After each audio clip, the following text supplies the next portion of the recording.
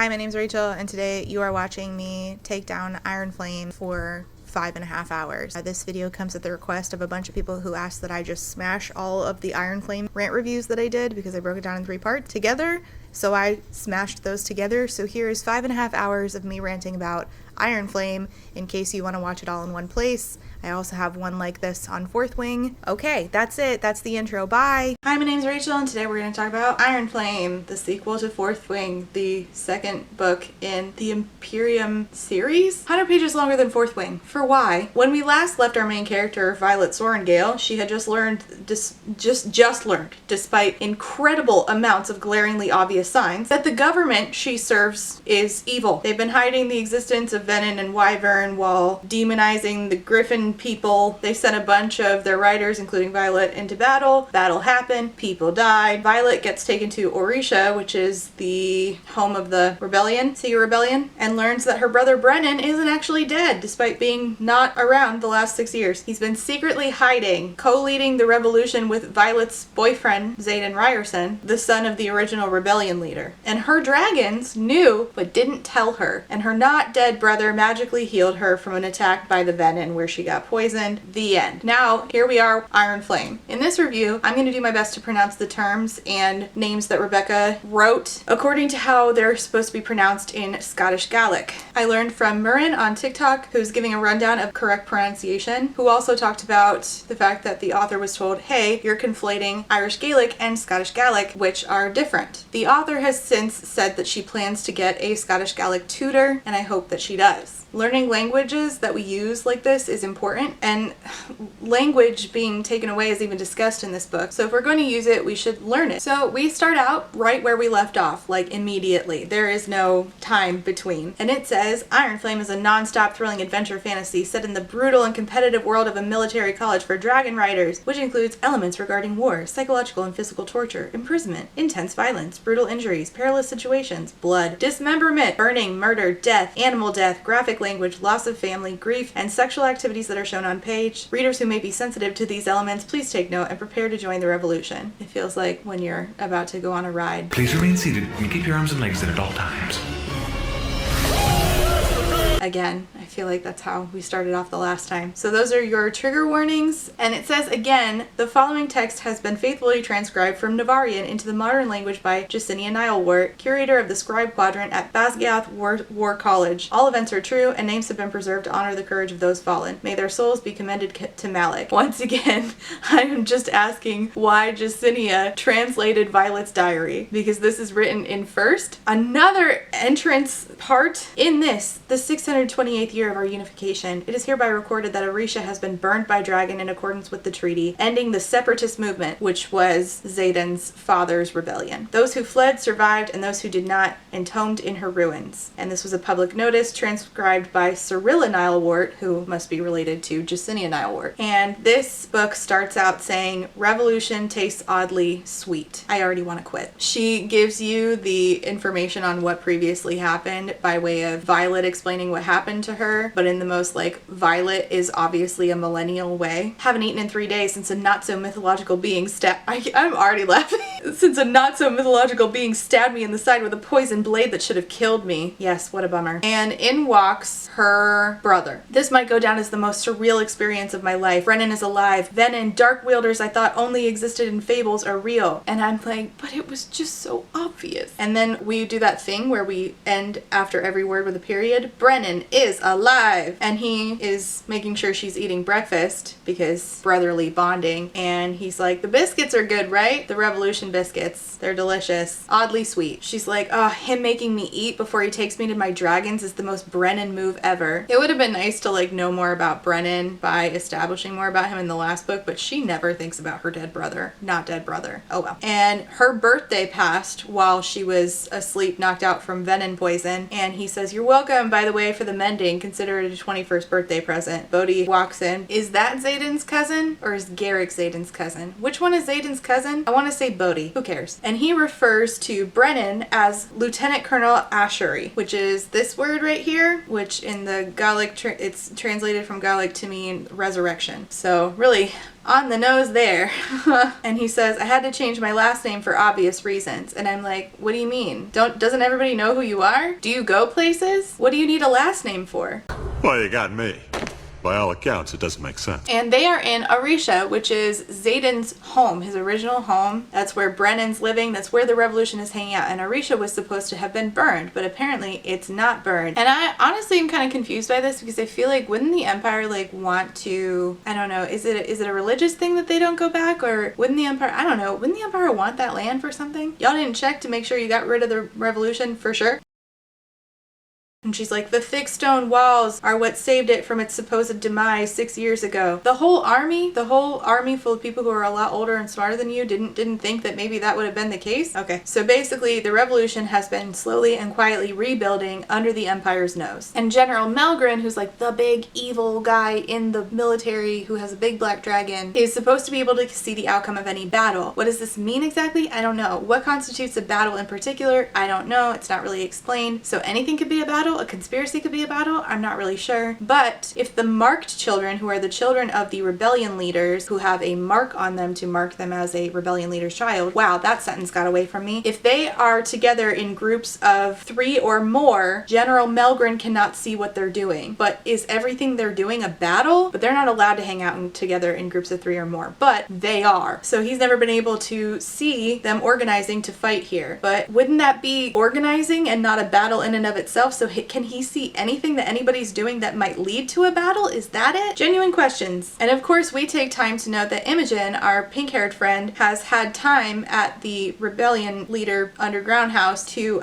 recently dye her hair a brighter pink, which I don't know why I need that information. Violet and the rest of the kiddos go and sneak and listen to Brennan having a meeting with Zayden and the other rebellion leaders, most of whom are like, you know, adults, which technically so is Zayden and Brennan. Anyways, and of course we take this moment to describe how Zayden's looking, because if there's anything I want to know from this situation is, how hot is Zayden? We're talking amongst the rebellion leaders, the rebellion that we just found out existed still, of which her brother, who she thought was dead for 6 years, and that kind of, you know, emotionally upended her life. All of that, it's not the priority right now. The priority is we need to know exactly how hot Zayden Ryerson is. He looks good, even with bruises marring the tawny brown skin under his eyes from lack of sleep, the high slope of his cheeks, the dark eyes that usually soften whenever they meet mine, the scar that bisects his brow and ends beneath his eye, the swirling, shimmering relic that ends at his jaw, and the carved lines of the mouth I know as well as my own, all add up to make him physically fucking perfect to me. And that's just his face. His body, somehow even better. And the way he uses it when he has me in his arms, no. I shake my head and cut my thoughts off right there. Cut it off right there? Ma'am, that was several sentences long. Zayden may be gorgeous and powerful and terrifyingly lethal, which shouldn't be the turn on it is, but I can't trust him to tell me the truth about, well, anything, which really hurts considering how pathetically in love I am with him. Thank you so much for that information. That was really important. So they start talking about stuff that's going to be really important in this book, but it's extremely confusing because in order to fight the Venom and the Wyvern, they need a luminary and a ward and also an alloy, and I'm not really sure how all of these things work together or what any of them are, despite reading this twice now. So one of the council members says, we're still short a luminary if you haven't noticed, and another says, and where are we in negotiations for Viscount Tecarus for his? Zayden says, that man only collects things, he doesn't trade them. And Violet notes that Viscount Tecarus isn't a noble family in Navarian records, and we don't even have Viscounts in our aristocracy. Now, I want you to remember that, because she does not ask about this man or the rest of the time.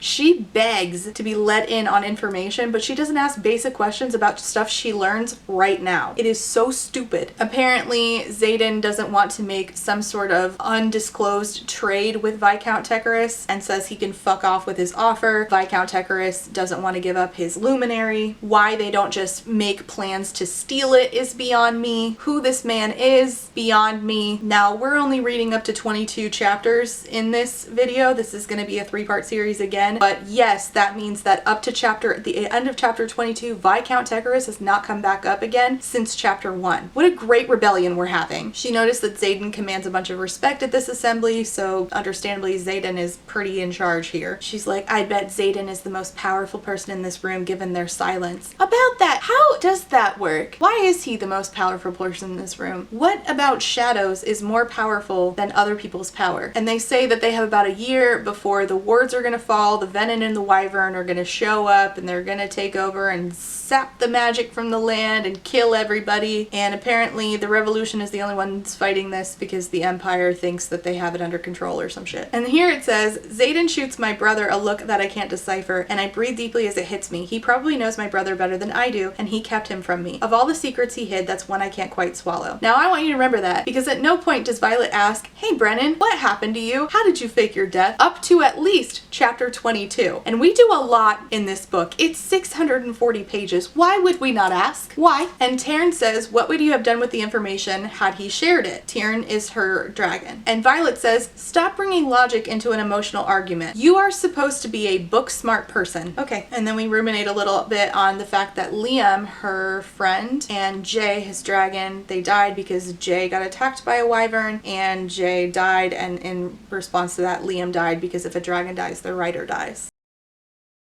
They ruminate on whether or not Violet should be kept as a prisoner or released back to go. And Brennan's like, well, you trust me. And they're like, yeah, well, you've proven your loyalty. And so once again, I'm wondering, then why did Brennan change his last name again? So Brennan says, knowing that she's bought into Tiern, whose bonds get deeper with each writer and whose previous bond was already so strong that Naolin's death nearly killed him. Knowing we fear he'll die if she does now. And because of that, Ryerson's life is tied to hers. And if Xaden says, I alone am responsible for Violet, and if I'm not enough, there are not one but two dragons already vouched for her integrity. And I'm like, then why are we even here? If the dragons vouch for the integrity, then why are we even here? This is just all to be dramatic. Well, you got me. By all accounts, it doesn't make sense. This is wasting my time. And Violet says, she is standing right here. So stop talking about me and try talking to me. And I'm like, you have never sounded like more of a teenager. Great. She's like, I kept every secret. And they're like, well, you ended up in Athbean because Dane stole the information from your memory. And Xaden's like, well, that's not her fault. Everybody hates Dane. Dane sucks. Dane's a memory stealer. It's all Dane's fault. Well, then he says, no first year could withstand a memory reader. And I'm like, wait, hold on. Is this implying that people who aren't first years can beat Dane? Do we have regular, like, people training against people getting in their heads? And if so, then why are the intrinsics a threat if people can learn to tune them out? And also, if people who are not first years are training regularly to keep mind readers out of their head, then how is Dane's power valuable at the college for anybody who isn't a first year? So then it's now that they all adjourn this meeting and she's like, I want to talk to my brother Brennan, who I have not spoken to and I have 6 years of questions for. Does she ask all those questions? No, she does not. Does she ask any of those questions up to chapter 22? She does not. It's great. Chapter 2! It is the valley above Ryerson House, healed by a natural thermal energy that is its greatest asset. For there lie the original hatching grounds of the Dumadi line, from which two of the greatest dragons of our line, Koda and Tiern, descend. And she's like, so this is where you've been the last 6 years? And we were just talking to you. Why didn't you ask this earlier? I don't get it. And he's like, the relief when I found out that you survived threshing at the Basgiath War College is indescribable. And she's like, you knew? And you know what? Same question. But if you think that he's gonna explain how he knows, the answer is no. How exactly are you alive, Brennan? Where is your dragon? What are you doing here? Why didn't you come home? These are all good questions. One at a time, he says, but then he doesn't answer. And instead, we switch to him saying, Naolin was Tiern's previous writer. So her black dragon was previously ridden by Brennan's friend. And Brennan's friend saw him dying and siphoned the dying away from Brennan, and Naolin died. So in her head, Violet says to Tiern, her dragon, I'm sorry your writer died saving my brother. And he says, we will no longer speak of the one who came before. Why? Because you could have just told her what happened, and then she would have been on your side with the resistance this entire time. Okay. Brennan does give her One answer, there are other dragons here and they saved us, hid us in the network of caves within the valley, and then later with the civilians who survived the city being scorched. And she asks where his dragon is now, and he says he's been in the valley with the others for days, keeping watch on Yor and Darna with Tarn, Scale, and since you woke up, Ryerson. And he explains why he's here, but not how. How the fuck did you fake your death? Where was your body? What did they burn? I'm here for the same reason you fought at Ressen, because I can't stand by safely behind the barriers of Navari's wards and watch innocent people die at the hands of dark wielders because our leadership is too selfish to help. That's also the reason I didn't come home. I couldn't fly for Navarre knowing what I'd done, what we're doing, and I sure as hell couldn't look our mother in the eye and listen to her justify our cowardice. I refuse to live the lie. And she's like, oh, but you left me and Mira to live it, which, you know what, fair. That's fair. I would be mad if my brother did this to me too. So she asks him, what about the Wyvern? He says, we've known about them for a few months, but none of the cadets, which is Ryerson and company, the ones that are enrolled at Basgiath. Until now, we've limited what Ryerson and the others have known for their own safety, which might have been a mistake. Oh, you don't say. We know that they have at least 2 breeds of Wyvern, one that produces blue fire and a faster one that breathes green fire. She asks how many, how are they making them? And he's like, what do you mean making? Don't you mean hatching them? And she says, no, making. Don't you remember the fables that Dad used to read to us? They said that Wyvern are created by Venin. They channel power into Wyvern. I think that's why riderless ones die when I killed their dark wielders. Their source of power was gone. How convenient, first of all, that the Resistance, who includes her brother, who was raised by the exact same man, conveniently is clueless to all of this until this woman appears. Now, if her dad had started turning towards the Resistance and only read those fables to Violet, sure, that sort of makes more sense. And then this is the point where I would say, wait, if Dad was reading me fables that are now banned, which she found out in the last book, that they're gone, they don't exist anywhere in the archives, which means somebody's suppressing the information, then Dad might have known something. Why don't we look into Dad's writings? Instead, both of these siblings come from the same stupidity tree, and they don't think to do that very basic idea, because apparently this revolution is a circus. And she's like, are you telling me that you not only didn't know they're created but have no idea where they're coming from? And he says, that's accurate. And she says, how comforting. It's not comforting. It's convenient. It's convenience. It doesn't make sense is what it is. Like, let's not just speed past this. How is this possible? They've had time to create an assembly full of people who decide whether or not Violet should stay or go. They hide dragons in networks of tunnels. They create a spy network that obviously reports back to Brennan. That's how he knew that she passed threshing. They link up with Griffin riders to get the Griffin's weapons. They fake deaths, but they don't know anything about the enemy they're fighting. Please. They only, the strategy here is to only give them very basic information so that all of the holes in their information can be filled by Violet, which is a cheap way to make Violet look smart. And Brennan thinks that they have about 6 months until the Wyvern and Venin go up this river and are strong enough to come for Navarre. And they talk about the iron box that they found at Ressen, where they fought the Wyvern who were there to get that box. The Wyvern and the Venin. God, I don't even remember which is which. And apparently it's some kind of lure, but they had to destroy it before we could fully investigate. How convenient. And another box was already found like it before, already smashed, but the craftsmanship is Navarian, meaning Navarre is creating lures to bring the Wyvern and Venin to them for some reason. She asks, do you think that Navarre will come for, do you think that the Wyvern and Venin will come for Navarre before they take the rest of Hiromiel, which is where the Griffin riders live? Why not take out the easier targets first? And he says to her, their survival depends on coming for Navarre as much as ours depends on stopping them. The energy in the hatching grounds at Basgiath could keep them fed for decades, because again, these people rip power from the ground. And yet, Melgren thinks the wards are so infallible that he won't alert the population, or he's afraid that telling the public will make them realize we aren't entirely the good guys, not anymore. Wait, so you just found out that Wyvern exists, yet somehow you've already confirmed that this is General Melgren's thought process? But how? They talk about how sometime in the past, Navarians of some generation must have wiped the history books, erasing the existence of Venin from common education, all because we aren't willing to risk our own safety by providing the one material that can kill dark wielders, the same alloy that powers the farthest reaches of our wards. So again, there's that alloy that they put into weapons that kill the venom, and also that alloy powers the wards that keep the venom out. And she says, Dad always tried to tell us. He tried to tell you, but he didn't talk to his wife about this. Why was he putting this on his kids but not explicitly saying it? And how did he know? What, his best plan was to hint at his kids? Seriously? She asked, do you think Dad knew? Because the idea of him structuring my entire existence around facts and knowledge only to withhold the most important part of it is unfathomable. And Brennan says, I choose to believe he didn't. Then why was he acquiring all this information? Why was he reading you guys fairy tales about the venom? Are you saying that he didn't know about the venom then? Then why hide the book that no one else knows exists and doesn't have a copy in the archives? Why would he not have handed over his info on golden dragons if he didn't suspect that the government was corrupt? Why am I, the reader, asking these very basic questions instead of this man's children? And she says to him, you called it a revolution, not a rebellion. Tyrish isn't the only thing Dad taught us both. They speak Tyrish. You think you can win, unlike Fen Ryerson, Zayden's dad. She gives him some more information about the venom, how one of them said that they had a sage, like a teacher. And again, I'm just wondering, how the fuck is it possible that this man who's running the revolution does not know anything about his enemy? And he says that Arisha, where they are, has a dormant ward stone, which is what powers the, which is what the wards are. But you need the out. Then what's a luminary? God damn it. He says, at least I think that's what it is. I was never let close enough to Basgiath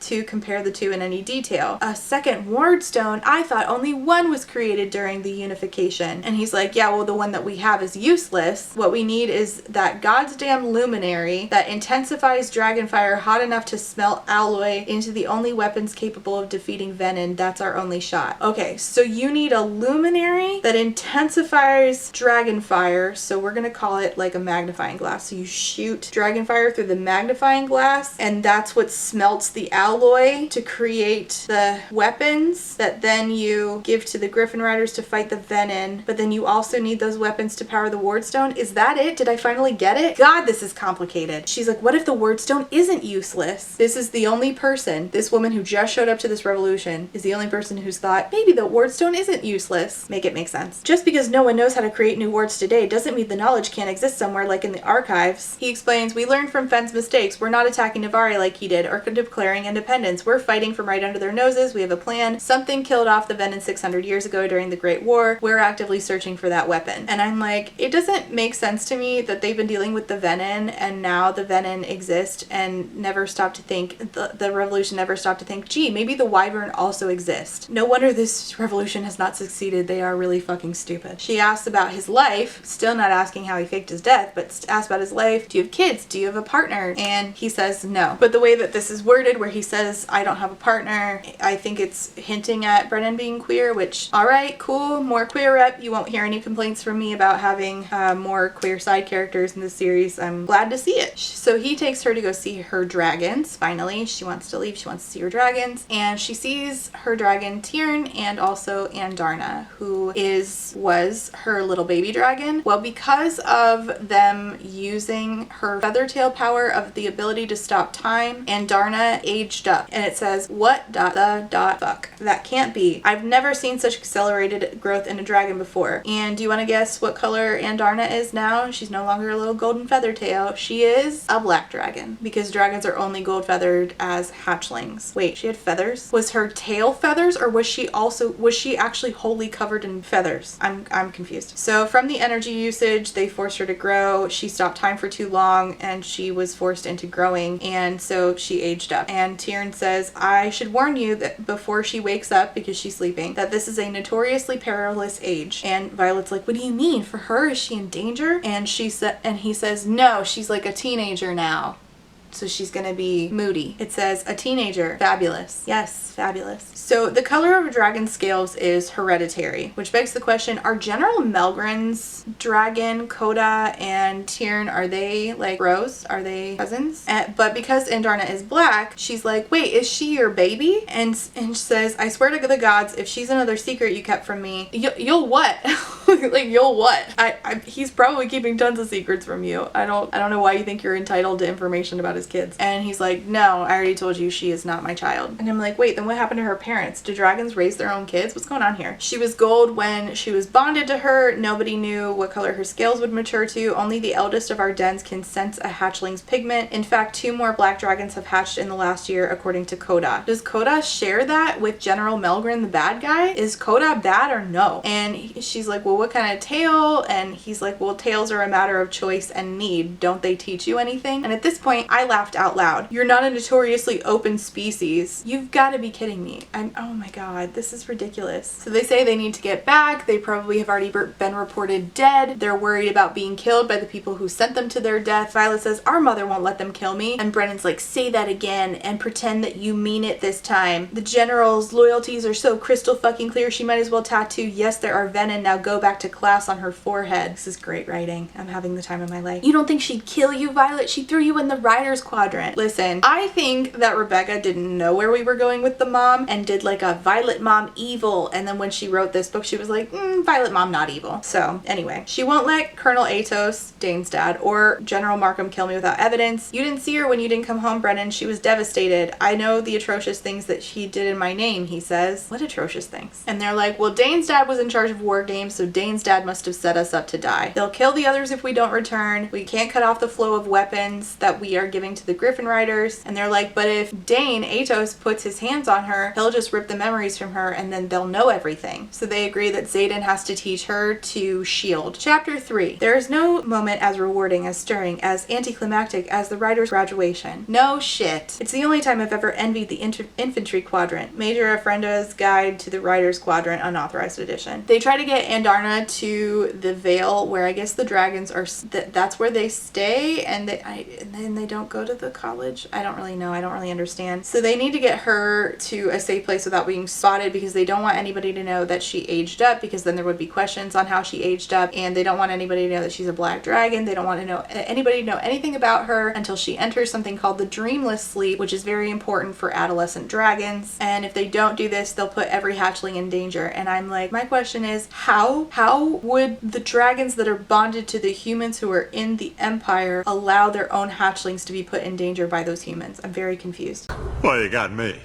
By all accounts, it doesn't make sense. I still don't understand why the Imperium would even ever agree to let dragons bond human riders, knowing they'd have to guard their young not only against griffin flyers, but the humans they're supposed to trust. Good question. Let's see if we get a good answer. It's a delicate balance, Taryn replies. The first 6 riders were desperate to save their people when they approached the den 600 years ago. Those dragons formed the first Imperium and bonded humans only to protect their hatching grounds from venom, who were the bigger threat. We don't exactly have opposable thumbs for weaving wards or runes. If the Imperium knows this, why do they willingly work with the humans instead of just, I'm sorry, I have to ask again, enslaving them? I don't want that. I'm just saying that you're gonna have to give me a reasonable answer for why that has not been done by the dragons. Neither species has been entirely truthful, but using the other for their own reasons and nothing more. That's a fucking cop-out. There's no fucking way. They are actively asking for information about baby dragons. And Violet's like, well, it never occurred to me to hide anything from you. And he says, I can do nothing to remedy the last 9 months besides answer your worthwhile questions now. You could have told her the truth and told her, you have to do this stuff for me to keep dragons safe. I'll keep you safe in tandem, but my priority is other dragons. And some of your humans are doing some fuck shit that would keep my dragons not safe. I'm so confused about where loyalties lie. Tyrion was bound by his mating bond to Sigale, so at least he had a reason to keep everything he did for me, but it's not like I can blame Andarna for being a kid who followed his lead. And Xaden is another matter entirely, though.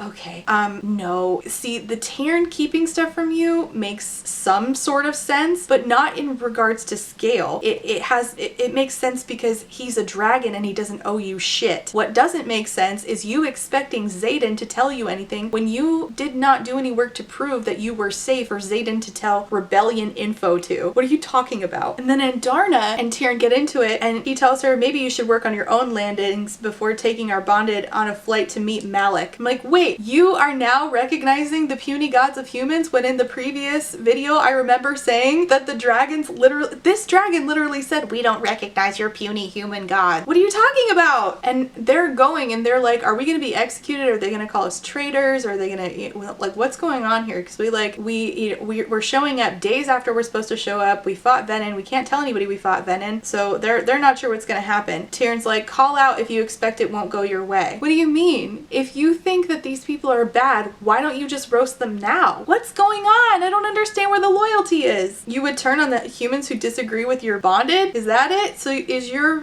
loyalty to other dragons? Is it loyalty to the Imperium? Is it loyalty to the Empire? Is it loyalty to... I don't know! Violet asks Xaden, does the movement you're a part of, wink wink, have any scribes it can count as friends? Which the answer in a logical place would be yes, they would have tried to conscript some scribes by now in the last 6 years of them running this rebellion. You would think that they would have gotten to that already, but it appears that they have not because this rebellion is a circus. By all accounts, it doesn't make sense. Since Liam is dead and they know that they have to say that he's dead, and that will mean that all of his stuff is going to be burned because part of the pantheon of gods is Malik, the god of death, and you have to burn all their stuff if somebody dies. But apparently, who believes in that is just sort of comes with the tide, because Violet and Xaden sneak into his room to steal a bunch of his letters so that they have Liam's letters, and Violet's gonna hide them in her room. She passes them off to her best friend Rhiannon and says, hide them, don't let anyone burn them. Then she goes off to the graduation ceremony. But before, her and Xaden argue again, because we're gonna have the same argument over and over and over about how Xaden lied to her, except no, he didn't. I sure as hell have never lied to you, but the art of telling selective truths is something you're gonna have to master or we'll all be dead. I know you trust Rhiannon and Riddick, but you can't tell them the truth, as much for their sakes as ours.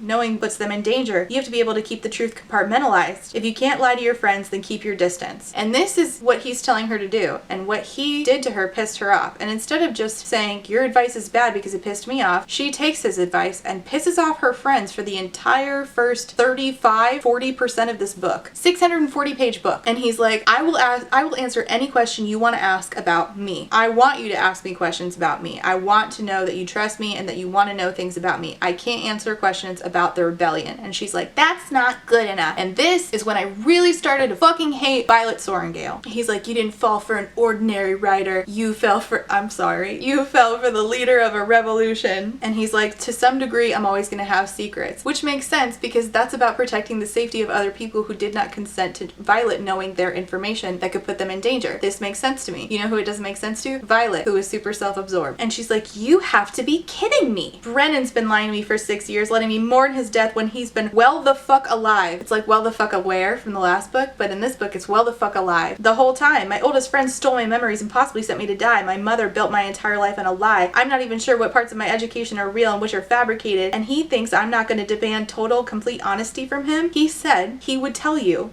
anything you wanted to know about him. Your brother didn't agree to that. Nobody else involved agreed to that. What's wrong with you? And she's like, am I really gonna have to issue an ultimatum to Xaden fucking Ryerson? Hyphenated. Kill me now. She's like, you have to be completely honest with me about everything. He's like, or what? She says, or I'll get busy unfalling for you. Chapter 4. As dragons ferociously guard both their young and any information regarding their development, only 4 facts are known about the dreamless sleep. First, it is a critical time of rapid growth and development. Second, the duration varies from breed to breed. Third, as the name suggests, it is dreamless. And fourth, they wake up hungry. I thought that we were gonna like fast track through Andarna doing the dreamless sleep and her wake up now and just start eating people. Unfortunately, that's not what happened. They go to graduation and Violet's mother sees her and she's like, thought you were dead. Her mouth tilting upward in an expression I'm almost scared to call pride before she quickly masks it. There's no anger in her eyes, nor fear, nor shock either, just relief. She wasn't in on Atos's plan. I know it with every fiber of my being. This is when I knew that we weren't gonna do mean mom Sorrengail in this book. We were gonna do, well, sometimes I do imperialism, but I truly love my kids, General Sorrengail. So that's boring. We could have had mommy issues. We could have had it all. And instead we get so much, 640 pages of nothing. And her mom's like, why were they on the death roll? And Colonel Atos, Dane's dad, her mom's friend and partner in crimes against,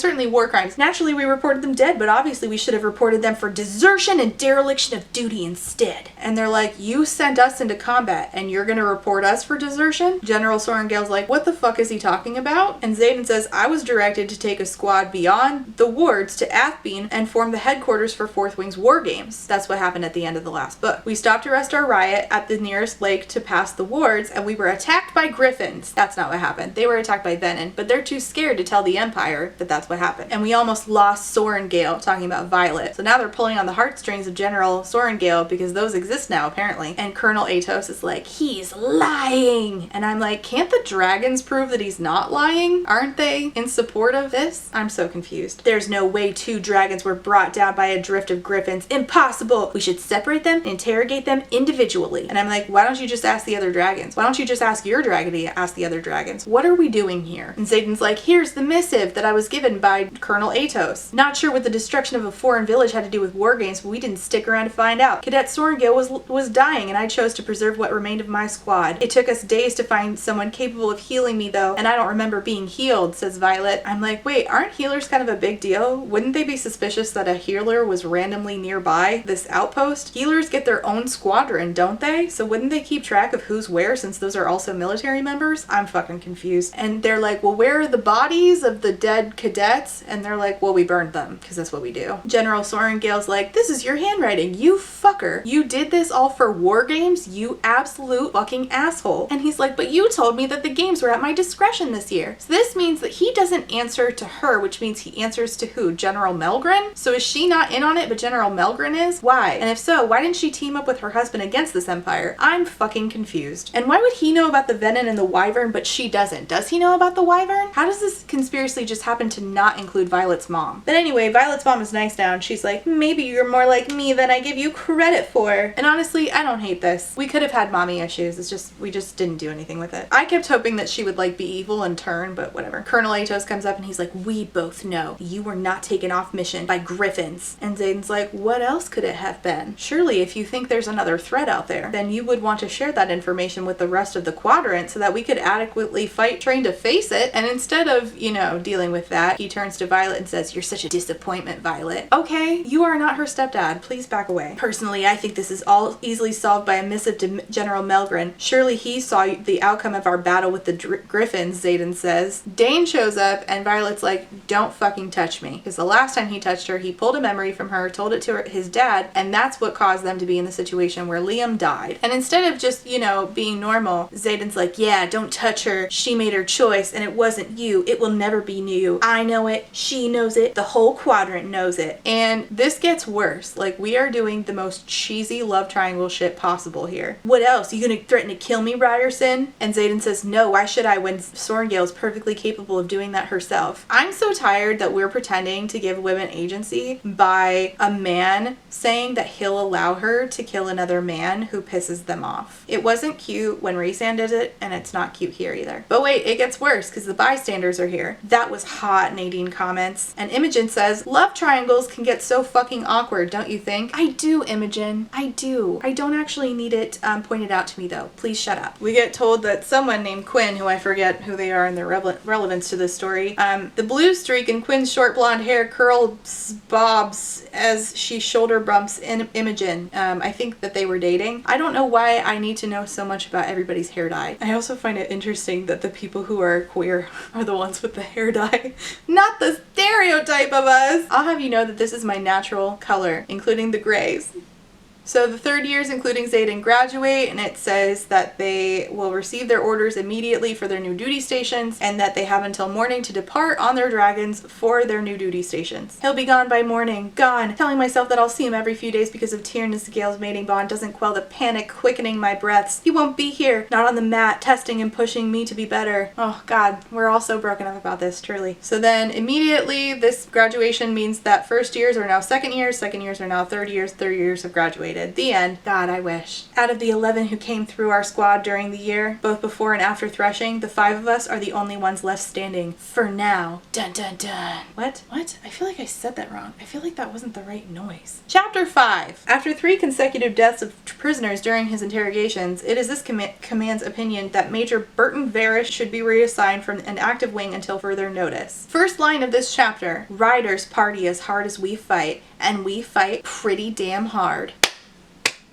Amazing, riveting, truly next level literature right there. Thank you so much. They're getting drunk on lavender lemonade, which, my God, does that sound delicious. And they bring up going to Shantara, which is basically this world's version of Hogsmeade, except it's this world's version of Hogsmeade meets the US military. Because if you don't know, the US military often has bases in other countries, and then US military members act fucking stupid, and then they get kicked out from being able to go places. The only time that the Rider Squadron in particular is allowed to go to Shantara are for worship only, because apparently the temples are there, and I'm confused. So the temples are in Shantara. Are all the temples in Shantara? Didn't Violet say something about needing to go to the temple at some point? But we didn't bring up Shantara in the last book. How would she have gotten there? Especially if the Riders aren't allowed. Or are they allowed to go if they're going for temple? Are we just making this up as we go along? And she talks about how their squad is getting so much better because a couple of months ago Nadine was prejudiced against everybody with a Mark Rebellion relic. So their squad asks about, you know, the fact that some of them, including Violet and Imogen, went off with Xaden and company during war games, and 2 of them died and didn't come back. And they're not being honest about what really happened out there. And they're like, so how was it? And Imogen's like, to be honest, it fucking sucked. They all toast to Liam. Violet, drunk, goes off to talk to Xaden. She's like, you look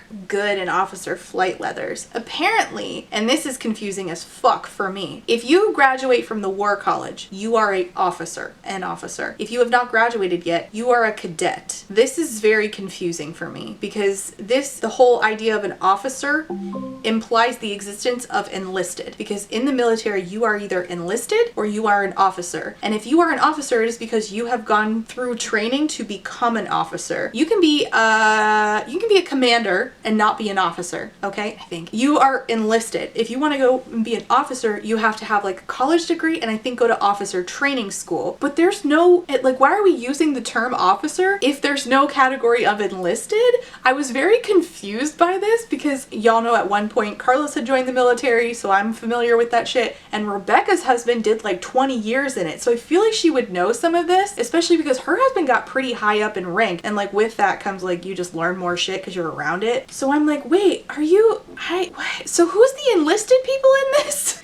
I'm confused. I'm actually gonna have to have Carlos explain officer versus enlisted to me again as far as the ranks go. But in this world, there's no version of enlisted, so again, I'm very fucking confused. She's like, you look good in officer flight leathers. He says, they're almost exactly like cadet ones. Thank you. I really needed to know that information. And he's like, how drunk are you? She says, I'm pleasantly fuddled, but not entirely sloshed. That makes exactly no sense. Actually, that does make sense. I've read a lot of sentences out of this book that don't make sense already, and we are only in chapter 5, but that sentence right there makes sense to me. This is shocking. If you need an example of things that don't make sense, I have a list. And of course they're talking about their relationship again. She's like, I don't sleep with men I don't trust. And I'm like, wait, this implies that you have slept with men before. And if so, who are they? Because you have a friend in the scribe quadrant, but if you are at the war college where everybody goes, then who else were you sleeping with? And why haven't you run into them before? So like, do you have another friend? Are they in infantry? Have you slept with people in infantry? Like, I feel like this would have come up. I feel like it would have come up. Anyway, and he's like, I'll earn your trust as soon as you realize you don't need full disclosure. You only have to have the guts to start asking the question you actually want answers to. Don't worry about going back to bed together. We'll get back there. The anticipation is good for us. I actually now hate both of you even more than I previously did. I hate that. I hate everything about that. I think that that's gross. And if a man talked to me like that, I would knee him in the balls repeatedly. Please literally choke. Literally choke on your dragon scale. I meant scales, not the scale the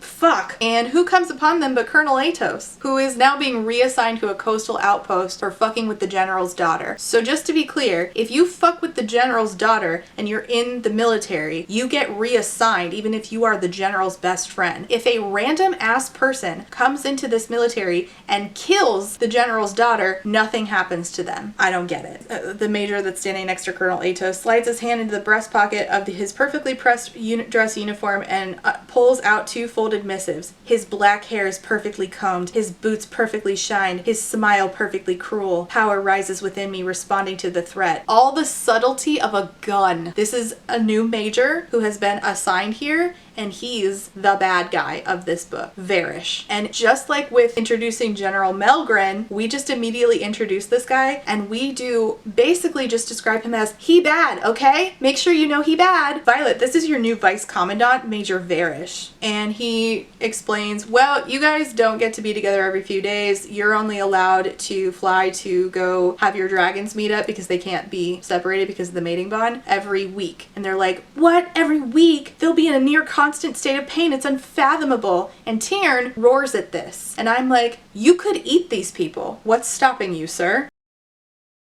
Xaden says dragons give their own orders, and Colonel Atos says, guess we'll see. What do you mean? He could eat you right now. What do you mean? How are you controlling what the dragons do? What do you mean? Are the humans in charge or are the dragons in charge?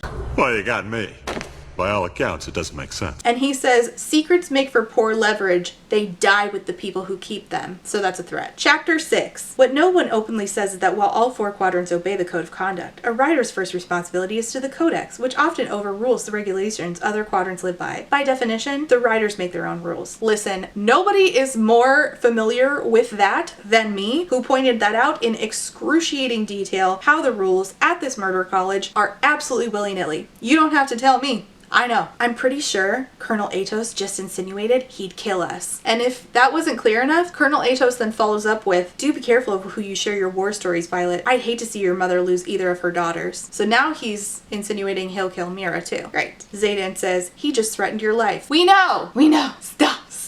The redundancy. And Mira's. And I just, again, how is this possible? Because Mira has a dragon, Violet has a dragon, Xaden has a dragon, all these dragons talk to each other. That guy has a dragon. Could their dragons not just talk to his dragon and be like, can you get your human to calm the fuck down? Isn't Mira's dragon going to have beef with that guy's dragon? Like, if they all report that, if all the dragons report this to the Imperium, won't the Imperium like, that guy has to go, or that guy has to at least shut the fuck up? Anyways, he leaves, and Violet and Xaden decide, actually, let's have the same fight we've been having. That's why this book is 640 pages. We aren't happening, remember? That's your choice. I have every right to walk back into the gathering hall and pick whoever I want to warm my bed. Someone a little more ordinary. You absolutely have every right, but you won't. Because you're impossible to replace. Because you still love me. I'm so glad I was here to witness this for the 15th time. How can I want someone who refuses to tell me his whole truth, who makes a game out of it, and his ridiculous ask me anything act? Like, I'd have the first clue what to ask. No, Rebecca, you are not gonna lie to me because I read that other book. No. Girly Pop, this is the same Violet Sorengale who was literally asking him the most ridiculous questions, like, what's your favorite food? And he was like, chocolate cake, why? Do not cite the deep magic to me, witch. I was there. I was there when it was written. Anyways, Xaden leaves. Atos is the new wing leader, and Rhiannon, her best friend, is the new squad leader. Yay! Chapter 7. She's worried because Colonel Atos told her, don't tell anybody what happened or else I'll kill you and your sister. And she really wants to tell her friends what's going on. And she's going to ponder on this for at least the next 22 chapters. Isn't that great for me? Fewer dragons are bonding, I say to Tiern, knowing Andarna drifted into the dreamless sleep a few days ago. Is that because the Empyrean knows about the venom? He says, yes. But we need more writers, not fewer. It doesn't make sense. You're right, it doesn't. You're right. By all accounts, it doesn't make sense. The Imperium remains divided on whether or not we should get involved. Humans aren't the only species keeping secrets. I'm done. Goodbye. Goodbye.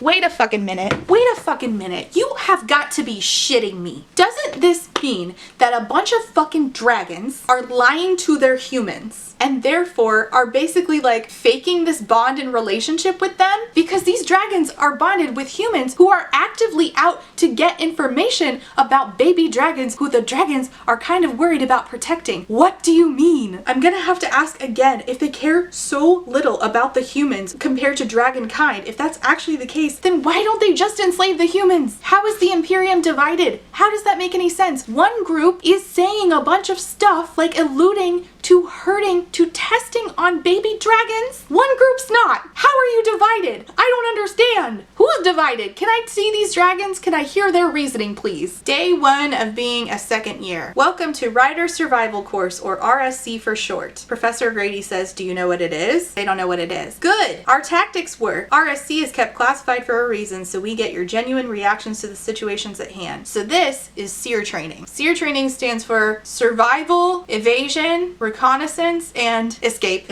SEER training. You can look it up on YouTube. It's not a big secret anymore. It's something that the military does where they basically play act. They like come into your classrooms and they like hold you.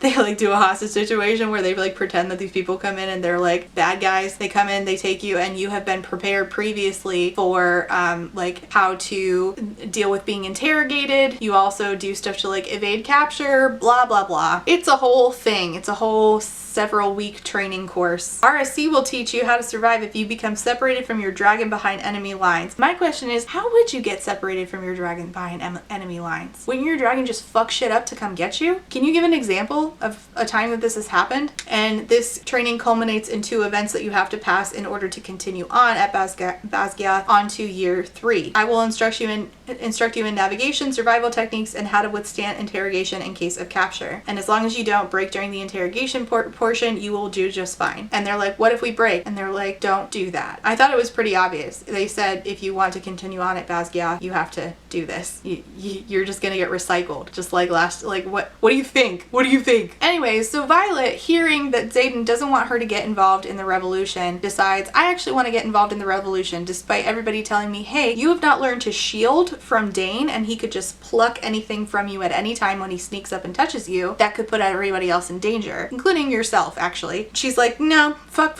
that. Fuck not getting involved. Time to get started, which is, an objectively terrible idea, but whatever. It mentions how scribes are strongly discouraged from storing emotion. After all, their job isn't to interpret, but to record. And I'm like, damn, I wish that this had come up more in the last book to tell us more about like who Violet's dad was. She goes to see her friend Justinia, the scribe, and she says, I was wondering if you had any older books about the founding of Basgiath. Oh, Artemis just made a little noise. My little baby dragon. My little feather tail. She asked, I don't know, maybe something about why they chose this location, Basgiath, for the wards. And this is, extremely specific information. And Justinia's like, what?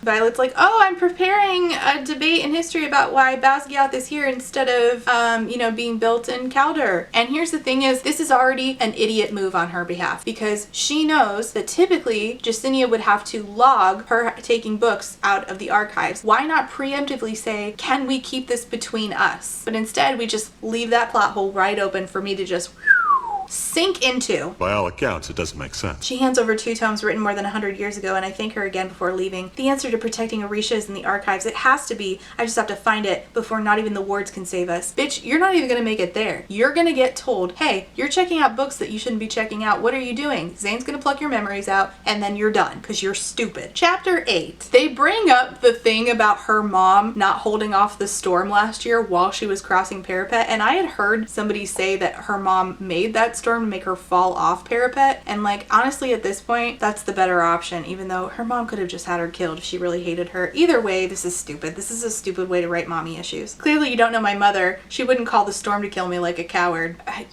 Okay, so they are at Parapet again, except they are there, working as they get the first years to cross Parapet. They're taking down names and stuff. And so she's writing down names, and one guy walks up to her and she recognizes him, and she's like, Cam? And he says, Auric, Greycastle. And she's like, did you just make that up? Because it's awful. And he says, Auric Greycastle, write it. And Dane also recognizes this guy and says, does your father know? It's none of his business, says Auric. I'm 20. And Dane's like, well, he's gonna kill us all. Violet tells Rhiannon that is King Tori's 3rd son. Do you remember that this nation has a king? Me neither. He rarely comes up. And I can guarantee that his father doesn't know what he's doing. And I'm like, yeah, you just said that. He just said it. Okay. And apparently Auric's brother died during threshing 3 years ago. The next person to walk up, her name is Sloane Myrie, with a rebellion relic winding around her arm. This is Liam's sister. And she's like, you are Violet Sorengale. Go straight to hell. I really mean saying that you got my brother killed, he died for you, I hope no one commends your soul to Malik, I hope he rejects it. And Tyrn, mind speaks to her and says, it wasn't your fault Liam died, and she says, it was. And I'm like, no, it wasn't. It was literally Colonel Atos's fault, and then the wyvern that killed his dragon. I don't understand how that's Violet's fault. It's sort of kind of almost my fault because things that were completely out of my control happened. No. Major Varish, the bad guy, is there, and his one-eyed orange dragon is there. Tyrn sort of hints that he's the reason why this dragon only has one eye. This dragon's name is Solus. One of the new first years runs, and Solus shoots fire at, breathes fire at a bunch of people. Violet tackles Sloane Mari, the Liam's sister, in order to protect her. Violet gets a little bit burnt by Solus the dragon, and one of the marked people, Kiaran, gets burnt. And they're like, there's no way that was intentional, right? Another girl runs away. Solus is about to breathe fire again. And Tyrn's like, you do not have the right to burn what is mine. And he roars at Solus, and Solus backs off. And I'm like, wouldn't the other dragons feel exactly the same way though? Where are they? Why isn't the Empyrean called about this? But they were called about Violet having 2 dragons? Why don't they get called in for stuff like this? This has never happened before. Tyrn says, if Solus comes near you again, he knows I will devour his human whole and let him rot within me while his heart still beats, and then I'll take the eye I so graciously left him. And she's like, alright, well now I feel like me and Solus are, gonna be at odds. Chapter 9. And in the mountains of the Steel Ridge Range, the green dragons, known for their keen intellect and rational countenance, offered their ancestral hatching grounds for the good of dragonkind, and the wards of Navarre were woven by the first 6 at what is now Basgiath War College. She thinks about the venom and how one of them got away. She says, red veins spidering away from his malevolent eyes. I felt like that probably meant spider webbing away, and she does use spider webbing later to talk about this, and I'm like, what is spidering away? Like, spidering away. But I did ask, and apparently this is a normal way to use it. It's just in my mind, I was picturing something else. And she feels like it's her fault that Liam's dead, so she's also like, I watched the venom suck the life from the ground, and anybody who was standing on the ground had the life sucked out of them, and I feel like I'm not fast enough. And she feels like it's because of her disability, so she starts training in running so she can run away from the venom faster, and Imogen starts training with her. And Rhiannon can tell something's wrong, and she's like, what's going on? She's like, nothing's wrong, I'm just running from nothing, it's fine. And this starts the beginning of Rhiannon constantly asking, what are you hiding from me? And Violet being like, nothing, it's fine, everything is fine, in a very obvious way. So not great. So they are in their first battle brief class as second years, and Riddick looks around at all the first years and like, look at all those first years with their quills and ink. Nadine says, there once was a time when we didn't have lesser magic to power ink pens. Stop acting superior. And I'm like, I still don't fucking understand the pens. So battle brief class is run by 2 professors, a writer and a scribe, and the professor who is the scribe quadrant professor is Colonel Markham. Now, why they don't have regular classes where they're being taught by like a variety of different kinds of professors from all different squadrons, and in fact why they don't just mesh all of the different squadrons together to learn with each other, because infantry could get just as much out of battle brief as the rider squadron, I don't know. But then how would we have time for Violet to have the same thought over and over about how she can't trust Zayden, and she also can't tell Rhiannon what's going on? And she's like, I think Colonel Markham is a liar. He's been keeping information. He knows everything he has to. He wrote the fucking textbook on Navarian history that all writers are taught from, and until last year, I was his star pupil, the one he handpicked to succeed in the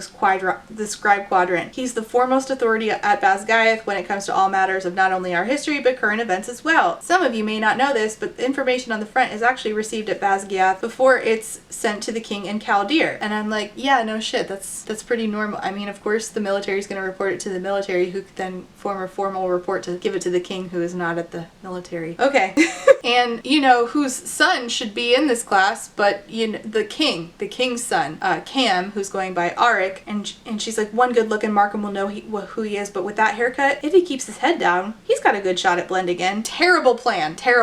It works, but it's a terrible plan. Feels like a little bit like a plot hole. It's quite convenient. They talk about how an outpost was raided by griffins, and she's like, this is bullshit. I know everything he's telling us is bullshit. So after class, she goes to Bodhi and she's like, I want in. I want to help. And Bodhi's like, for fuck's sake, no. You aren't doing your training to keep your shields up to keep Dane out of your head, to keep you from spilling secrets. No. She asks Imogen, how am I supposed to go back to class like nothing happened? And Imogen's like, you're supposed to act like nothing happened. Because if you don't, you're putting yourself and a bunch of others at risk. Why are you so selfish? The arrogance from Violet is really starting to piss me off at this point, and we're only in chapter 9. The fact that she could have made a plan with Brennan before she left, and then she didn't, is really, just fucking stupid. She said that she was willing to help. They gave her a job. She said, I agree with the rebellion. They gave her a job, keep your shields up. And then after that, she could have made a further job up, let me get some information, but I have my shields up, so now I can keep that information from Dane. You also know that she grew up poised to be a scribe, and she also has her dad's books, so why don't you give her the job of looking through her dad's belongings to see if her dad knew anything, to see if he had any further information like we've been hinting at for the last 1.25 books. Instead, she completely forgets about her dad the majority of the time. She also forgets about Brennan the majority of the time. And then, of course, Rhiannon comes up to her and she's like, I think the school's hiding something from us. There's something going on in the healer quadrant. I tried to take a first year to go see Nolan, who is a mender, which means he's bonded to a dragon, and his power is not just healing, it's mending, which is special magic healing like Brennan has. And Varish, the new bad guy, said that he had more important things to do than talk to cadets and escorted Nolan to the back of the infirmary, which is now guarded. I think they're hiding something back there. So now the question we're asking is, what's going on with Nolan the Mender? What are they hiding in the healer's quadrant? Violet blows Rhiannon off, despite this being, the first hint that Rhiannon doesn't trust the school. Instead, she goes back to her books. Naturally, the secrets of ward building weren't going to be in the first book of research, but it would have been a pleasant surprise for something to be easy. See, I'm having the exact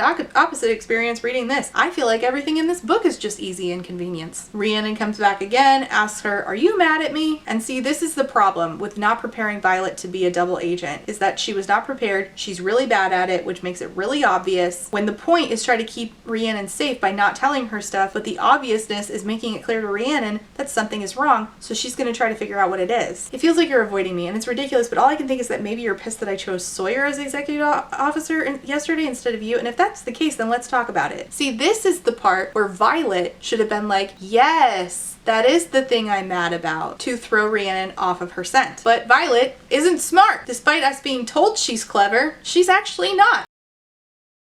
They're back in fighting class, and Sloane Myrie wants to fight Violet. And Violet's like, pass on that, thank you. And Sloane's like, well, from Imogen's letter, I know that her joints pop out. I could take her. And Violet's like, no, you can't. And also, ew, that's really gross of you to say that. And she's also like, Imogen, what the fuck? Why did you tell her that? And Imogen says, you see, I didn't really like you last year, remember? You're kind of an acquired taste. Violet says, great, I appreciate that. I quip back sarcastically. Not only did the sentence imply that she was being sarcastic, you already used the word quip. You actually don't need to tell me I quip back sarcastically. It's implied. What's with the redundancy? Somebody with a deep voice said, did somebody say Sorengale? And Nadine says, oh yeah, hi, I'm Violet Sorengale, to this random person who walks in the room. And the man walks up to her and snaps her neck. Now, I don't really know Nadine, so if this was supposed to make an impact, it doesn't. To me, this is just another red shirt. Chapter 10. It's not unheard of that a candidate enters the writer's quadrant having been paid to assassinate a cadet. I'm sorry Mira was targeted, but proud to say she dispatched the threat quickly. You have enemies, General. Official notice from Commandant Handshake to General Sorengale. Who would be the enemy of General Sorengale? Who would be? If it's the rebellion kids, then why do they let them in the writer's quadrant? What do you mean? So she gets into a fight with this guy, and before, while they're fighting, he whispers to her, secrets die with the people who keep them. His eyes are light brown but rimmed in red as if he's on some kind of drug, and she knows that he was sent by Colonel Atos to kill her because, the whole secret are no fun thing. And I just feel like there's a bunch of ways to prove that this guy was sent by Colonel Atos, and that she can tell her mom, and her mom will be like, oh, it wasn't enough to send this man away. I actually have to fucking kill him. But no, we're not going to do that. So she kills this guy who was sent to kill her, and Dane shows up and he tries to reach for her, and she's like, don't touch me. And Dane's really confused by this. He was probably sent as a message to your mother, the professor says. Same thing happened to your older sister during her years. A message from whom? From a rebellion person? Don't they think they've squashed the rebellion? rebellion? And if they haven't, then why would they let rebellion kids join the best part of the military? Who else would be sending a message to General Sorengale by killing her children? What are we saying? Zayden's back. It's been a week, so we are having their dragons hook up to smash, and Zayden's back. And it says that she senses him. A heartbeat before I reach for my door handle, I feel it, the familiar midnight tinted shadow wrapping around my mind. Ah yes, the midnight tinted shadow, as opposed to the 11 p.m. tinted shadow. He talks about how, oh, I warded your door, so only I can get in, you can get in, and then whoever you hold the hand of can get in. They make sexual comments towards each other, and he's like, we could smash, but in order to smash, you have to tell me you love me. Actually, he says it only takes 3 words, and she thinks that he means I want you, but what he means is I love you. And they mention how Sloane hates her, Liam's sister hates her, and he's like, she doesn't hate you. I tried to hate you, and it's impossible to hate you. And I'm like, what the fuck are you talking about? You never hated her, and why would you? Why would you have tried to hate her? You're friends. You're planning a rebellion with her brother. She has much of a chance as turning as Brennan did, so why wouldn't he see an opportunity in her from the jump rather than a person he should maybe try to hate? I don't get it. This was never enemies to lovers. She says that them walking across parapet the first years, it was really sad. A lot of people lost their lives. He says it's always too many people losing their lives. The first year is when some of us lose our lives. The second year is when the rest of us lose our humanity. It's all part of the process of turning us into effective weapons. Desensitizing us to death? Yes. And I think that would be a good thing to ponder on. Unfortunately, we're not really doing anything thematically here with that. He has to leave almost as soon as he appears, which, oh, what a bummer. And he doesn't have time to spend time with her, so he actually had written her a letter and left it for her, which actually I don't hate, because one of my favorite things is when a romance is cultivated more by the people writing letters to each other. Check out The Perfect Crimes of Marion Hayes for more. Chapter 11. Garrick has always been my best friend. His father was my father's aide, which in a way makes him my Dane, except trustworthy. After Liam, Bodhi was and still is the closest thing I have to a brother, perpetually tagging along a step behind. Recovered correspondence of Lieutenant Zayden Ryerson to Cadet Violet Sorengale. He wrote me a letter, and I've read it so many times, I already have it memorized. This is honestly very true of whenever you are a male girlfriend or fiance or whatever the fuck, or, you know, significant other, and your significant other goes off to basic training. It's like, you know, you get the letters in the mail, you reread them like a million fucking times because it's the only way you can communicate. So I can like feel the mill spouse coming through the page here. And her friends are like, why don't you just take Zayden back already? You're so obsessed with his letters. Why don't you just take him back already? And she says, he doesn't trust me. And I'm like, bitch, what are you talking about? That's not even true. Why are we wasting time saying things that are not true? It's not that you're not trustworthy. No one ever said that. It's that you knowing information is a liability. So, and not that he doesn't trust you to keep that information, but that it could be taken out of you by Dane, tortured out of you by Varish. You've never been tortured before. You've not been through the seer training. You don't know if you'll break or not. So it's better for you not to know things about the rebellion that you just found out about that exist 5 fucking seconds ago. But Zayden does trust you with information about himself, and instead of you asking questions about him, which you were so keen on doing in the last book, you're like, no, I don't want to ask him questions about him.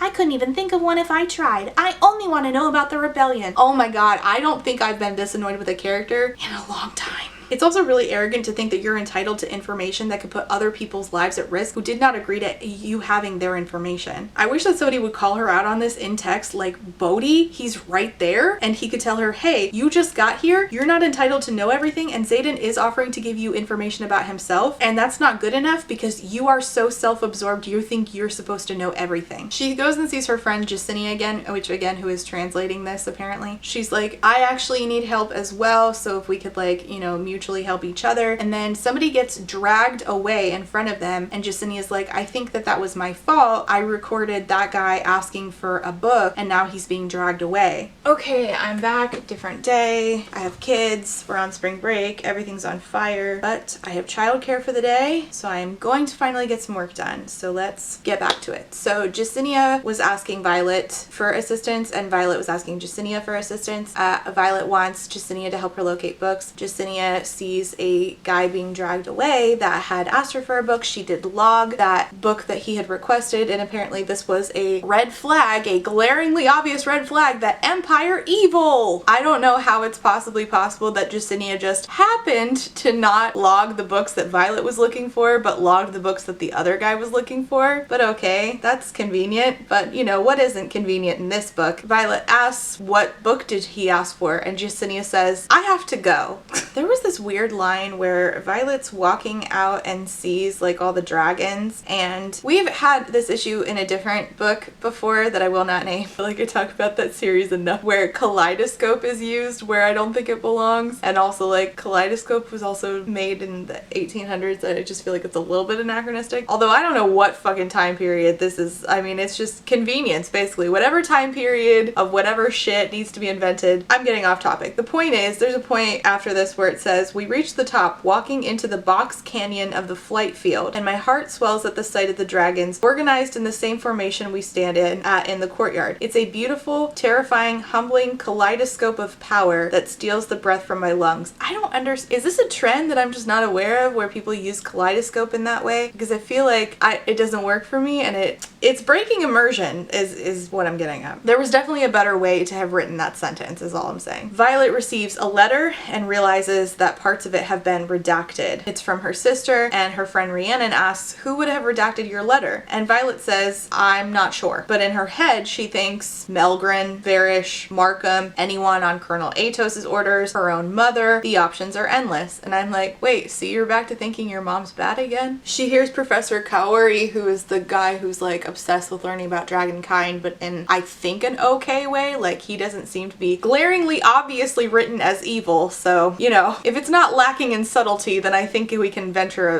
a sure enough guess. Professor Kaori says that he heard about another black dragon being spotted. Violet reaches out to Tyrn and is like, what the hell? Did people see Andarna? He says that only a few dragons saw her before she entered caves for the dreamless sleep. And again, I'm just having to ask, if they are so worried about the humans hurting their dragons, why do they align themselves with the humans? Major Varys shows up and says that since they are at flight practice and Andarna is not there, he's disappointed. He wants Andarna to be there to practice flight maneuvers at least next week. And Tyrn, her dragon, her black dragon, growls at this. Her bigger black dragon growls at this. And she says, dragons don't take orders from humans. And he says, of course not, but you do, don't you? Yeah, but you're asking her to do something that we just established is impossible. You're not ordering her, you're ordering her to order a dragon, which is impossible. Shouldn't the Imperium have an issue with this? The Imperium of Dragons? Shouldn't other dragons have issues with this, including his own? Like, does his own dragon not care about baby dragons? Do all the other dragons not care about her being forced into a position where a baby dragon is being ordered around, despite the fact that all the dragons know that baby dragons have to go into the dreamless sleep? Like, what are we doing here? Who is in charge, ultimately? And we bring up again that Violet's father was doing research on Feathertail's baby dragons. From what Colonel Atos told me, this is Major Varish talking, your father was writing a book on Feathertails, dragons which hadn't been seen in hundreds of years, and then you ended up bonded to one. Oh, that's right, because the humans don't know that the Feathertails are baby dragons. Right, but the dragons know, right? So why would they let the humans get away with fucking with their baby dragons? What? Why would a dragon bonded to a human allow for that? What? She says it's a coincidence that her dad was looking into Feathertails and then she ended up bonded to one. And she's like, to Tyrn, wait, is that a coincidence? And Tyrn says, I know nothing of your father's research. Who does know about the father's research other than Violet? And why doesn't she think to look into this more? It seems pretty pertinent, don't you think? But no, anytime that somebody else isn't bringing it up, Violet's never thinking about it. So clever our Violet. So glad that we're told explicitly or repeatedly that Violet is so clever. They are practicing a move where they have to move from the seat to the shoulder of their dragons, and Tyrn's like,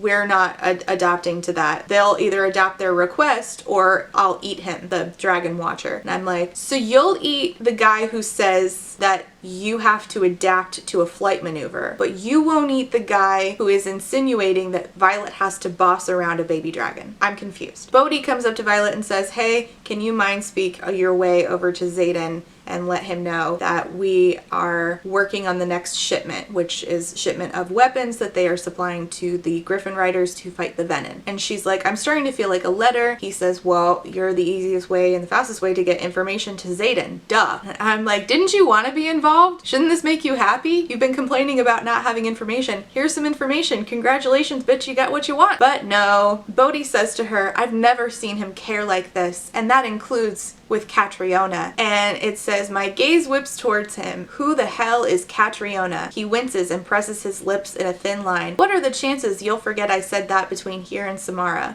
What do you mean, who the hell is Catriona? Like, use basic, like, contextual clues here. Probably Zayden's ex. You never asked Zayden, do you have an ex-girlfriend? You had the opportunity to ask Zayden anything. He said you could, and you didn't take it. So I don't think you're in a position to be mad that Zayden has an ex-girlfriend when you never asked. What are we doing here? Are you 12? It's time for her to go over to where Zayden is stationed. It's been a week, and Tiern and his mate Scale, Zayden's dragon, need to be together, probably in a sexual way, which I don't want to know about. God, I hope we don't have to know about that. Aren't the sex scenes between Zayden and Violet enough? So they're gonna fly off, and before she leaves, Major Varys shows up in a set and says, you have to delay your launch, you need to dump out your bag. And Tiern says if they try to stop us, that he'll eat them. And I'm like, you'll eat them over trying to stop you from going somewhere, but you won't eat them over basically implying they'll threaten your rider, your baby dragon, and also the fact that they are engaging in an entire conspiracy to not let everybody know about the Venom. Okay, sure. She dumps out her bag, but she doesn't have the books that she's been having Justinia get for her out of the library. They're in her room, and nobody can get in her room because Zayden warded it. How that's allowed is beyond me. And before she leaves, he says, see you in 48 hours, Cadet Sorengale, and don't forget, since your Feathertail decided not to join you in for formation again, I will be pondering your punishment for dereliction of duty while you are gone. And I'm like, how is that dereliction of her duty? Again, we've established that she can't command the dragons. Why are we even entertaining this? Chapter 12. Sigale watched me kill another cadet for bullying Garrick during threshing. She says she chose me for my ruthlessness, but I think I just reminded her of my grandfather. Recovered correspondence from Zayden Ryerson. Hold on. Hold the fucking phone. Is this what we're talking about when... No, it can't be. That can't be the murder that Zayden did, because that would mean that Dane wasn't there. Or is this the one that Dane's talking about? Is this a rumor that Zayden killed people in cold blood when in reality he just killed people for bullying his friend Garrick? That's what we're doing here? We're making Zayden out just to be a bad guy because he is actually really nice and sticks up for his friends?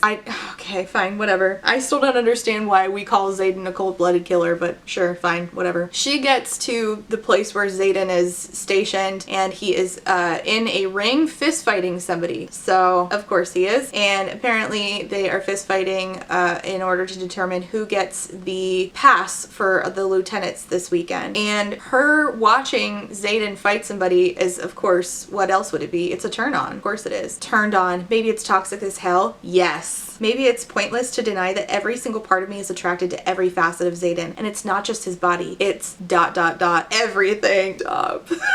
Even the darkest parts of him, the parts I know are merciless, willing to annihilate anyone and everyone who stands between him and a goal, pull me in like a moth to a fucking flame. I did not need to be here for that. Didn't need to. It was implied. I'm good. And of course, she can't handle not touching him, so they make out. He cradles the back of my head, protecting me from the core stone, and angles for a deeper kiss. Gods, yes, deeper, more. I can't get enough. I'll never get enough. Oh my god, I'm so glad my kids aren't home. I can't get enough. I'll never get enough. What about me? What if I have had enough? What of that? What about my feelings? Okay, Violet? He's like, we should stop. She says, what if I don't want to? I'm not ready for this to end. Not ready to return to a reality where we're not together, even if I'm the one standing in our way. Yes. Please remind me for the umpteenth time why you feel like you can't trust this rebellion leader because you feel entitled to information. Let's do it all over again. Please, I am thirsty for it. Oh God. We have to stop or I won't be able to keep. We have to stop or I won't be able to keep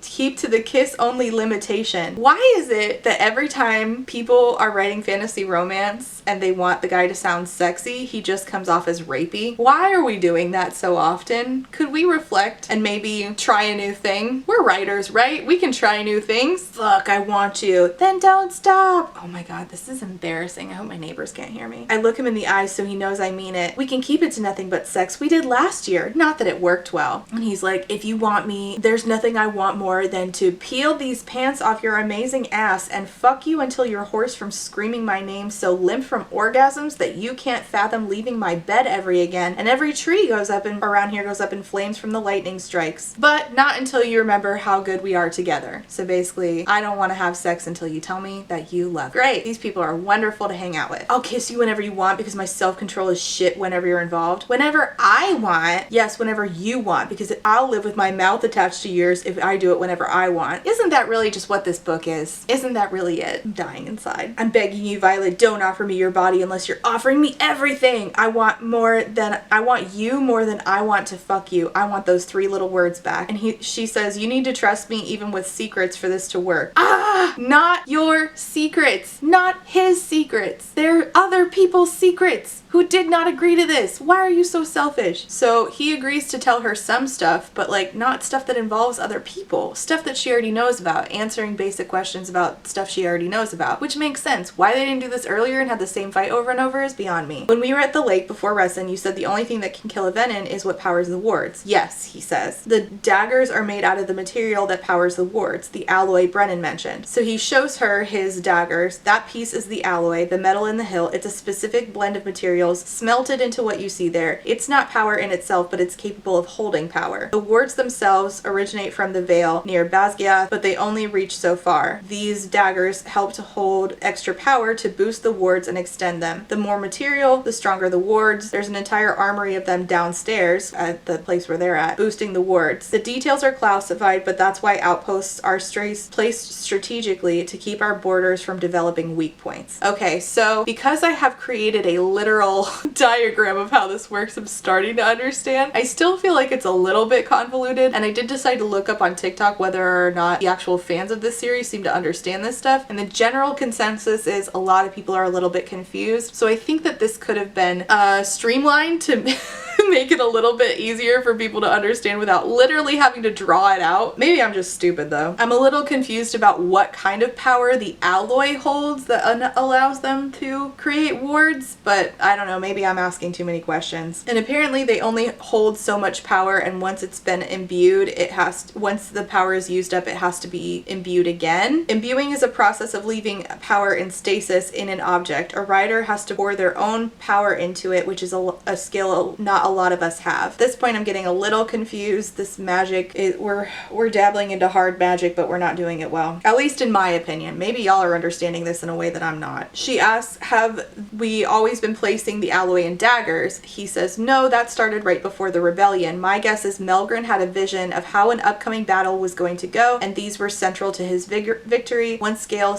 chose me at Threshing, we started to work to smuggle out a few daggers at a time to supply what drifts we could to make friendly contact with. Wouldn't it make more sense if these dragons were doing what Scale sort of just did and bonding to people and then manipulating them? That again begs the question, the Imperium of Dragons, do they all not care about the baby dragons possibly being harmed by the Empire? I'm so confused. It would make way more sense, again, if the dragons just enslaved the humans, but, and again, I have to ask why we're not doing that, like what reasonable explanation is there? But it would make a lot more sense if there was like a faction of dragons that also rebelled, and there wasn't an Imperium, and that therefore the rebellion dragons have decided to bond with these kids and be like, hey, here's what's actually happening, and here's what I need you to do for me. You owe me because I'm your bonded and I gave you power. Like, that makes more sense to me. He says Arisha needs a forge to smelt the alloy to make more weapon, and the forge is the luminary, I guess, or is the luminary part of the forge? I don't know. It takes dragon to fire a crucible, which we have, and a luminary to intensify dragon fire hot enough to smelt. Wait, so now there's a crucible? Jesus Christ, there's more parts to this? Chapter 13. She is being forced to use her power over and over and over and over again, her lightning power, power by Major Varish, the bad guy, along with the other guy who teaches you how to wield your dragon superpower, whose name I don't remember. She asks Tyrion while this is going on, "You wouldn't happen to know how to raise wards, would you?" Tyrion says, "I'm always holding back secret dragon knowledge, but wards are not among it." Great. Varish says, "You can either use your power as many times as I tell you to, or you can go into the brig." And I'm like, okay, I choose brig. Put me in jail. Lock me up, chief. Like, I'm not gonna burn myself out. And we tried to explain away why this is even allowed to happen when technically what he's doing is trying to command a dragon, or at least command another person to command a dragon. Despite her being at risk of burning out because she's producing more than 26 strikes in an hour and he keeps telling her to do it, she thinks, well, there's only so much that Tyrion can do. He's bound by the Imperium. I have to risk the rules of the quadrant or risk the brig, and I'd rather bring down 1,000 lightning strikes than spend one night locked in a cage at Varish's mercy. Wait, hold on. But again, this implies that he can even ask you to command a dragon. He can't. Why are we here? This is her punishment for not commanding her dragon, for not doing something that nobody's allowed to do. What? This doesn't make sense. You have to make a reasonable explanation for why this makes sense. And Tyrion's like, Varish tells her to keep going, make lightning strikes. She's starting to literally burn from the inside out. He's like, well, keep going unless your golden one would like to fly up and say hello. Since she failed to appear as ordered, if she joins us, we'll only task you with 3 more.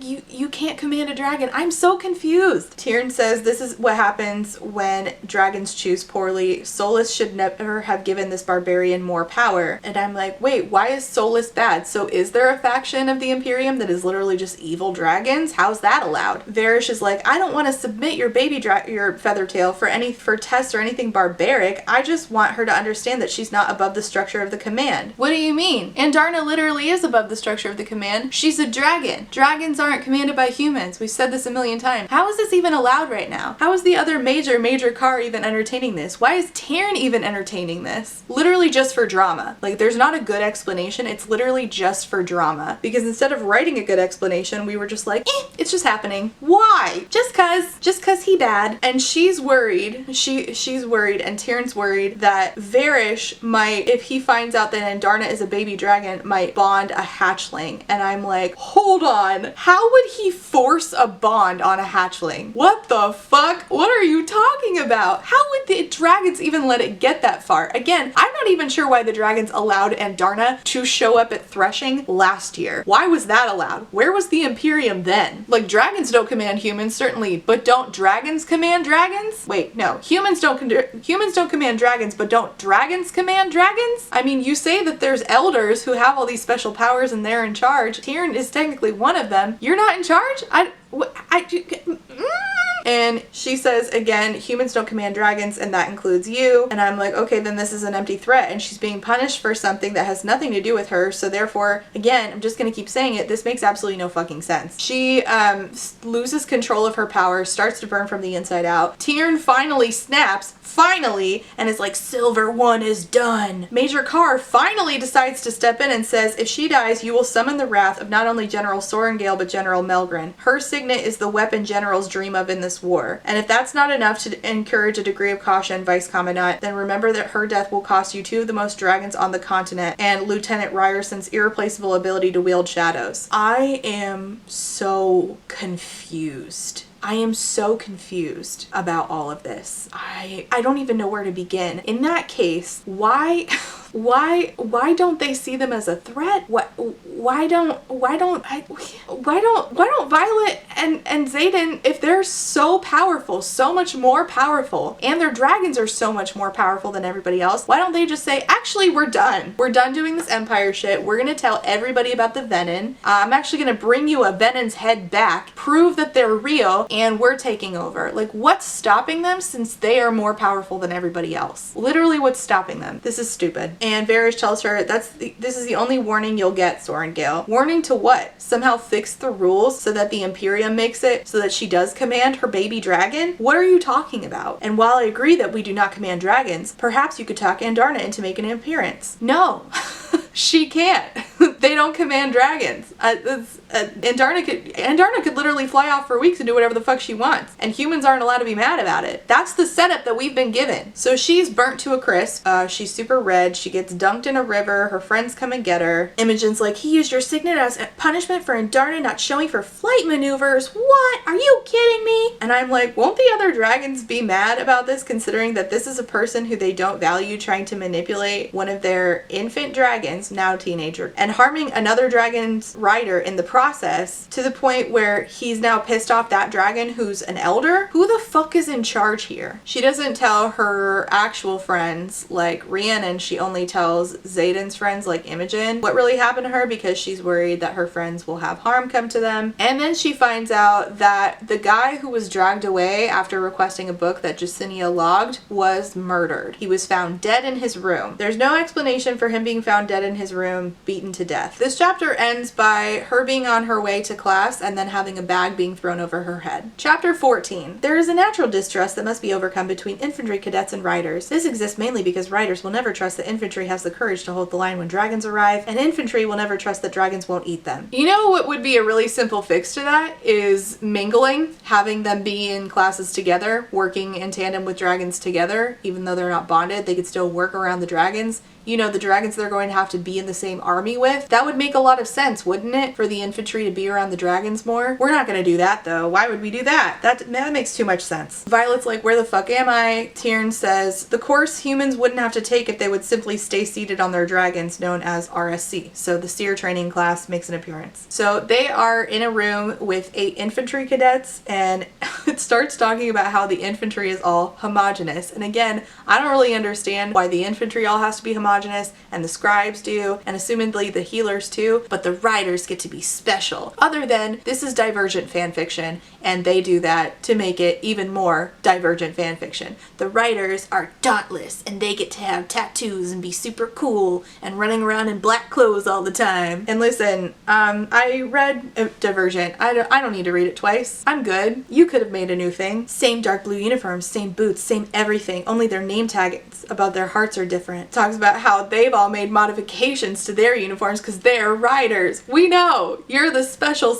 Good for you. We aren't even wearing name tags. Ah, yes, don't get me started on the name tags thing again. They are given water, they drink it, something's in it, and as soon as they drink it, they realize that they are cut off from the bond of their dragon. And they're told, there are times in your careers when you'll need someone you can trust in the air or on the ground, and those bonds are forged here at Basgiath. When? Only in seer training? Why didn't we start this sooner? It would make a lot more sense to start it sooner.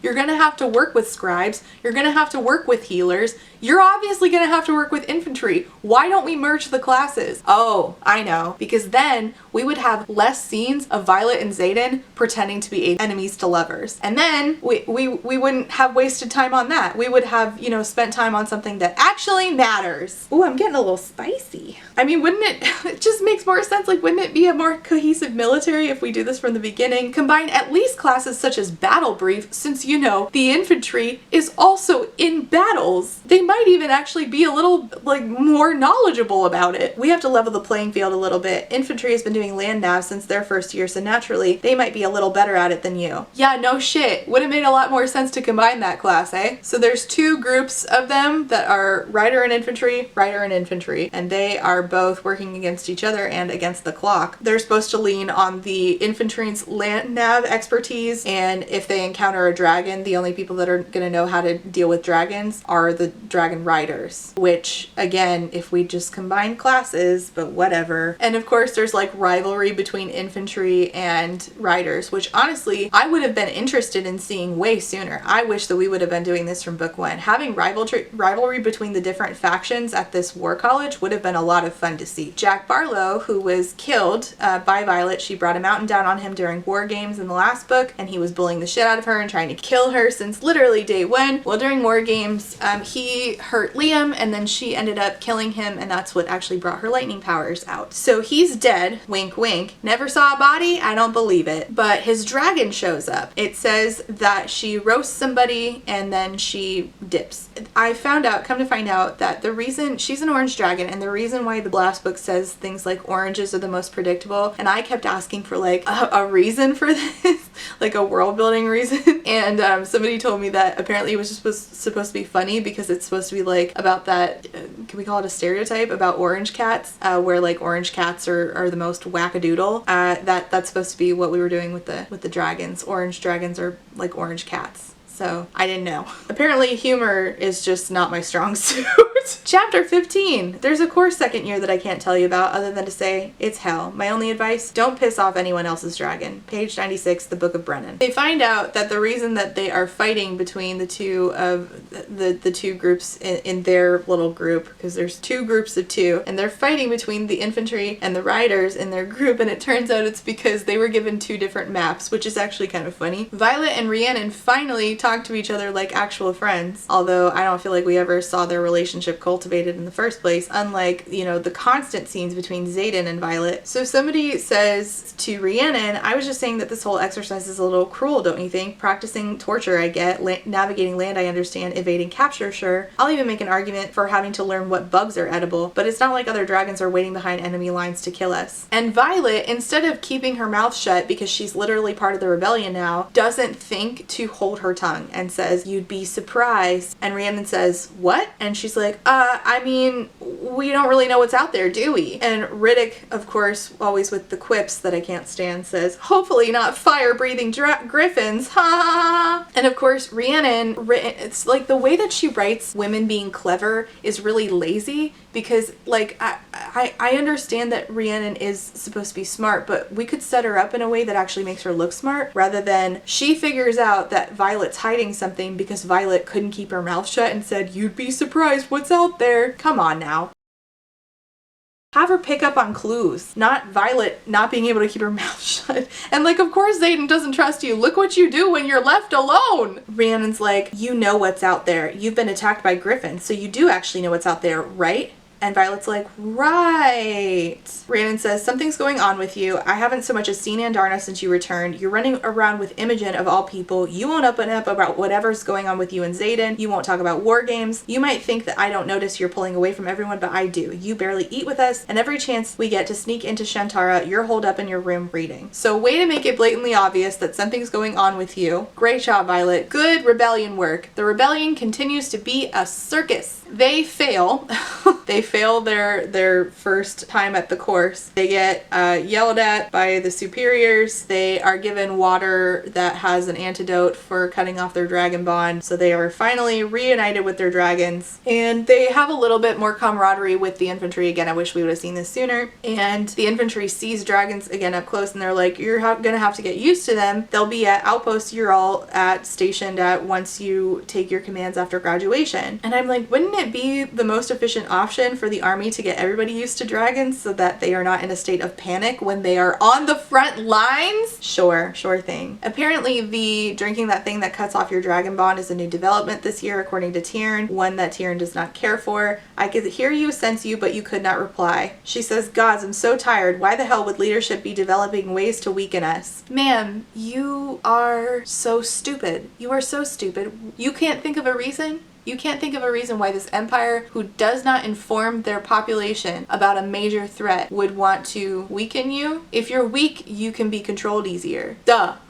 Duh! Rhiannon tells her, I know you don't believe me, but I'm telling you that things are weird this year. There are guarded infirmary doors. They're developing elixirs to muffle our bonds. You were nearly assassinated at assessment. And I'm like, if Rhiannon is starting to understand these things, why can't Violet talk to Tyrn and be like, hey, can you talk to Rhiannon's dragon and see if Rhiannon's cool, and then we could just pull Rhiannon into this thing, and if anything, her dragon can protect her? No, that's not an option? Okay, sure. Like, dragons already feel like humans are subordinate to them anyways, right? So this is such an easy fix. We just have Rhiannon's dragon be like, all right, well, you have to do this thing for me because you are a puny human and you must do what I say. I feel like that's how Tyrn is, so why can't Rhiannon's dragon be the same? And Tyrn and her dragon must, and there's no way that her dragon would have bonded her if she thought she was a bad person, right? Because don't dragons go for somebody that they like? And none of this makes sense. Chapter 16. My dad hoped I'd go into the infantry like he did. He thought riders were pompous pricks, and in his defense, we really are. Correspondence of Lieutenant Xaden Ryerson. She goes to see Jacinia again, the scribe, and asks, "Can I ask, what book did Jasek, the guy that was killed in his own room, request that got him hauled away and killed?" And Jacinia is like, "I didn't realize he had gotten killed." And she said, "Yeah, a few days after we saw Colonel Markham, who's the scribe commander, take him. He was looking for an account of a border attack that doesn't exist. I told him there's no such records, but he came back 3 times, certain there was because he'd had family killed in the event. I recorded the request and sent it up my chain of command thinking it would help him." Violet says, "Last year, you didn't record when I asked for a book that doesn't exist in your records. Why?" Jacinia, "At first because I didn't want to be embarrassed that I couldn't find it. Then because I couldn't find it. We should have a copy of almost every tome in Navarre here. Yet you told me you'd read one that we don't have. And then I looked up Wyvern, and nothing. We have no recorded folklore like what you read," the book that her dad had been reading her. Violet says, "The title wasn't wrong. I found my copy, which means our archives are incomplete. There are books in existence that we have no records of." And Jacinia is asked, "Did you record any of the books that I asked for this year?" And Jacinia said no, despite the fact that if she's caught breaking regulations, she won't just be denied the adept path, which is like the highest path for scribes. She'll be expelled from the college or worse. She's already risking so much on my account if she's telling the truth. And I'm like, okay, well this then should be the point where Violet realizes that this is the kind of thing that Xaden is trying to avoid. Why he did not tell her rebellion information and only agree to tell her personal information about himself, because he's trying to avoid specific instances like this where Violet pulls other people and herself into danger. She didn't think to say to Jacinia, "Hey, please don't record the request," despite Violet knowing that that would be a thing that would happen. What are you talking about? And Jacinia is horrified that the archives are incomplete either by ignorance or intention. So she tells Jacinia, "I need the most comprehensive text you have about how the first 6 built the wards. But no one can know that I'm asking, that I'm researching. More than my life depends on it. The older the text, the better." She goes off to fighting class, and Sloane Myrie, who is Liam, the guy who died, the sister of Liam, is in her wing and she's learning to fight, but she's terrible at it. And so Violet tells her, "You need to learn to fight or you're gonna die. So I know you don't care about that, but I have Liam's letters. So if you want them, you need to train to fight so that you save your life, because Liam made me promise to keep you alive. So I will give you a letter for each week that you train." And Imogen sees this and is like, "I see now why Xaden fell for you. You're clever, way more clever than I gave you credit for. I bet you keep him constantly annoyed." Violet is not clever, but she does keep me constantly annoyed, so there's that. Her and Jacinia exchange books. She agrees to give Jacinia her copy of Fables of the Baron temporarily, and Jacinia gets her some history text, so she's looking over some history of both dragons and the politics of the land that they live in. Then at the end of the chapter, she and Tyrn go off to see Xaden, but Xaden is at work on 24-hour duty, so she's not even going to be able to see him. I'm sure we're all dying inside over this. Certainly I'm dead inside. Chapter 17. Many historians choose to ignore the sacrifices made by both humans and dragonkind to establish Navarre under the first wards in favor of praising the spirit of unification, but I would be remiss not to mention the losses suffered, both in terms of the ancestral hatching grounds of each dragon breed and the civilians who did not survive the continent-wide migration that resulted from opening Navarre's borders, or those we lost when we closed them. And this is from a book that assumedly Violet's reading. She says, "Tyrn is going to the Imperium about Andarna, but absolutely nothing can be done until she wakes from the dreamless sleep anyway." I don't understand how this is even a problem. I just don't understand the dragon politics in this at all. They're not explained, and on purpose, because if we explained them, then we would have glaringly obvious plot holes instead of mildly obvious plot holes. She says that she thinks that leadership is keeping her and Xaden apart as punishment for not producing Andarna, which is ridiculous. Why the dragons would, leadership has dragons, so that the other dragons would know about this. So that's ridiculous again. Xaden keeps sending her letters, and at this point I want to tell you that we are 25% into the book. We have not seen Brennan, her brother, again. We will not see him at least up until chapter 22, where I'm cutting this video off. And she never thinks about Brennan. She never thinks about the fact, wow, my brother is alive. I thought he was dead for the last 6 years. How has this informed who I am? How does this change who I am now? How does this change my relationship with my mom, my sister? How does this change my relationship with my dead dad? How does this change my relationship with the Empire fire I'm living under? And how much does Zayden know about my brother that I could glean from? What could he tell me about my brother that would make me feel closer to my brother, who I thought was dead, because he knew my brother was alive the whole time? This is really going to affect my family when they find out. This is affecting me currently. How did he do this? How was he able to fake his death so successfully? Was anybody else I know involved in covering this up? How was this even possible? These are very, very, very basic things that should be addressed, and we have not done so 25% into this book. Instead, she is continuously doing, just like in the last book, the same thing over and over and over, where she's arguing with her non-boyfriend, excited about letters from her non-boyfriend, worried about Andarna, which doesn't make sense because the Imperium should be protecting her, and hiding stuff from her best friend and pissing that best friend off. We do the same thing over and over. Oh, and checking out books. Great. She argues with Imogen about Zayden, and Imogen's like, we keep information classified all the time. You'd have the same problem with any writer you dated, which is a good point. And Violet says she has a point, but she's missing my point. Let's say that you're with someone, and one day a battle axe comes hurling out of his arm wire. And Imogen says, if you didn't think the man was hiding more than a few battle axes, then you're mad at the wrong person because you lied to yourself. That's a really good fucking point. And Imogen also says, you don't have to freeze out everyone you can't be completely honest with just because Ryerson says that works for him. It doesn't, hence all of your issues, and it looks like your friends need you, so go. And I'm like, didn't we just say in the last chapter that Violet was clever? How did she not think of this herself? Rhiannon says, I got this letter from my parents this morning with this attached. They said that they're circulating this around the village, and it's a flyer that says, beware of strangers seeking shelter. In this time of unprecedented violations of our sovereign borders, we count on you, our border villages, to be our eyes and ears. Our safety depends on your vigilance. Do not take in strangers. Your kindness could kill. So they end up having to take these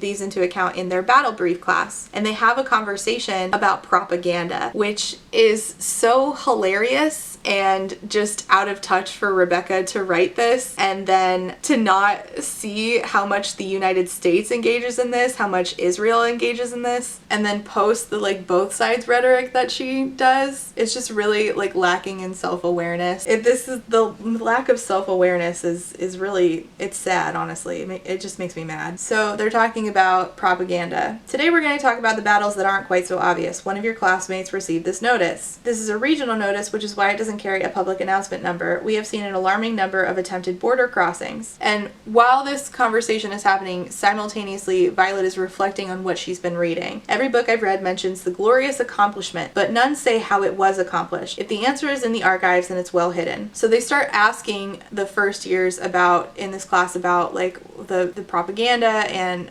they're not calling it propaganda, but I'm calling it propaganda. They're talking about the notice, and they're saying, you know, okay, well, why is it important that we have our borders? Because we can't know their intentions. It's why we keep our borders closed. And Violet is thinking to herself, but when did we close our borders? As soon as we unified? And which parts of this were wiped from the history books? And instead, what's called propaganda is from the Paromial people, the Griffin writing people. Markham says, what's more disturbing is the propaganda these Paromish people bring with them. Falsified announcements from their own leadership of cities destroyed and what they claim to be violent attacks. And she's like, you fucking liar, inside of herself. This notice does not mean we are without compassion. In fact, for the first time in hundreds of years, we authorize classified missions, now completed of course, to reconnoiter,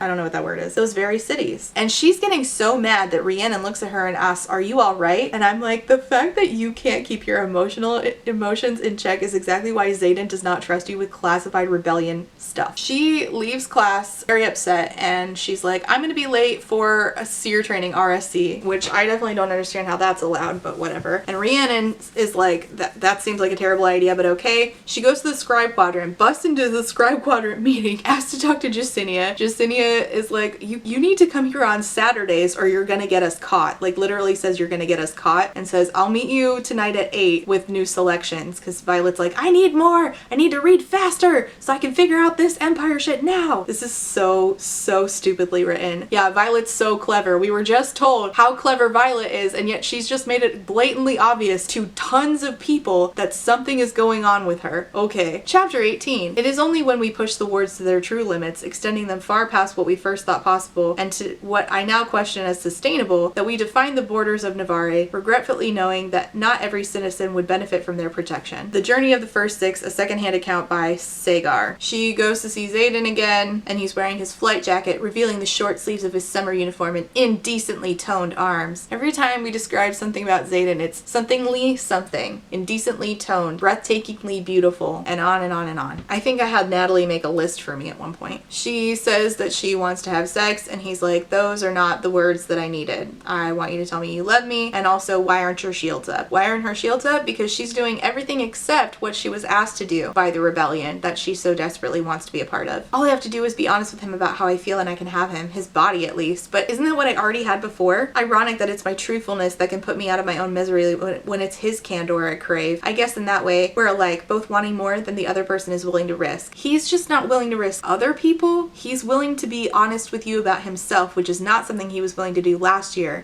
This is so manufactured, it's annoying. Oh, he came to see her this time. He's in her room and sees that she has a bunch of books. He's like, why are you researching the first 6? And she says, for the rebellion. And he's like, Brennan told you that we have a ward stone, didn't he? I'm going to fucking kill him. She says, why? Because he's more forthcoming with me than you are? Relax, it's not like he gave me your journal or something. And he says, I don't keep one, but that would have been far more preferable. Yeah, no shit, because you said that you would give her personal information, not rebellion information. Why are we having this conversation for the 15th time? Digging around for information on Navari's most classified defense will get you killed. And she's like, civilians are fleeing for our borders. No one in Navari knows the truth, and Orisha needs to defend itself to protect the people I'm guessing you're prepared to take in when Venin inevitably reached Tirandor. And she's like, you are going to take the people in, aren't you? He's like, yeah. So she says, okay, I'll keep researching until I figure out how the first 6 put these words in place so we can duplicate the process in Orisha. No one knows how it was originally done or only how to maintain them. So they don't know how to make... They don't know how to, but I thought you just needed the smelted alloy. Oh, I'm so confused. He's like, where did you get all these books? She says, a friend. He says, there's a reason we don't fuck around in the archives. That's the beating heart of the enemy. We don't have any friends in there. And I'm like, this is the part where it would have made a ton of sense for you to recruit her way fucking sooner. She's the sister of the guy you're co-leading the rebellion with, whose dad also was the scribe who was doing a bunch of research. He trained Violet as a scribe. She knows a bunch of stuff. It would have made way more sense for you to recruit her sooner. She has all the scribe info. So he says, well, I want to go talk to Jacinia if you're going to go talk to Jacinia, because she's supposed to go get books from Jacinia right now. He says, you have some loyal friends. She says, just remember you said that when it comes time to tell them what's going on under their noses. And I'm like, be so fucking for real, Rebecca. You never at any point made Violet friends with literally one single person who I think is going to betray Zayden or Violet. I don't think so. And it would have made sense to, because when you live, think about United States imperialism. Think of how ingrained that is in us and how we are taught to excuse literal war crimes. We're taught to excuse them because we're bringing freedom to the globe and all this shit. Think of how hard it is to unlearn that. Some of you may not have even unlearned it. I certainly didn't until I was in my late 20s. At no point have we made it so that we see these people in, like, potentially her friends going through an arc of unlearning empire propaganda. There's gonna be a point of this book, mark my words, when all of her friends collectively, probably including Dane, are like told, hey, empire bad, and not even hesitation will happen. They will go with the rebellion because we don't do character work that actually makes three-dimensional characters here. So when it comes to the time for them to desert this bad military empire, not a single one of them is going to say, no, I'd rather be evil. And certainly not a single one of them is going to say, well, I need to do some unpacking of that empire propaganda. Like, they're all gonna turn immediately without hesitation. We already set up Rhiannon for it. Basically that's it. Like, it's Rhiannon and it's Dane and Nadine's dead. So that's it. Like, we're not setting up to unpack empire propaganda. This is stupid. And then they have the fight again about her not being able to have information. You would never sit here and do nothing when you could help. Asking me to do differently is just insulting. I'm smart enough to handle myself in the archives. He says, I never said you weren't brilliant. I never even said your plan wasn't brilliant. I said you're putting yourself in danger, and I'm just asking you to be honest with me. Oh my fucking god, I don't want to do this for 600 pages. And he says, Varish pushed you to a near fucking burnout, hyphenated again. Isn't that fun for me? And you didn't tell me that either. Or that you wielded in the middle of courtyard after battle brief because she was so mad. Her power just unleashed. Definitely keeping it together. And he knows all this because his cousin Bodhi told him. They run into Nolan, who's the mender, so he is bonded to a dragon that gave him, much like Brennan, the power to mend, which is like magical healing. And he's not doing so hot, just like Rhiannon mentioned mentioned previously, and he's all backed up on work. He looks like a walking corpse, and it says, I suppose I could use some rest. It's hard work mending a soul. Been at it for months now. His smile lifts on one side, but I can't tell if he's joking or not. You've been well so far this year. I haven't been called to mend you. And I'm like, okay, that was just like a big ass hint. I've been mending a soul. Why would he joke about something like that? Okay, whatever. Apparently Nolan is mending somebody's soul, and that's why he's so burnt out. She finally tells Xaden about the Fables of the Baron, the folklore book that her dad left her that just magically does not have a copy in the archives, and talks about the Venom and the Wyvern, because apparently the only person on Earth who knows about this book just happens to be conveniently Violet Sorrengail. So she finally tells him about this, despite the fact that they've had ample opportunities to have this conversation, and it's absolutely pertinent, and he's mad that she loaned it to Jacinia. With that text, she could have turned you in, and if I report that she's not recording my requests, she'll be at Markham's mercy, says Violet. Trust has to go both ways to mean anything. And he says, yeah, it goes both ways, but you're shutting me out while I'm trying my damnedest to open up to you. And honestly, that's true. And she's like, yeah, as long as you can keep your secrets, you could expect complete blind faith without giving it. It goes both ways, period, after every word. When I wake in the morning, the other half of my bed hasn't been slept in, and his things are gone. Oh no, I'm devastated. Chapter 19. Dragons do not answer to the whims of men. Colonel Cowley's Field Guide to Dragonkind. So it's in the Field Guide to Dragonkind, but we're doing all this bullshit with Varish? Okay, this doesn't make any fucking sense. Literally opens with saying, there's something off about that orange, referring to Varish's dragon. Just all the subtlety of a gun. Just all the fucking subtlety of a shotgun. Just Varish shows up and to her in front of her and says, there will be no maneuvers for you today, Sorrengail. I'm hereby charging you with dereliction of duty for your dragon's refusal to appear for maneuvers. You will mount and fly to your training location with Professor Carr to receive your punishment. And Tyrn says, that's not happening. There will be no punishment. It is not within your power to summon a dragon.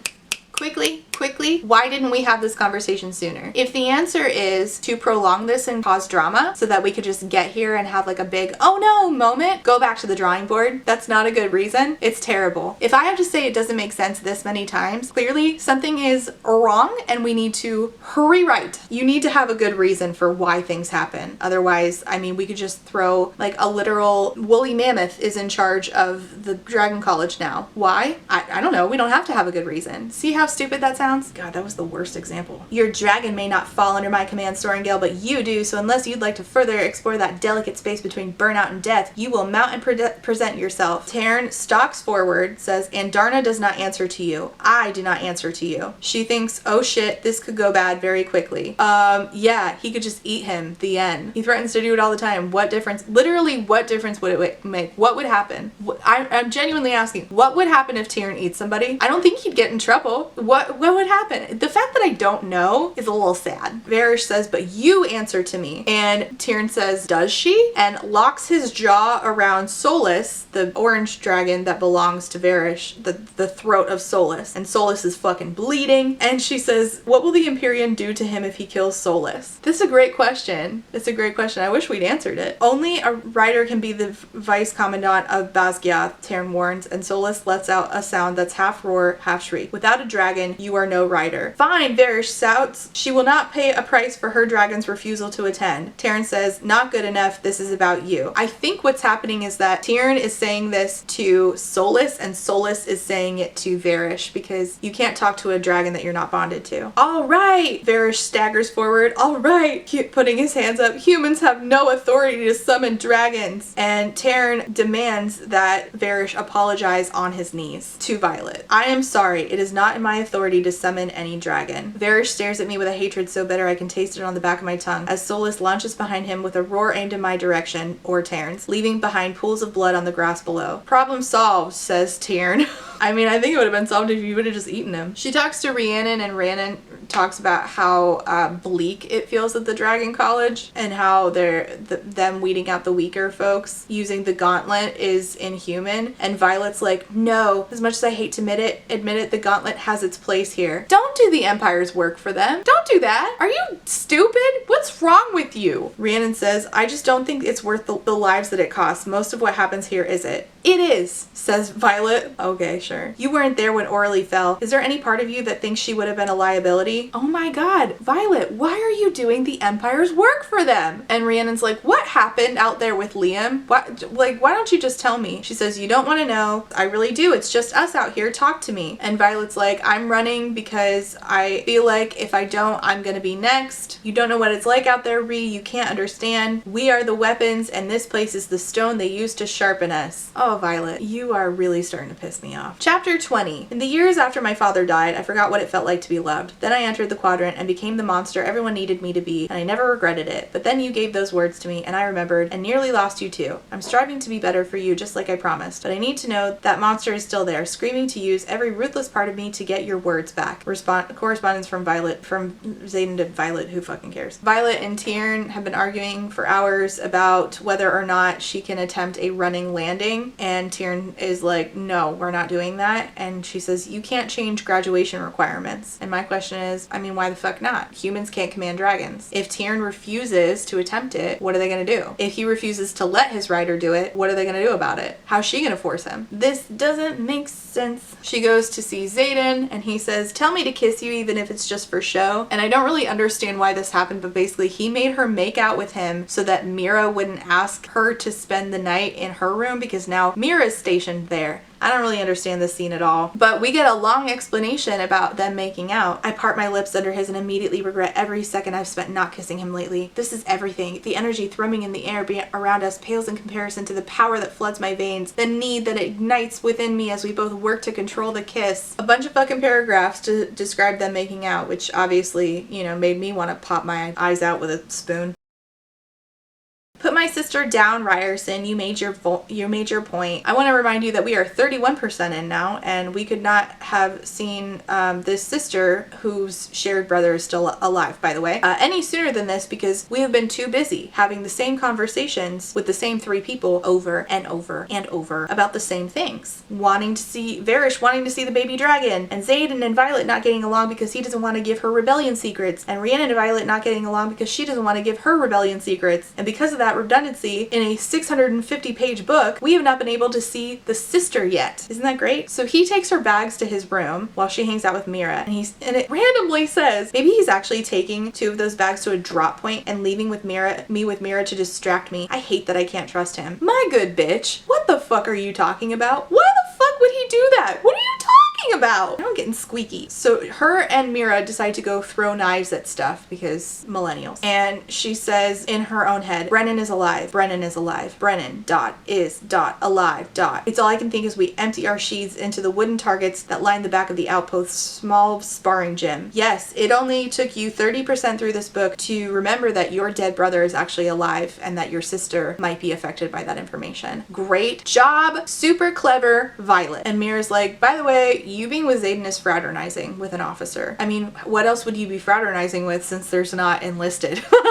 This is so silly. Mira warns her, hey, RSC is extremely dangerous. You won't notice, but that's like the second highest way that people die when they're riders in Basgiath War College. You won't notice, but the death toll just creeps up during RSC, basically. And then Violet asks her, why are you stationed here in Samara? It's warded and you're already a walking shield, so this is kind of a waste of your signet power. Because if we remember, Mira's power is that she basically takes shields with her. She amplifies them. And I'm like, fucking minute. Why didn't we just ask Mira to join the rebellion? Her brother's not dead. Her brother could show up and be like, listen, here's what's really happening. Let's get on our dragons. I'll fly you out. We'll see the venom. You'll see that mom's lying. You'll see the Empire's lying. And then you agree to help ward. You are a ward. You help bring borders and border security. Oh god. So if you could protect people from these venom, that would be great. Why did we not even consider that? Further, I'm still considering like why we didn't just steal, like they need that luminary in order to make the dragon fire melt the alloy. Why aren't they just making plans to steal it? Like we couldn't have had a heist? We're doing the same conversations multiple times instead of planning a heist? God, what a waste. Why didn't I think about asking her about about the wards sooner? Maybe the answer isn't in a book, maybe it's in Mira. After all, her signet is the ability to extend the wards. Why didn't you ask? Because you are the least astute bitch on the planet. That's why. Mira explains that the wards sort of work like an umbrella. The ward stone is the stem. The wards take the shape of a dome over Navarre. Oh, like an iron dome? Okay. But just like an umbrella's spokes are the strongest at the stem, by the time the wards reach the ground, they're too weak to do much without a boost. And the boost is provided by the alloy. It's the alloy stored in the outpost that tugs some of those umbrella's spokes forward, extending the wards twice as far as they'd normally be able to reach in some cases. And so Violet asks, okay, but how do you weave new wards? Like if we wanted to protect places outside the wards like Athbean? And Mira says, you don't. So I'm once again confused. I guess this magic system is just above my head. Do you know how a ward stone works? No, I don't. And she looks around, she's like, could you be cautious before people start listening into this conversation? But of course not, because Violet doesn't think about, you know, having secure conversations.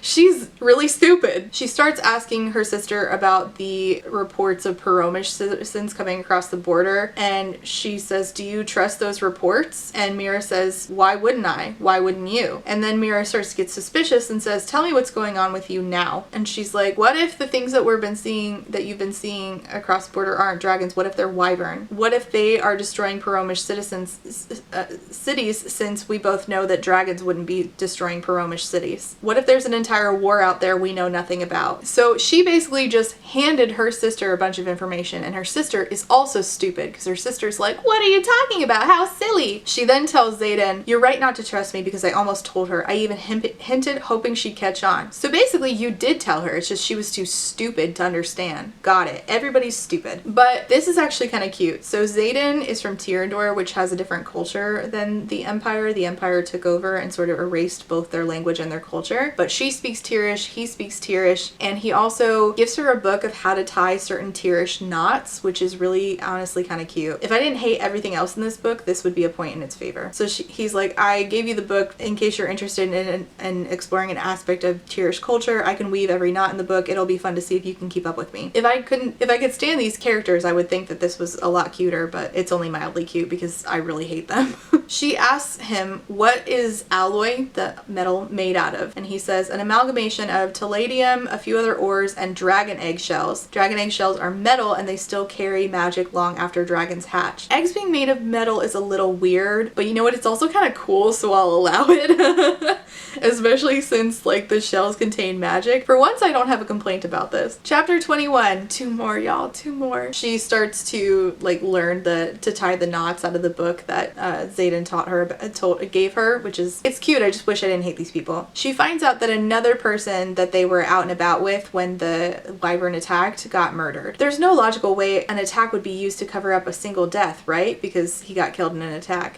How are you this aloof about how evil your empire is? Okay, sure. We get a lot of history information because we are in class, and it talks about a land called Signisen being absorbed into the kingdom of Paromial, which is where the Griffin Riders come from, where they've been for the last 300 years. History and current events are tied because one influences the other. In case anyone ever tells you reading is not political, reading is always political because you are influenced by your environment and your environment is influenced by history. Everything is connected. There is no such thing as pure individualism. Please read Angela Davis. Paromial's provinces maintain their individual cultural identities, which is not something that happens in her land. She says, as opposed to our provinces who unified under the protection of the first wards, chose the common language and blended the cultures of all 6 provinces into one cohesive kingdom. And her teacher actually asked good questions, which of course people on the right would say, well, these are very politically leading questions. Navarre chose the common language, but who was it common to? It was common to one group, and that meant that Tyrandor, which is where Xaden's from, Moraine, and the Luceras provinces lost their languages. The teacher asked, what was sacrificed in unification? Someone answers, we are safe here, but we're not welcomed beyond our borders. Well, yeah, you guys are a fucking empire. No shit.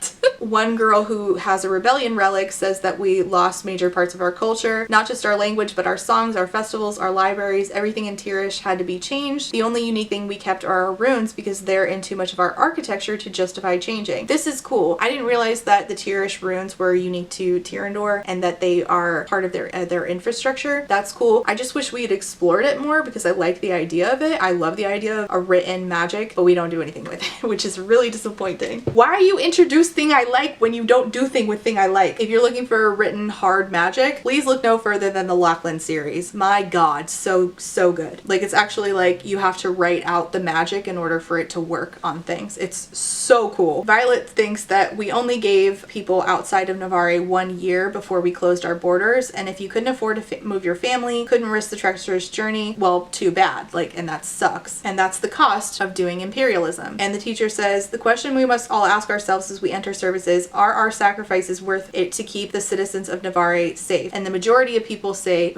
everybody in the room says yes, and Violet says nothing. This is a conversation that I have actually liked in this series so far. It does a decent job explaining what is lost when we do imperialism and force assimilation, but also this is very self-unaware considering Rebecca's takes on certain things. Then we go back to terrible writing with the words fun times being used and Riddick saying, I'm in the mood to kick some ass. So great. We finally, we are in chapter 21 and we finally see the king's son again. Been a while, eh? Why even introduce him, huh? My god, the beginning of this book is a disaster. We're 35% into this book and she has not had a literal conversation with the king's son since the first time she saw him. The king's son who's dipped out on his dad to go join the Riders Quadrant that he wasn't supposed to join. But wait, first, we're not going to talk to the king's son. We're going to talk to Dane. Remember Dane? God, me too. Dane shows up and is like, hey, we have to talk because you're avoiding me and I don't like it. And since she won't talk to him, he challenges her to a fight because that's within his rights as wing leader during the fighting class. This is another class, again, that they could have just had with infantry. There's no reason to split up the two, but that's neither here nor there. Or anywhere in this book, for that matter. Anyway, we're not actually going to talk to the king's son first. First, we're going to argue with Dane, because if we recall, Dane took her memory and told his dad about it, and she assumes that Dane was in on the idea to send them off to their death. And he tells her that when he stole her memory, it was when Ryerson told her that he had been running off to Athbean with his cousin Bodhi. Second years don't get leave for that kind of flight, so I told my father. And she's like, yeah, but you said I'll miss you when I left. And he's like, yeah, I meant like I'll miss you because you were choosing him, which was very obvious to me, the reader, but somehow not obvious to our very clever main character Violet. And he's like, you know about the scars on his back? The reason I think he hates you is because the scars on his back, your mom put him there. Which, like, I feel like, didn't we know about this, or couldn't we have assumed from context clues? Violet had once again in history class let something slip again about assassinations in front of Rhiannon, and Rhiannon said, I heard what you said in history, you know, you said something about assassinations. And Rhiannon said, who else besides Mason is dead that went to Athbean with you? Like, you just led her right to it. My god. Subtlety of a gun. You were attacked on assessment day. Imogen's been targeted twice since Parapet. So were Bodhi and Aya. Who the fuck is Aya? Dane has one of those classified signets. What did he steal from you, Violet? God, she's putting it together too quickly. She's also owed as much of the truth as I can give her. And I trust you implicitly, but not every secret is mine to tell. Bitch, you have been arguing with Xaden about the same shit. Either you are the stupidest bitch on earth, or you just blatantly have double standards. What the fuck? Rhiannon says, Dane stole one of your memories, and now you think the other writers with you during war games are being picked off. Stop, I beg her. Do us both a favor and just stop. You saw something you weren't supposed to, didn't you? What?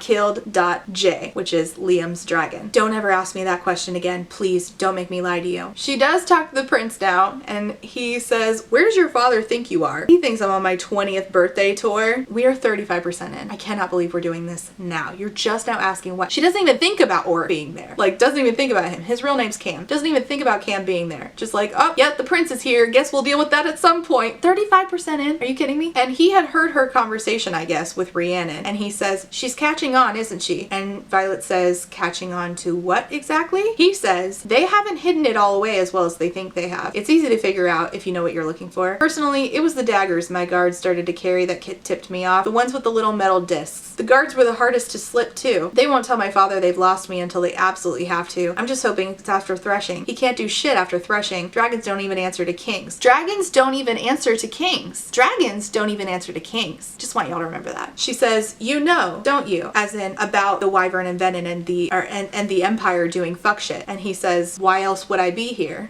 To get a dragon. What the fuck? Chapter 22. She's having a nightmare about the venom and the wyvern. And it said, the distended veins spider webbing across his temples and cheeks. So now we're using spider webbing, but last time we used spidering, and again, I just can't get past the idea of a spider jumping around somebody's face. I guess last time she did mean spider webbing, but alright.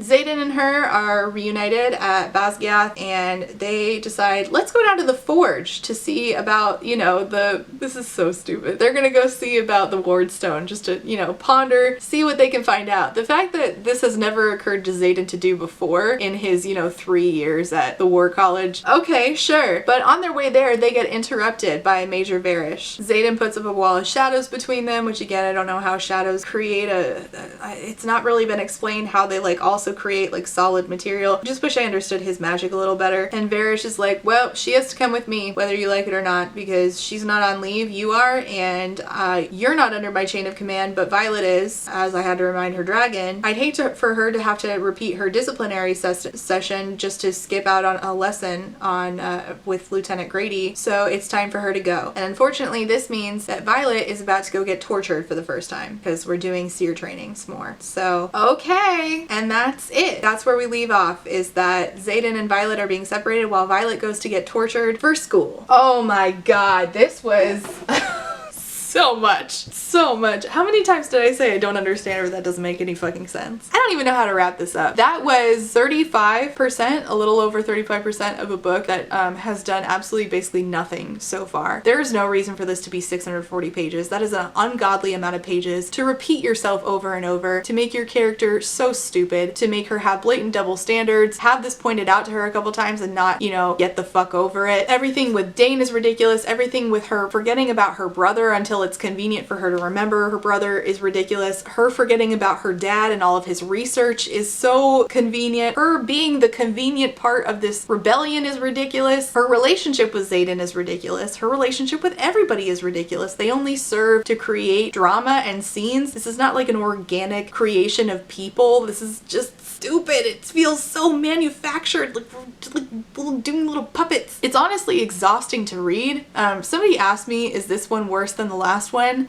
If you asked me right this second, I would say yes. If you asked me a few days ago, I would say they're the same. It's just more shit. It's just bad. It's just bad writing. I have seen a lot, by the way, of people being like, it is so misogynistic. Y'all are dealing with so much internalized misogyny for hating on Fourth Wing just because it's written by a woman. I don't know who the fuck you're talking to, because that can't be about me. This is just, I mean, I've pointed out so many times, basic questions not being answered. I don't care who the fuck wrote it. If I have this many basic questions not getting answered, the problem is not my internalized misogyny, which honestly is a problem that all of us deal with, and sure, I have to work on sometimes, I admit that, but that's not what's at play here. What's at play here is bad writing. We can't just throw around internalized misogyny every time somebody doesn't like a book that we like. That's really stupid, and also like creates confusion around what that term actually means, which is one of my pet peeves of people dealing with other people and people debating amongst each other. All this to say, it's not a good book in my opinion. It's not a well-written book. It's an overwritten book. It's not doing any sort of theme well. It's not doing any character arcs well. It's blatantly obvious. It's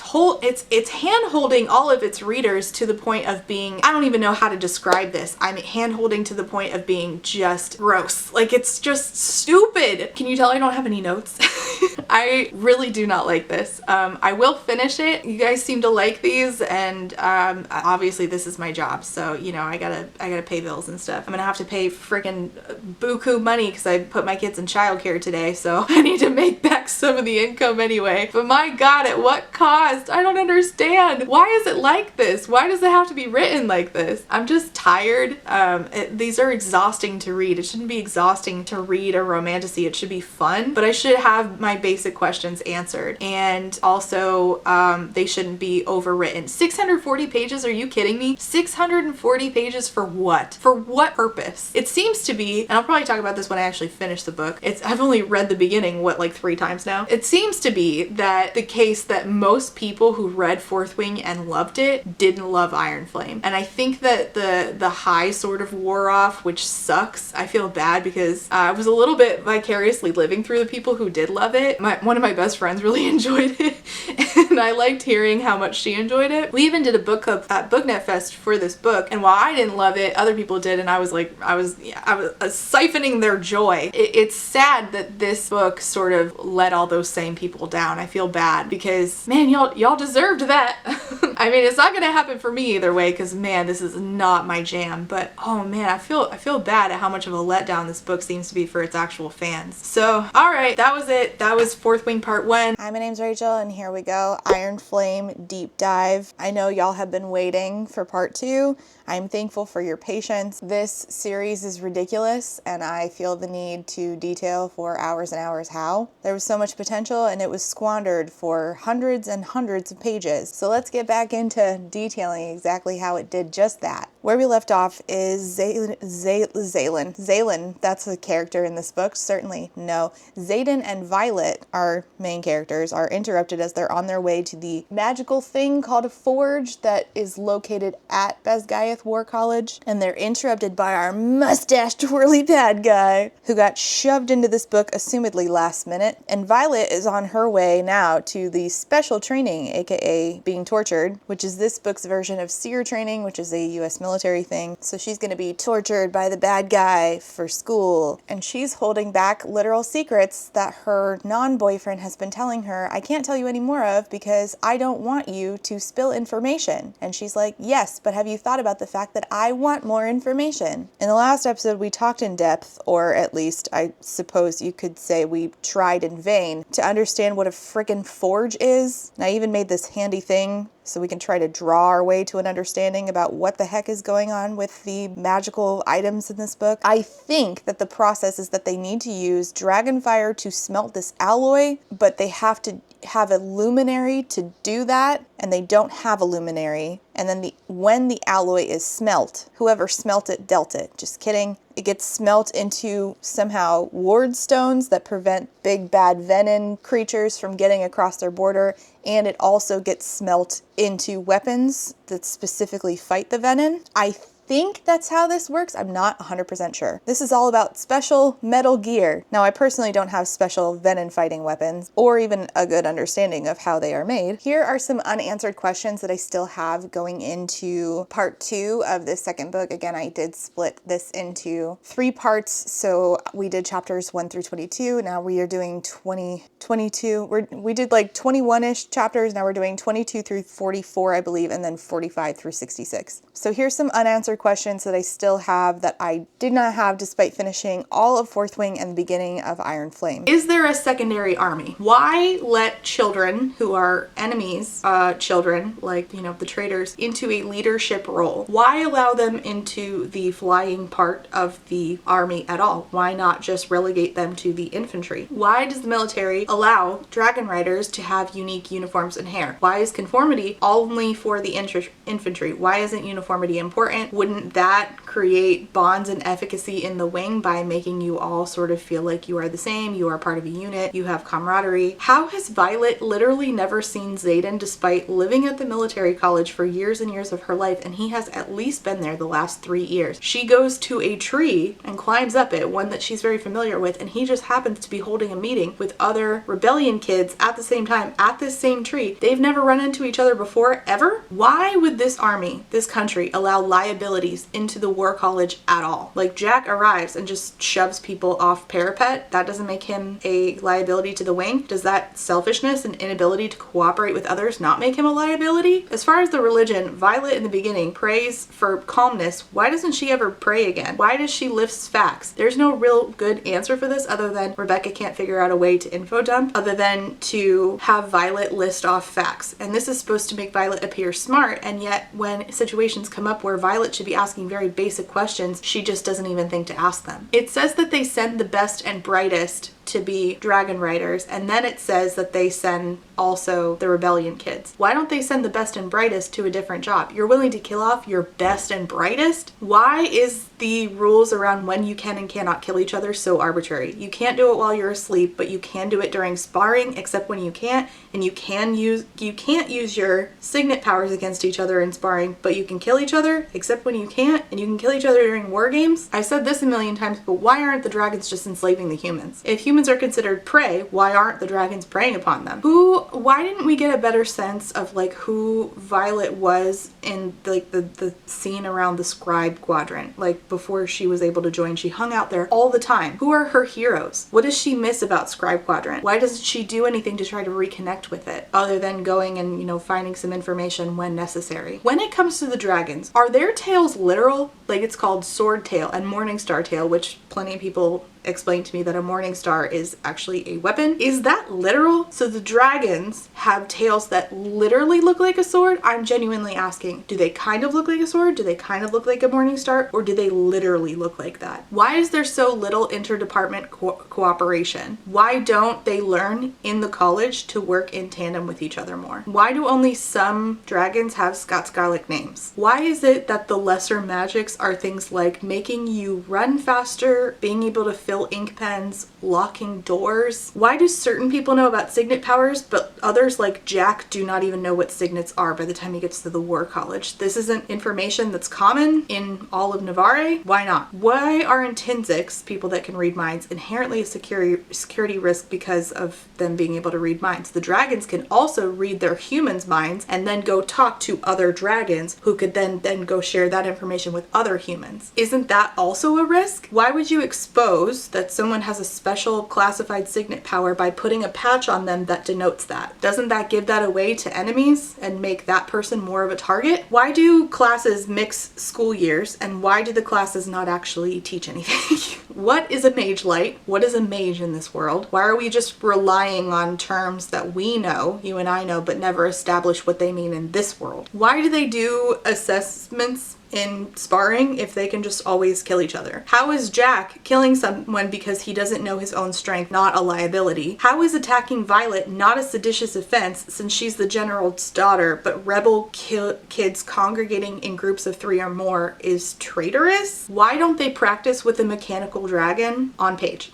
They have batteries in this world. You don't have a mechanical dragon? You have an American Ninja Warrior course. You don't have a mechanical dragon that we can practice on and see? And instead we're getting scene after scene of Violet talking about how her scalp is itchy because Xaden just entered her room again. But we don't have time for trying to learn how to ride a dragon before we get on a dragon to make it our best chance at staying alive? Why are the Feathertails among other dragons if Feathertails abhor violence? Do they learn to like violence? How? Why are orange dragons more unpredictable? What is it about them that makes them more unpredictable? What are the beliefs of this society as far as religion? And how does that interact with the dragons who think of the human gods as puny? How is it that no one saw Tyrn, Violet's big black dragon, huge black dragon, for the last 5 years if he is enormous and his mate has been stationed there for at least 3 years because Xaden and her bonded 3 years ago? And Tyrn and Scale, his mate, at Xaden's dragon Scale, cannot be separated at least for more than 3 days, right? So if nobody has seen Tyrn in years before he shows up to bond with Violet, how is that possible if Scale, who he cannot be separated from, has been at the War College for the last 3 years? How has anybody missed him? He's obviously had to be around, right? So how was nobody seeing this enormous black dragon if his mate was there? Why does Violet never think to ask Tyrn more about her brother? Why does Violet never think about her brother? But if you do happen to think about your brother, a great chance for you to talk to somebody about your brother is to somebody who knows him. Who around her happens to know him? Her own dragon, who she bonds to, who was bonded to a guy named Naolin, who died 5 years ago, who was friends with Brennan. Naolin tried to save Brennan's life and died in the process. Tyrn must have been there. He must have known Brennan if his rider and Brennan were friends. So why does she never think to ask Tyrn about her own brother who she missed, allegedly? Why is this book being written by Jacinia and translated like it's a history book, but this is a first-hand account, which includes scenes of Violet getting horny because of her dragon? Does history really need to know that? Why is Violet unwilling to kill to save her own life, despite being brought up in a culture that depends on the murder college's existence. And this would put her in conflict with her own sister, and we would presumably talk about that at some point. Why isn't she even willing to kill to save her own life? When she's attacked in her room, she doesn't do it, Xaden does. Why does she value life in a way that the culture at large does not? Did her dad instill this in her? If so, why don't we talk about her dad's conflict with the culture at large more, or at all? Does this affect her relationship with her sister who does kill people? Does she think less of her sister? Her dad says you're not like other girls. That includes his other kids. Did he think less of his own kids? The dragons are okay with a book that is a handwritten manual on the personal habits and flaws of all active dragons. The dragons are okay with that existing? A book that exists that has personal information about them that they don't have control of when they're super secretive about their feather tails and their Imperium? They're okay with this book existing? Also, what is an active dragon? As in active as in alive or active as in bonded? It can't be alive because they didn't know that the golden dragon existed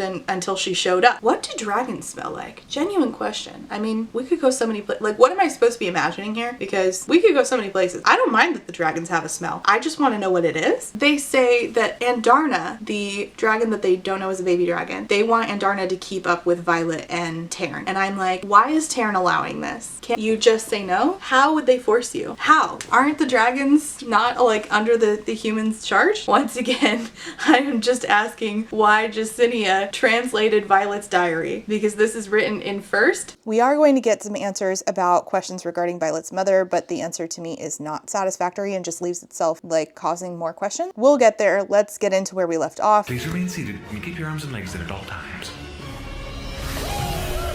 We're jumping back in at chapter 22. The key can be found in my desk drawer. As far as secret phrases goes, that one is laughably uncreative, but nevertheless, it's the one I'm quietly given after we enter the training facility. So she and her comrades, so Riddick and her friend, I already forgot her friend's name, Rhiannon. Riddick, Rhiannon, Sawyer, her squad, they are all doing this special second year training. And they're in this secret place. The entrance is so well hidden in the cliffside under the foundation walls of the quadrant that I've never seen it in all the years I've lived here. That does not surprise me. You don't seem to catch much. It's remarkably accessible for its intended purpose. Yeah, I'm sure it is. The purpose of this exercise really is to teach you how to survive capture. The next couple of days are instructional only. It's an assessment, says one of her professors. He tells all of them to eat and drink. You won't have the opportunity once we enter the scenario. Also, there's a patch up for grabs if you manage to escape, though from what I hear, no squad has managed it in the last decade. I bet you they'll be the first, because they're the first to do everything. So they're given food and water, and it says that Sawyer parcels out the food onto the 4 plates we've been given, which is a nice change of pace where we're using parcel out correctly, because I remember earlier in the book we used parcel out in a way that we meant parse, but I digress. Statistically, 5 second years are alive in each squad at this point, I say, reaching for one of the mugs on the tray. We lost Nadine, and they're like, well, the 4 of us will make it to graduation. I have some doubts because these people are stupid as hell. So then they're like, hey, we need to pick a secret and share it with each other so that if it's tortured out of us, we have something that we're willing to give up. Rhiannon says, last year while we were at Montserrat, Violet and I snuck out so I could see my family. You what? Sawyer's brows rise. Riddick says, badass. I didn't know you had it in the rules, in you to break the rules, Violet. And Rhiannon's still mad at Violet for not sharing her secrets that Violet is very obviously holding and not, trying to be chill about the fact that she's holding back a bunch of secrets. And now her best friend is constantly bothering her, asking her, what are you hiding? What are you hiding? Rhiannon says, oh, Violet's full of secrets, aren't you? Riddick decides that his secret is he's terrified of snakes. And Violet, do you want to guess, decides that her secret is, I'm in love with Xaden Ryerson. Hate to break it to you, but that's not a secret, Riddick says. Yes, it is. No, it's really not. And Rhiannon says, hasn't been for a while. I'm like, you're really stupid. You're supposed to be smart. Make smart people smart again. And then she just decides to word vomit the actual secret. Our infantry is killing Poromish civilians at the border. You're giving up war secrets after I specifically asked you not to? Of course, Sawyer and Riddick are completely fucking shocked, as they, should be, because they shouldn't be hearing this anyway. Telling other people sort of puts other people in danger who didn't agree to you even having this information, but sure. Stop, don't drink it, she says about the liquid that they were given. She smelled it, because apparently she's smart enough to smell water before she drinks it, but not enough to not give away war secrets. It smells like the water they gave us before land navigation. They're trying to disconnect us from our dragons, or dull our signets. So then they decide to fake being disconnected from their powers. So when the professors come back in, they're like, you tricked us, we can't access our dragons. You tricked us again, even though this is the exact same thing that you did the first time that we were in this wild class and we should have been on our guard about the water anyway without having to smell it first. So the professor is trying to be nice and says they'll try to separate you, turn you against one another, or make you think that talking is an act of mercy. Use the strategies from your reading, lean on one another. I'll be just outside the entrance. You make it to me, you earn that patch, good luck. So Violet is strapped to a chair. Two riders come in, a man and a woman who she's never seen before. They say, you were selected for interrogation. And Riddick immediately, because they're all still in the same room together, Riddick immediately says, my map is under my mattress, which is not the secret sentence that they're supposed to give up. Well, they know that Riddick is lying and that's not the sentence because my signet is similar to the other person's and has to do with your bodily functions. In layman's terms, I'll know when you're lying and you are lying. See, here's the problem with overpowers like this. It's the same issue I had in Powerless. If you have people who know when people are lying, that is a trump card for basically everything. Because a lot of what we're doing in war and politicking in this book relies on people lying. And if you have somebody who can say they're lying immediately, that is a trump card. That means lying won't work in most situations if that person shows up. So then you better have a damn good reason for why that person isn't being utilized regularly. By all accounts, it doesn't make sense. Of course, Varish, the mustached really bad guy, shows up and he's like, your interrogation's taking too long. They're like, we're just using the standard tactics, sir. This is my area of expertise, interrogation, and I have just the thing to crack them in record time. I believe you all know Wing Leader Atos. Here's another trump card. Wing Leader Atos, who can touch you and get your memories from you. Now, it makes a little more sense with Wing Leader Atos because we made him into a good guy. Ultimately, he just wants to do the right thing. In his case, sure, that makes sense, but you're gonna have to explain to me why it is that if leadership is lying to these people who have this signet, who are running this interrogation, why they are not starting to feel like, hey, why is my leadership lying to me all the time? Are they just bad? That's boring. She reaches out to Zayden through Mindspeak and says, hey, Dane's here. And he says, I'm on my way, in her head. You guys are in a crisis. I'm on my way.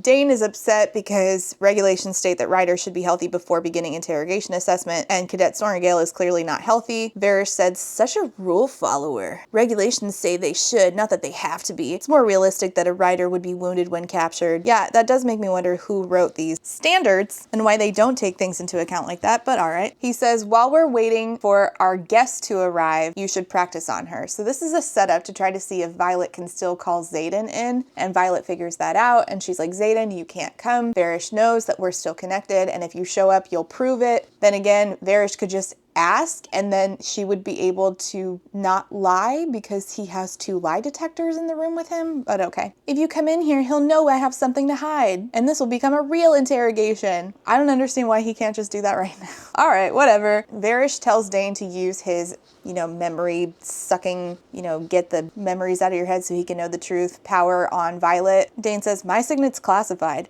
And she already knows what it is, Varish says, doesn't she? That's why she's so angry with you. She blames you for what happened to her friend. It's amazing what you can learn by simply observing. Yeah, Violet, could you take notes? Dane says, I'm not doing this. This is what your signet is made for. You're the first line of defense, Atos. She could be a Paromish spy or a Griffin rider. You could save the entire kingdom just by plucking secrets from her memory. You can see what really happened on that day when the two marked ones were killed by Griffins. Wasn't it, Cadet Sorengale? The truth is waiting, Wing Leader, and you're the only one who could see it. See, apparently they don't know Dane very well because somehow he ended up a good person despite being raised by this empire who continuously makes bad people who just choose being bad for the hell of it. And so if Dane sees those memories, it is going to confirm that the Griffins did not in fact kill her friend, but in fact creatures that the Empire's been lying about existing killed her friend, and therefore Dane's gonna turn. And if Varys knows this, then like why, and why doesn't he just tell Dane and get ahead of it? Be like, well, yeah, the Venin exist and she can't know about them because she's siding with them. Like, what are we doing? Like, I need to see like a logical trajectory for why Varys is doing the particular things that he's doing. You could learn what it is she sees in him, why she chose him over you. Don't you want to know? All the answers are right there. You just have to know where to reach. Dane says he won't participate in this interrogation because she has a prior injury. Varys says, fucking rule follower, back to typical tactics, I guess. So he like breaks her bones and then calls in Nolan, the healer, to fix her. And he's going to break her bones over and over again, call Nolan in, have him fix her, and then just keep going and repeating that process. And Nolan tells her he wants whatever it is. You know, Violet, is it worth holding on to? Is it worth watching your squad mates tortured? And she nods, yes. And I'm like, okay, but then why did you give up that information to them immediately when they asked, hey, what's your secret? Why did you not lie? Make something up. Make something up for your squad mates so that they can tell They hear Nolan and Varys talking, and what they're talking about eventually is going to get revealed, that they're talking about fixing Jack. Remember Jack, the bad guy from the last book? Yeah, he's still alive, but it's a little more complicated than that. So apparently Nolan and Varys are in cahoots about Jack, and this is sowing the seeds for that. Rhiannon says, I think we need to get out of here. I really think that Varys is trying to kill Violet. Riddick says, what the hell does Violet know that we don't? If I told you, and trust me, I've considered it, you would be the one strapped to the chair. I'm not about to let that happen. And Sawyer says, maybe you should let us decide what risks we're willing to take. I just want to remind you that she already told you. I don't know how you forgot, but she literally said it. Sawyer has some sort of, I don't know, melting power, I guess, or like firepower. So he goes to the door, hot metal drips down the edges of the door, heat prickles along my ribs as they're leaving. It's the same feeling I get when I walk through the wards on my door. I look down, the dagger closest to the door handle is hot and tingling. I pull it from the sheath, bumping against the door handle as I brush my thumb over the decorative pommel. That sentence was so long. Metal clicks against metal, but we all turn to look at the lock. Knives don't open locks, but the heat and tingling sensation are gone. So I don't know, this was written so weirdly. Something about the door handle was hot, and then the knife, and then she grabbed the knife, and it's the decorative knife, and then she opened the door with it, but knives don't open doors, she thinks, but this one did. And now the heat and tingling is gone. It's coincidence. It has to be. Magic isn't tied to objects like that. I mean, why can't it be? I don't understand. Isn't technically a forge a magical object? I don't understand. Chapter 25 has an excerpt starting the chapter that says, if we ever choose to invade enemy territory, and which we don't, I would choose Zolia as my first target, take out Cliffsbane Academy, and you take out years of Griffin riders in one strike. And this is an excerpt from a memoir by Lieutenant Panchek, who I honestly forget who that is. Chapter 25, Rhiannon's like, where did you get those knives? Violet says, Xaden, he had them made for me, which is a lie. So they did in fact break out of there, and Professor Grady is like, oh, you broke out. Even though no class has done this in a decade, you band of chucklefucks somehow did it, and now you get that patch. Wow, I'm shocked.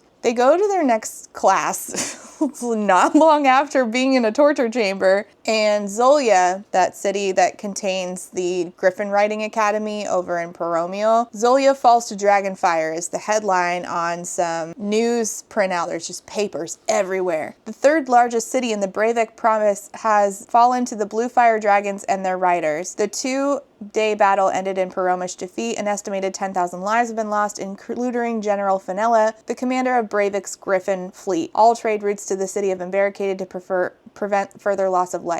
And everybody's like, is this real? One of her professors pockets it, and she's like, I wonder if my professor is a good person or a bad person, because there's only 2 kinds of people in this book. Meanwhile, Colonel Markham, her other professor of this class, is like, how can you not spot propaganda? Sawyer says, we wouldn't do this. There's no way we would send a riot to annihilate a city of civilians. I just want to remind you that logically he should be thinking, didn't Violet mention something like this when we were in that interrogation room? I could swear this sounds familiar, but nope, he just magically forgets that Violet said anything at all about that, actually. So Violet says either it's fake and printed for just this class, which is a lot of work, or it's real and it's not approved. Meaning somebody just left a stack of these papers for all of them to see to try to prove something to them. And Colonel Markham, trying to dissuade anyone from thinking that clearly we are not ready for today's class. We were going to follow up on our discussion about propaganda, but I can see now I overestimated your ability to judge a simple printing like this without hysteria. Oh, the insult is delivered in unemotional monotone. That is not how I just delivered it. Suddenly I feel 15 again, my self-worth determined by this man's opinion of my intellect and control. And she says that if he printed the leaflets, then he will discredit, then deflect, then distract. Colonel Markham says, all right, everybody pass these pieces of propaganda to the left. They'll be collected, and then we'll discuss on a different day when you can all be rational. And this is the part where Professor De Vera, the other professor, pockets hers and keeps it. Markham continues going on and on. Honestly, you should have been able to spot that this was propaganda within seconds. When in the history of Navarre have we ever flown a riot comprised of only blue dragons? Wouldn't it be composed of only blue dragons? I guess it's both. And she thinks every cadet except the writers would know the meaning of that entire paragraph came down to the placement of the word fire. Actually, anybody who reads that and has any sort of reading comprehension would know that it doesn't make sense. You are saying that the fire is blue, not the dragons are blue. Then they announce, by the way, we have an announcement. Somebody's returning. He was crushed under the weight of a mountain a few months ago, but Nolan has mended bone after bone to return him to your quadrant. Join me in welcoming back your fellow writer, Jack Barlow. And they're like, how the fuck did he survive? Violet dropped an entire mountain on him. That doesn't make any sense. They're like, he's definitely going to try to kill you, Violet. Again.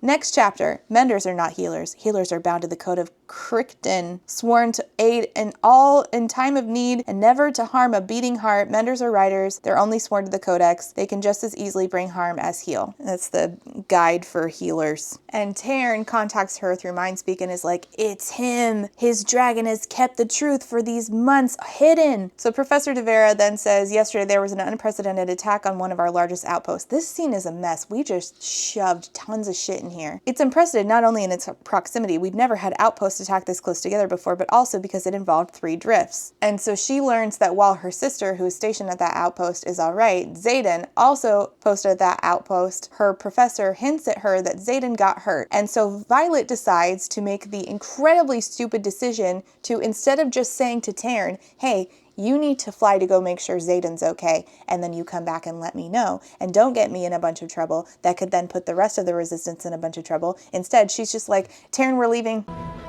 You guys are in a crisis. I'm on my way. Next chapter. By their 3rd year, a writer must attain full and complete control over their shields. Otherwise, in moments of extreme stress, they are susceptible to being not only influenced by their dragon's emotions, but controlled by them. But like, if Taryn was worried and that affected Violet, he didn't actually need Violet to go with him. He could have just left. Like, it's not like he was like, yes, and I need Violet with me. I'm being emotional. Like, he could have just been like, bye. What is she gonna do? He needs to go check on his wife. Okay. Why does she need to be there? So she flies all those hours, I think 8, to this outpost.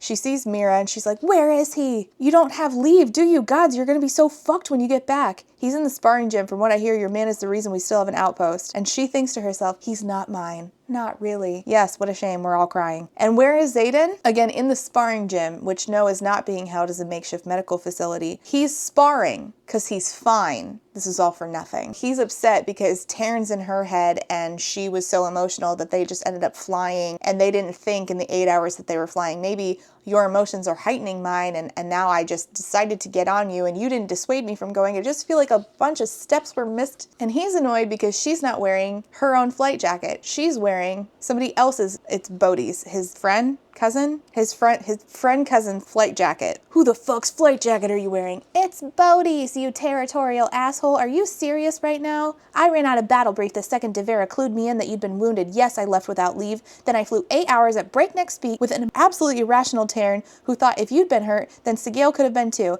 And now you pull some possessive, jealous, whose jacket is that bullshit just because your cousin knew I was so panicked that I wouldn't stop for my own flight leathers. You can fuck right off. And he goes, oh, you're worried about me? me? And I'm like, yeah, that makes one of us. So apparently he has like a super angry red scar he had to have been mended because it's a magical healing, because apparently it looked like really bad, and the only way that it has healed that fast from being such a gigantic wound is if he got magically mended. And he's like, I would have done the same thing you did because I'm just as reckless for you as you are for me. You flew here without even stopping to get your flight leathers because you still love me.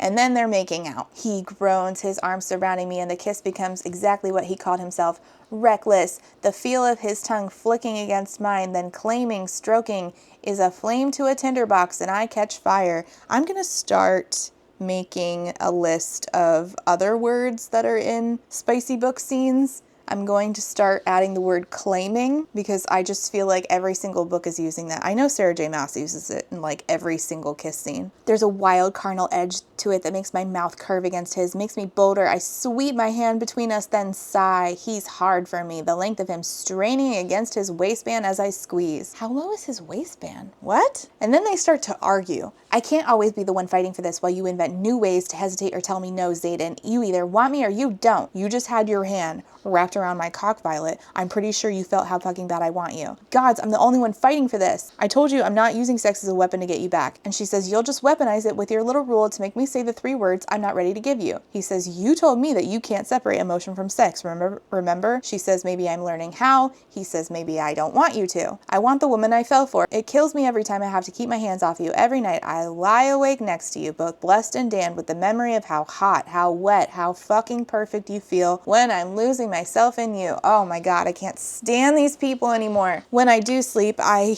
dream of the sounds you make right before you come, and the way the blue in your eyes outshines the amber right after, all sated and hazy. I wake up starving for you. This isn't me denying you or manipulating you. This is me fighting for you. And she's like, oh, you want to fight for me? Then take a chance without knowing how I feel. You want my heart back? Risk yours first this time. Choose, Zayden. You can let me walk out the door, or you can be the one who takes what I'm willing to give this time. This is really immature. I'm gonna do the same thing you used to do to me. And then she lets her hair down and shakes it out, because he told her in the last book that if she ever wants to win an argument, all she has to do is let her hair down. Are you trying to bring me to my knees or win the argument? And she says, yes, I don't want you. I need you. Those are your 3 words. That's all you get. Take me or leave me. And he fuses his mouth to her, and the fire that had banked during our argument flares back to life, even hotter than before. Even hotter than I remember. Fuck, you feel like silk. Hot, slick silk. Hot, slick silk. Ugh. I've waited forever to touch you. Gods, look at you. You're all I'm ever going to want. Just you. Just this. Just us. Kill me. Oh, and here's a fun part. This is fun for me, not for everybody else. We're a frenzy of questing hands and mouths. Remember tangle of tongues and teeth from the last time? A tangle of tongues and teeth. Somebody put it on a book cover. Well, funny story, somebody did make that into a book. Not a real book, just a concept. Huge shout out to Jen for making this. Everybody say thank you, Jen, in the comments. Now it's a sequel. We're a frenzy of questing hands and mouths. How exciting! I love a sequel. We struggle out of the rest of our wet clothes. I wrap my fingers around him, bringing the head of his cock to my entrance. Oh, there's the word entrance. I'll die if he makes me wait any longer. I won't survive another breath without him inside me. However much you think you need this, need me, I need you more. There's nothing like this in the world. I'm sure of it. I don't know. Have you ever gone to an ice cream place and had them give you a warm brownie with fresh vanilla, like in-house churned vanilla ice cream right on top? I think it's just as good.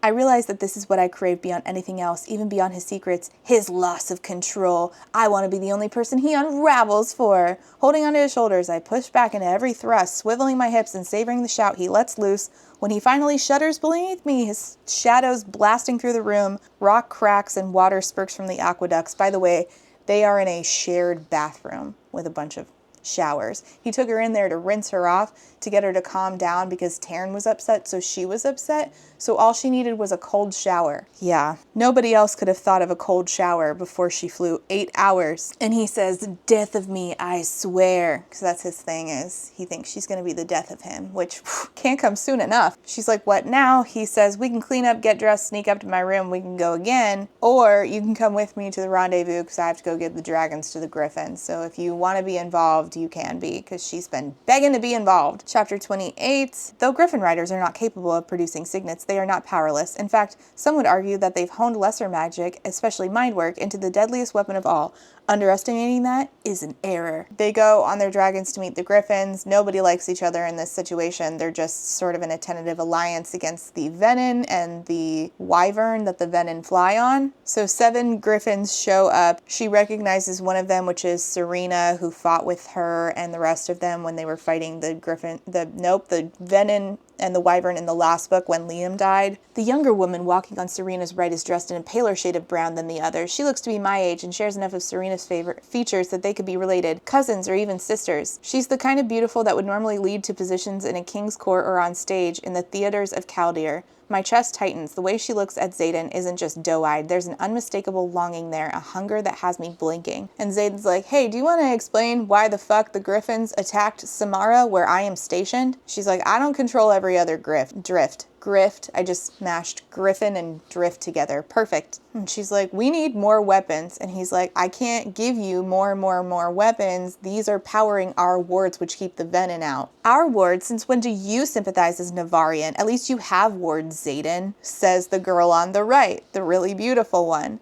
The way she used his name, they definitely know each other. In your chain of command or not, the second I hear of flyers actually stealing daggers from outposts or any Navarian wards being weakened by flyer thievery, I'll cut off what shipments we do have coming your way. She says, okay, then you're gonna condemn us to death. Violet chimes in saying, you'll condemn us all to death if you take down the only wards that are standing between the Venin and the hatching grounds at Basgaev. And I hate to say this, but Violet's right. But the thing is, like, I don't know how they didn't naturally reach that conclusion on their own. The really beautiful girl's name is Kat, and she realizes that this is Violet Sorengale, and she's now staring daggers down at Violet Sorengale. She shifts her gaze to Xaden and says, she's striking, I'll give you that. Violet's in her monologue says, what the fuck? This is so childish. Xaden says, don't. This is a war. People die in wars. So if you're asking if I'd rather your people die than mine, my answer is obviously yes. It's foolish to think we can save everyone. We can't. So they're discussing completing the forge, which again is this thing where you use all these steps to create these things, including ward stones, so you can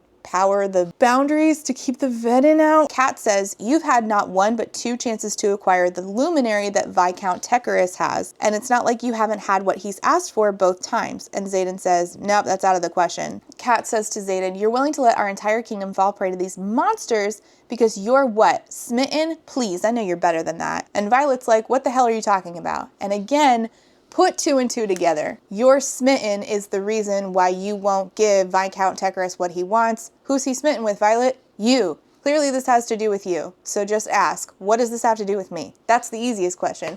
Don't make your main characters not understand context clues. I am begging you to not have your characters do that. Pick up on basic teeny tiny details that are in there that give away the majority of the information, or write a sentence that does not give away the majority of the information, because if the main character is playing catch up to me, I have lost interest. The forge is our highest priority. As soon as we secure a luminary, we'll be operational and able to supply you in full with weapons. Until then, there are 23 daggers in these bags. There's supposed to be 24, but he says I need one of them. We're all that stands between them and you. You know that, right? Or are you still hiding your heads in the don't tell us too much in case we're interrogated stand like you were last year? That's all hyphenated. Serena says to Violet, tell your dragon he's still the scariest fucking thing I've ever seen. Violet says, I would, but it would just inflate his ego. Serena says, let's go, Catriona. Violet's stomach drops. Again, this is another detail that she somehow did not pick up on. Catriona. Cat. What Bodhi said weeks ago. I've never seen him care like this, and that includes Catriona. Yeah, no shit. I don't know how you forgot and then had a conversation with somebody named Cat and then didn't put 2 and 2 together. Again, I don't know how you're catching up to me pages later and I'm supposed to think that it's enjoyable to be in your head. Like the fact that it's in first person, if you write your book in first person and make them stupid, I am immediately turned off. It's why I just read another recent book that did this, which was Under One Roof by Allie Hazelwood. The fact that I have to wait for you to catch up and I'm in your head and I'm screaming at you, how are you missing basic context clues? Except they're not a real person. The only reason that the character is because the author wants that aha moment, but the aha moment is rendered pointless and stupid because you've made your character miss blatantly obvious things up to that point that were clear to the reader. And I just think that that's really lazy. Bare minimum, not enjoyable to read. Next chapter, she's like, that's your ex. He says, we were over before you and I even met. It shouldn't matter. I have exes too. It's not like we've really discussed our sexual or romantic history, right? I still have questions about your romantic and sexual history, to be quite honest. I just don't understand how we're not running into those people. But of course, we take the time for us to run into Zayden's, even though she lives in a different country, but logically, whoever you slept with would also be at Bezgayev? Okay, we're gonna have to talk about Viscount Tecarus. I'd rather talk about our exes than that. Who are your exes? Do I know them? And she's like, no. We want to talk about Tecarus. We need to talk about Tecarus. I have a nagging suspicion that what's going on has to do with me. No shit, Sherlock. What does Tecarus want for the luminary, the one device that could complete your forge that you're unwilling to give? He says that Viscount Tecarus, who is Paromial from the Griffin Riding Country, has a luminary somehow that he is willing to give to Zayden if Zayden will let Violet come to Viscount Tecarus's house and perform her lightning wielding. And my question is, why is it that Viscount Tecarus, who is important and rich, does not think, hey, how do I, instead of doing that, secure the citizens of my country, which includes me and people I care about, by not getting not only that luminary, but getting the other pieces so that I can simply make my own ward stones and make my own weapons. This never gets answered in the first 2/3 of this book. I don't know if it gets answered in the rest of it. We'll find out, but so far it hasn't, and it doesn't make sense that it hasn't. I don't trust him to stop at seeing you. He's known for collecting precious things and keeping them against their will. You know what would probably help with that? You know, creating boundaries around his land, which would be definitely helped by having his own forge, which he already has a key piece of, which is the luminary. So why doesn't he want the rest of it again? Violet's like, I could just go and then we could just have the luminary. He's like, I told you in Orisha, I'd rather lose this entire war than live without you. And she's like, I didn't really think you meant it when you said that. He's like, anything else we need to discuss before you leave and go back to Bezgaya? She's like, the Battle of Zolia getting leaked in Battle Brief and Markin playing it off as propaganda. Nolan has spent months saving Jack Barlow's life. Varish punched my shoulder out of socket during interrogation. And then Dane refused to use his signet on me, which, you know, they probably should have talked. What were they talking about as they were flying on their dragons to go talk to the Griffin Riders? All of that could have come up before, and we could have seen it. He tells her there's an antidote to that concoction they give you to cut off your communication with your dragon in interrogation. She says, I can probably figure out an antidote, or Brennan can. She says, also, I feel like I should probably tell you about Arik.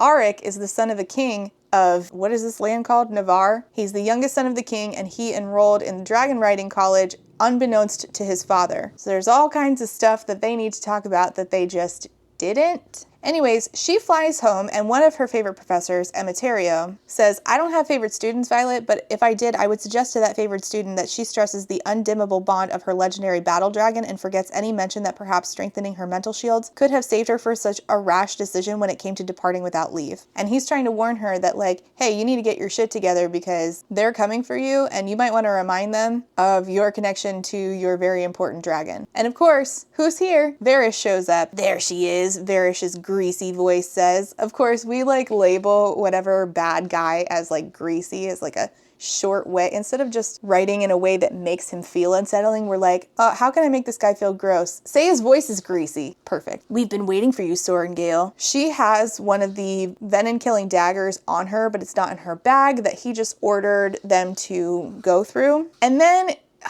okay, here's the part where I really started to get annoyed. And the thing about this is that I have tried to ask about this and have Fourth Wing fans explain it to me, and nobody's explained it to me. Varish says, you couldn't be bothered to wear your own uniform. You do know that impersonating a commissioned officer is against the codex, do you not? Because she's wearing Bodhi's jacket. He orders her clothes removed, and Professor Kaori shows up and says, did you just order your aides to strip a cadet? And they're like, well, yeah, she's impersonating. And they're like, no, the rules say that impersonating a commissioned officer is a punishable offense, not wearing someone's flight jacket. As you can see, I'm not wearing anyone's name tag, nor am I claiming to be someone I'm not. Kaori leans over, sweeps his gaze over my uniform. Her name tag here clearly says Sorengale, and I note 2 of her squad patches. This opens up a bazillion different questions. And I know that this is not going to matter to you, but this is the kind of, like, if you're building a military and these like details matter at all, then write them so that they make sense, okay? Because otherwise you're going to get readers like me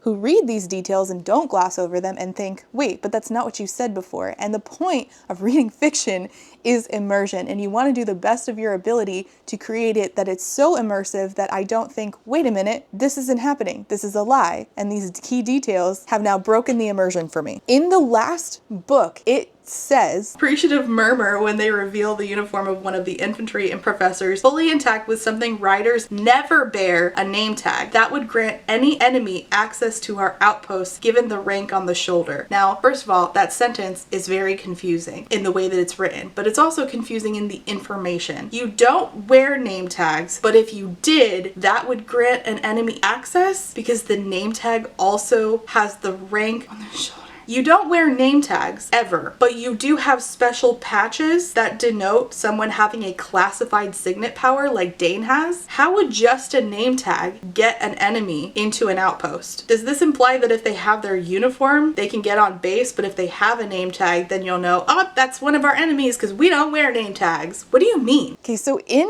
the comments, people said, okay, but that's only for cadets. And I keep asking and nobody's saying. And my question is, where does it say that? And also, how does that make sense? If this is for a security reason, then that means that cadets, so if you're right, and I'm genuinely asking here, cadets then would have a different uniform, yes, than other people. Because I don't know if you like know how military uniforms work, but that piece right there that you attach a name tag to, the name tag has to be stuck to something, and that's Velcro. So does that mean that everybody's uniform has a blank Velcro piece that used to hold their name tag when they were cadets? Or do cadets have entirely different uniforms? In which case, could she be impersonating somebody if she's still wearing a cadet uniform? How could she be impersonating a commissioned officer if she's still wearing a cadet uniform? But if it's not that, and it's just that cadets only wear name tags, then how is there not a rule around not leaving base with your name tag on? Because they specifically said that the reason that no riders, it says riders never wear name tags. Something riders never bear a name tag. That would grant any enemy access to our outposts given the rank on the shoulder. Not some riders wear name tags, not riders wear name tags when they're cadets, but never again. It says riders never bear name tags. So isn't it like logical that if a rider who is a cadet, if that's the rule that only the cadets wear name tags, then wouldn't it be that if they leave base with their name tag on, that could get them in trouble? Because wasn't the whole thing, it's a security thing, so if they have a name tag on, then that could breach security? And if that is the case, then why is it that Varish was sitting here doing this BS, you're impersonating a commissioned officer thing, and instead just saying you left the base with your name tag on, and that is breaking the rules and a security breach because name tags are not supposed to be anywhere outside of Bazgayev? If that is the rule, then why did he even need to do the impersonation thing? He could get her in trouble for something she wasn't supposed to do. On top of that, I just want to point out real quick that I still don't understand the commissioned officer versus enlisted thing in here, because there seems to be no enlisted in this setup at all. But then again, if nobody wears name tags, again, wouldn't that mean that the name tag would be out of place? It's like... Okay, I tried to make a comparison, but I got really rambly explaining. My comparison was that this is a typical U.S. Navy uniform. You have U.S. Navy, so you denote which branch you are. You have certain patches depending on like who, which squadron you work for. You have your last name and you have your rank either on your shoulder or on your chest, right? Okay, so in the military, they don't. In the Rider Squadron, I don't know.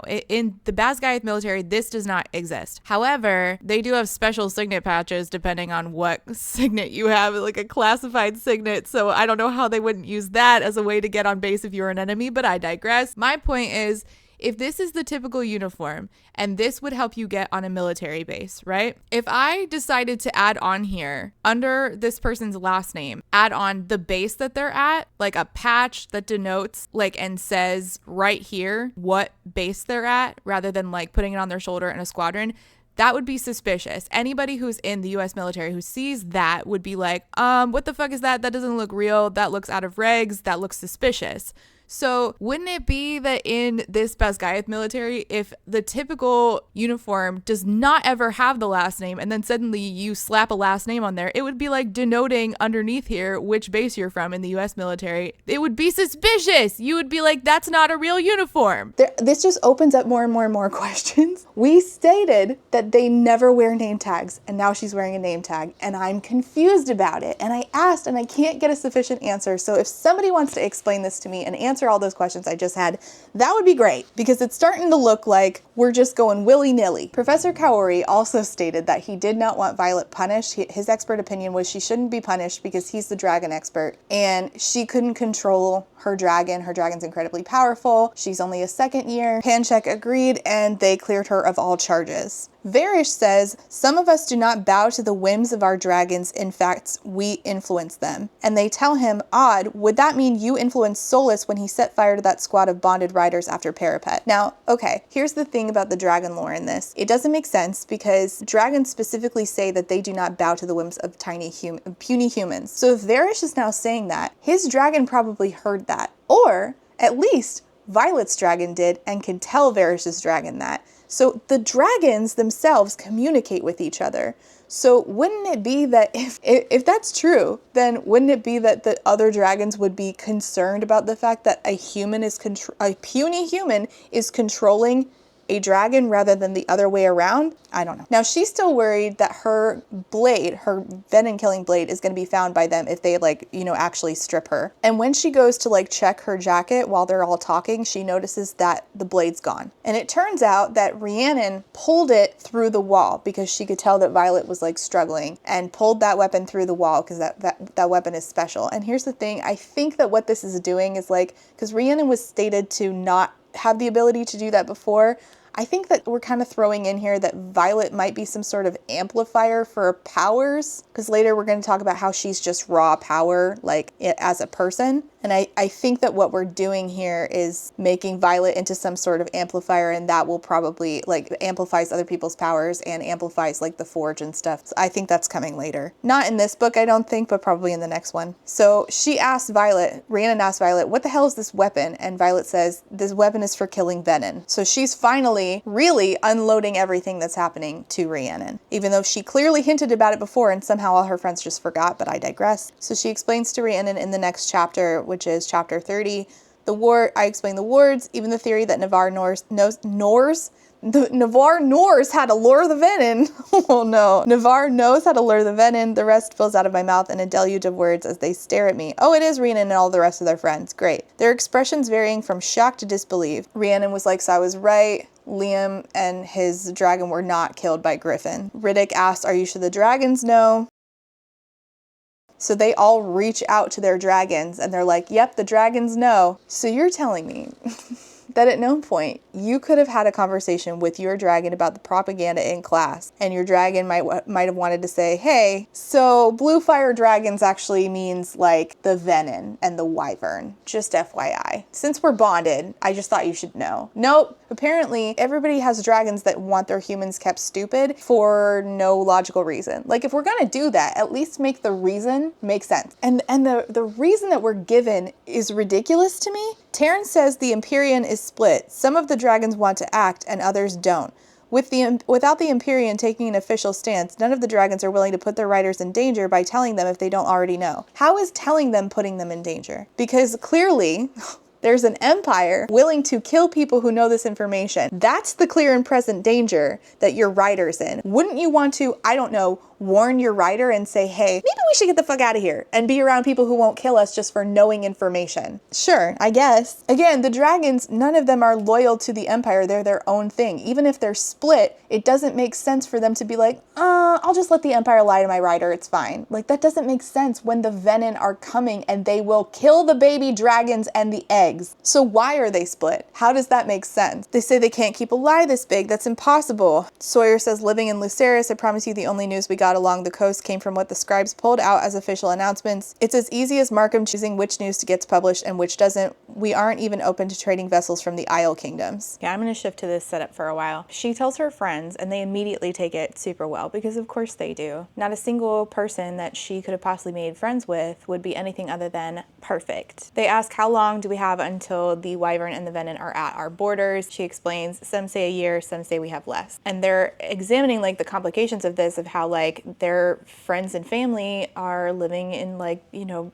different cities, different towns. They have businesses, they have lives. And so she's like, yeah, you need to tell them to upend their lives over. And you can't tell them why. But sure, this makes sense that their dragons didn't think, hey, maybe the right thing to do by this human I've bonded with was to warn them previously. No, you're right. And of course, because they take it well, she's like, I don't deserve any of you. This doesn't make sense that they would react this well. So the four of them say they're going to stick together. They're going to make it to graduation no matter what. And Sawyer's like, yeah, if there's a graduation at all from this place to even have. And that's the thing is, the dragons knew. And so why didn't the dragons think, hey, we're running on limited time. Maybe it is time to tell that human I bonded with. But no, let's just not, I guess. We have to tell everyone, right? We can't just let them show up at the border and start sucking the life out of people. She says we can't, not until we have everything in place to fight. They'll kill us before we even get the chance to spread the truth, just like they did during the Tearish Rebellion. Why their dragons would be cool with that is beyond me, but okay. Rhiannon's like, okay, so you think that the way to save people is to establish another set of wards, which again, they need that forge to make ward stones in order to put up those boundaries called wards. Xaden and the rest of the marked ones will do their weapon smuggling, and we will focus on helping you research how to get and establish another set of wards. So then they get into, okay, the first wards were created by the first 6. Therefore, there has to be a record somewhere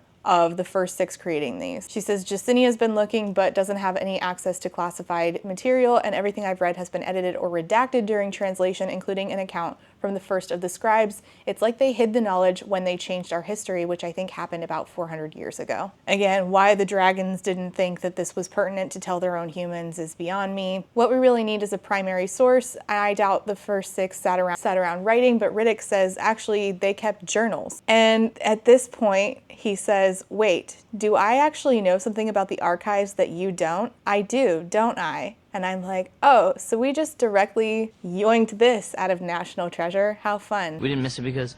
But you don't know this? I know something about history that you don't know. I'd be very excited to learn about it, Riley. Oh, hold on one second, let me just...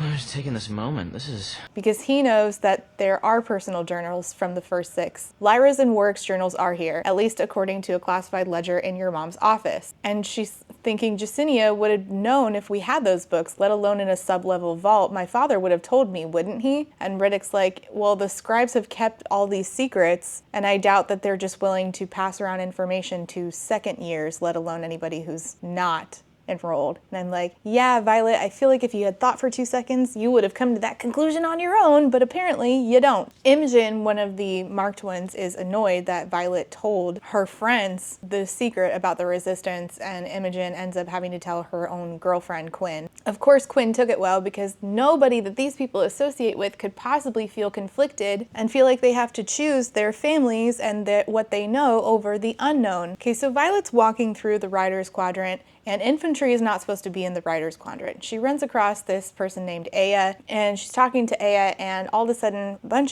a couple of infantry guys show up, and Aya's like, hey, I'm on watch, and you guys aren't supposed to be here. He says, this is the Riders Quadrant. They end up killing Aya, and they come for Violet, and she's like, oh, you're about to kill me? Let me guess. Secrets die with the people who keep them? Because that's what I was told with the last person who tried to kill me. It's not as original as you think, she says. It's nothing personal, the soldier says. It's just money. And if she dies, she knows that Xaden, Sigale, and Taryn will also die because they are all connected. So whoever's sending her to be murdered either doesn't understand that or forgot or doesn't care. I don't know. I don't really understand if it's somebody from the Dragon Riding College, why they would be willing to lose 2 of the most powerful dragons that they have. But all right, she's about to get murdered by this guy, and somebody comes to her rescue, and it's actually Jack Barlow. Chapter 31. Everyone thinks most riders cadets die from dragonfire. Truth be told, it's usually gravity that gets us. Page 47, the Book of Brennan. Remember Brennan? He hasn't showed up in a while. while. I just think it's really interesting that her brother has not dead all these years and she barely thinks about him. Jack tells her that death was a second chance for him. You don't know who you really are until you face down Malik, so the way I see this is I just gave you a second chance too, we're even. Riddick went and talked to Jacinia, and Jacinia says that she knows where the vault is. There are wards, but she knows how to get through them, but the bad news is they need someone in King Tauri's bloodline in order to get through. They're in the royal vault, the journals that they need in order to figure out how to create the wards that the first 6 created, because apparently this is like a huge secret. And Violet says, then it's a good thing we have access to a prince who happens to hate his father. Xaden comes to visit, and they decide to get everybody involved with going down to the sub-level royal vault to go get the journals to get the answers for how to create wards. This is such an overly complicated process. And Xaden's upset that Violet told everybody the secret, which was kind of the thing he was trying to avoid, because the more people know about it, the more danger that puts even more people in. She's like, well, Rhiannon saved my life. If she hadn't retrieved that dagger before Varys took your jacket, I wouldn't be sitting here. They had to know eventually. She saw the dagger. She knew something was up. And he's like, okay, so who knows? She says Rhiannon, Sawyer, Rhydock, and Riddick, and Quinn. I keep calling him Rhydock. But they don't know about Orisha, which is Xaden's home, which was supposed to have been destroyed by the Empire, or Brennan, her dead brother who's living there, running the resistance, or the luminary issue. He's like, there's holes in your plan you haven't secured. He's like, you haven't secured that Auric will be there. Jasinia's not gonna be the only scribe there. There's a high probability of getting caught. You have to return before anybody notices, and you're also not certain that the answers to the Wardstoners are even in these books. She's like, those journals are our best shot. He says, you know they'll kill us if we get caught, and she says, we're dead anyway if we don't get Orisha's wards up. And again, I just don't understand why the dragons themselves don't care about that. Of course, we start talking about feelings again. I love him no matter what he's done or why he did it. I still love him. I know he cares about me. Maybe it isn't love. Maybe after all he's been through, he isn't capable of that emotion, but I mean something to him. I don't care. So Auric, the prince who is hiding his identity and his dad does not know that he has joined the Dragon Riding College, shows up. He's like, figured you'd come for me sooner or later.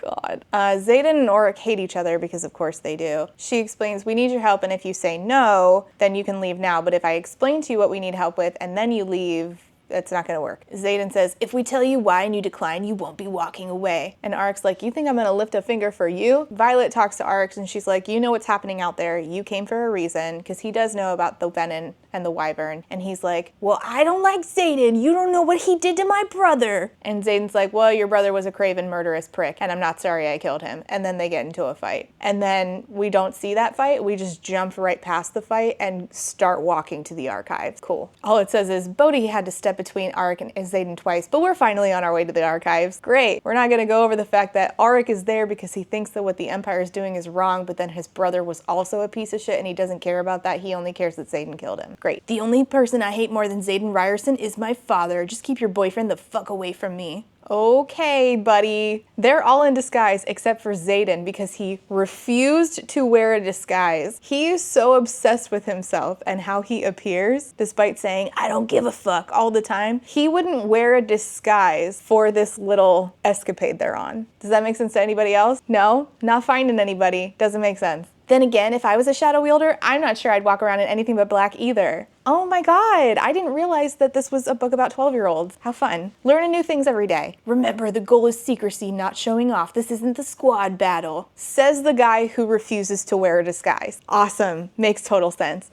Yep, Jacinia tells them that there can only be 4 of them who go anymore, and it's going to be suspicious, especially Xaden. They decide who's going to go. There's like a moving bookcase that they have to move in order to get to the secret chamber. Chapter 33. The first time you are caught in the archives after the door seals for the evening will be the last. The complex magics put in place to preserve our text are not compatible with life. So they walk down this hallway. There are 2 guards stationed at the end of the hallway, and Xaden's like, I'll take care of that. I'll solve that problem. A crumpling sound follows. We have a few minutes before these 2 wake up. I didn't hit them that hard. And so then they go to the chamber, not of secrets, but of tomes. Auric pulls Violet through and leaves everybody else behind, because he can get in because he's King Tauri's son, but nobody can get in unless they're touching him, similar to the wards around Violet's own room. I took a chance that you wouldn't smack into the wards like a wall, and I can't go through these books in the next 40 minutes alone. You're the one who knows what to look for. Xaden on the other side of the door is like, I'm gonna fucking kill him.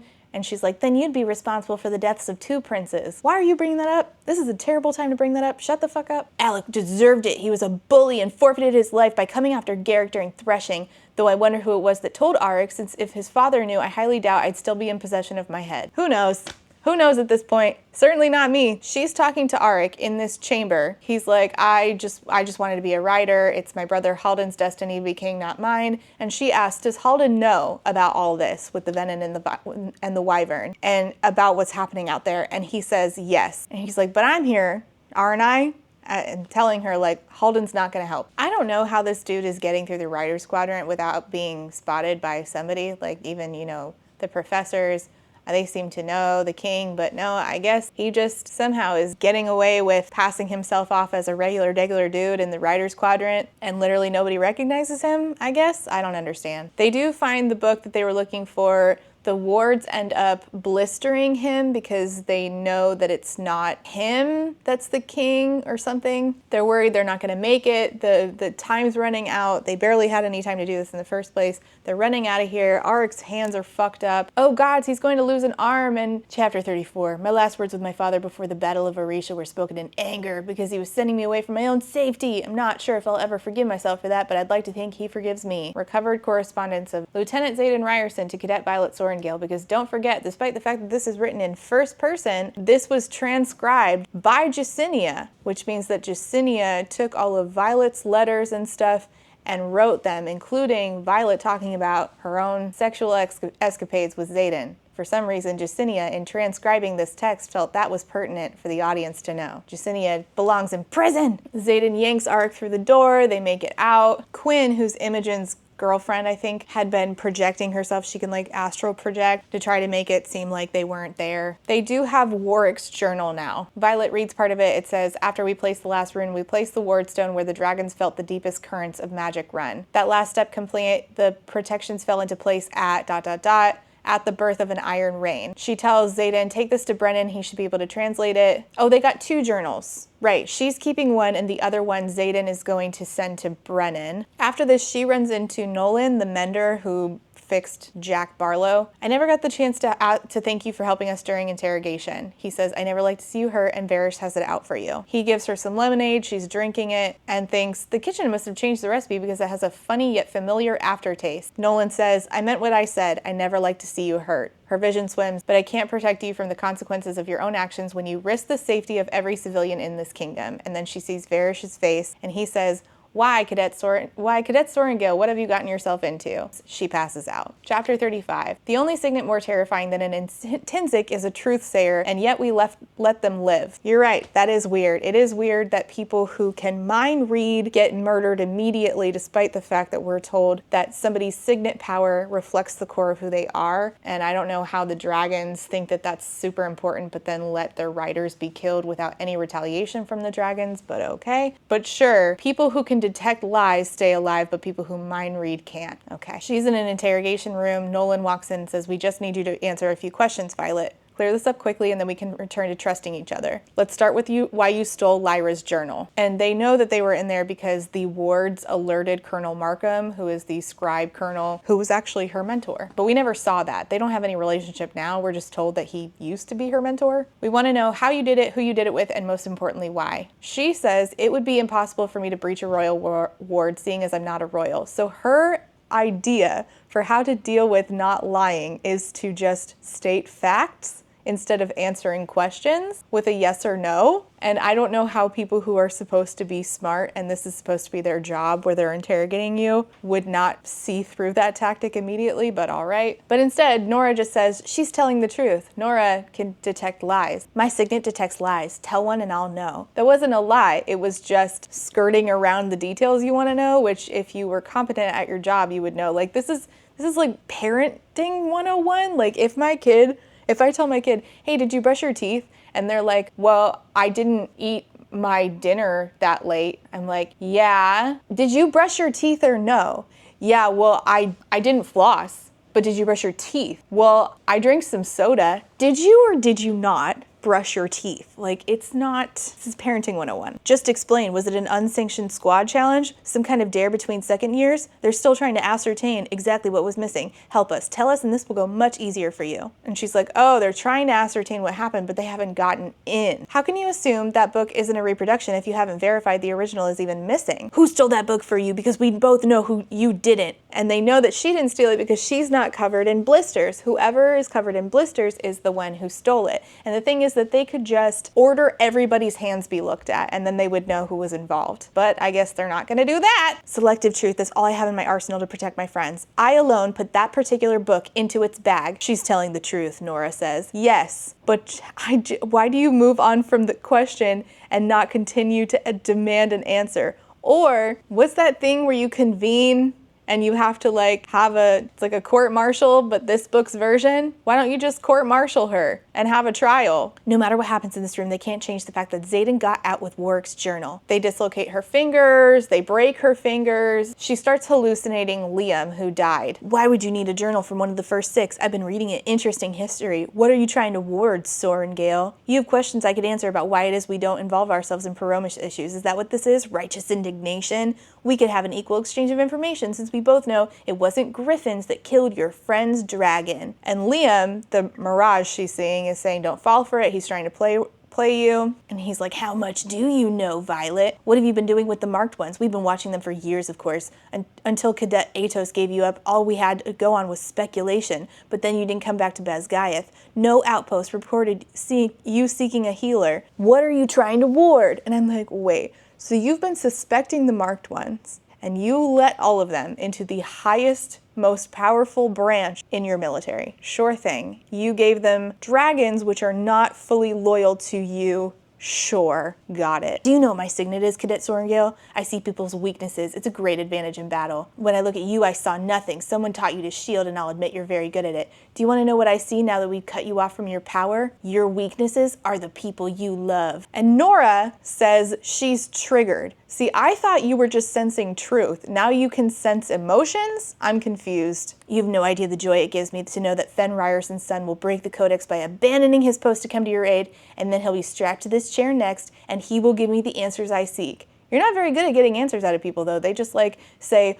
well, it couldn't have been me that put it in the bag because I didn't put it in the bag. Somehow that is you're like, oh, the answers are so elusive. So I have some doubts that even if you could get Xaden Ryerson into your interrogation chair, you wouldn't be able to get much out of him. So she realizes that this is really a trap for Xaden. What are you trying to ward? What are the marked ones up to? So Liam, the Mirage, says talking would be the deaths of every living thing on this continent. If they had anything on Xaden, he'd already be in custody. They're not going to hurt him. They can't. So she asks him, trying to rattle him, does Solus enjoy hiding? Just because you've blocked my ability to talk to Tarn doesn't mean he doesn't know exactly what you've done to me. You're hunting Xaden, but Tarn is hunting Solus, Varish's dragon. You're the weaker on both accounts. I might die in this chamber, but I promise you will. He calls Nolan back in to fix her so that he can start all over, breaking her bones. Varish brings in Dane and says, I need her memories. She's a traitor. And he's like, you've been torturing her for 5 days? And Violet's like, 5 days? It's only been 5 days? I thought I've been here for fucking ever. It feels like I've been reading this book for fucking ever. She stole Lyra's journal from the king's private library, and she wants to bring down the wards. Dane's like, I don't know shit about you anymore. Violet says Paromish civilians are dying. He's like, you think we should involve ourselves in their civil war? Varish says she was carrying this metal, this dagger. The metal you see is what powers the wards. We think they've been smuggling them out to wherever they're planning to stage this war from, weakening our wards little by little. And Dane's like, I've been asking you for months to talk to me. Now I see why you won't. You're adamant I don't touch you. You're scared I'll see what you've been hiding. Varish says Ryerson deserted days ago. According to the reports we received this morning, we're gathering the marked ones now. Varish says, what have you done, Violet? Orchestrated another attack on the outpost? Find out what you can, Atos. The safety of our kingdom depends on it. Time is of the essence. Violet says to Dane, you killed Liam. Dane says, so you keep saying, but I only searched your memory to prove my father wrong, Violet, and all you did was prove him right. If the marked ones died betraying our kingdom, then they deserved what they got. So she shows Dane which memories he needs to see, I guess, kind of, getting him to see they've kept us in the dark, erased our very history to avoid conflict, to keep us safe while innocent people die. So after he's done looking into her memories, she says, did you get what you wanted? and he says to her, "You're smuggling weapons, stealing our weapons to aid another kingdom?" He grabs the knife from Varish to compare it. He says, "I want to compare it to the one I saw in the memory, the ones they're stealing from us." And Varish is like, "Don't kill her. We need to find and question Ryerson first and use her as leverage." Dane says, "You should have just trusted me, Violet. None of this would have happened if you just trusted me, and now it's too late." He attacks Varish, grabs Violet, tries to get them out of there. He says to Nora, the interrogators, "Let us pass and you'll live." And another voice comes in and says, "I make no such promises." And that's when she sees gold-flecked onyx eyes, of course. She tells Xaden, "Don't kill Dane. He saved me." Varish, still alive, says, "Your father will be so disappointed," to Dane. Dane says, "If he already knows what Violet showed me, then I'm the one disappointed in him." And he drives the blade into Varish's heart. So they killed Varish. So that guy was only present for like half this book. Great. And Violet's like, "You're about to lose everything you worked for because of me." Which is true. She caused this. She fucked up the revolution. Does Xaden think that? "I will happily watch Orisha burn to the fucking ground again if it means you'll live." You will watch your home burn to the ground over this woman you've known a few months, a revolution that was handed down to you by your father, something that you have been working for your whole life, over this idiot? Oh, come on. You don't mean that. He loves his home. He's done everything to protect his home. "I do. Sorry if you expect me to do the noble thing. I warned you. I'm not sweet or soft or kind, and you fell anyway. This is what you get, Violet. Me. The good, the bad, the unforgivable, all of it. I'm yours." Yes, and it sucks. Like, I just don't feel like if a man said this to me, I'd be like, "So you have no loyalty. Like, you're willing to just call it quits for me who you met a few months ago?"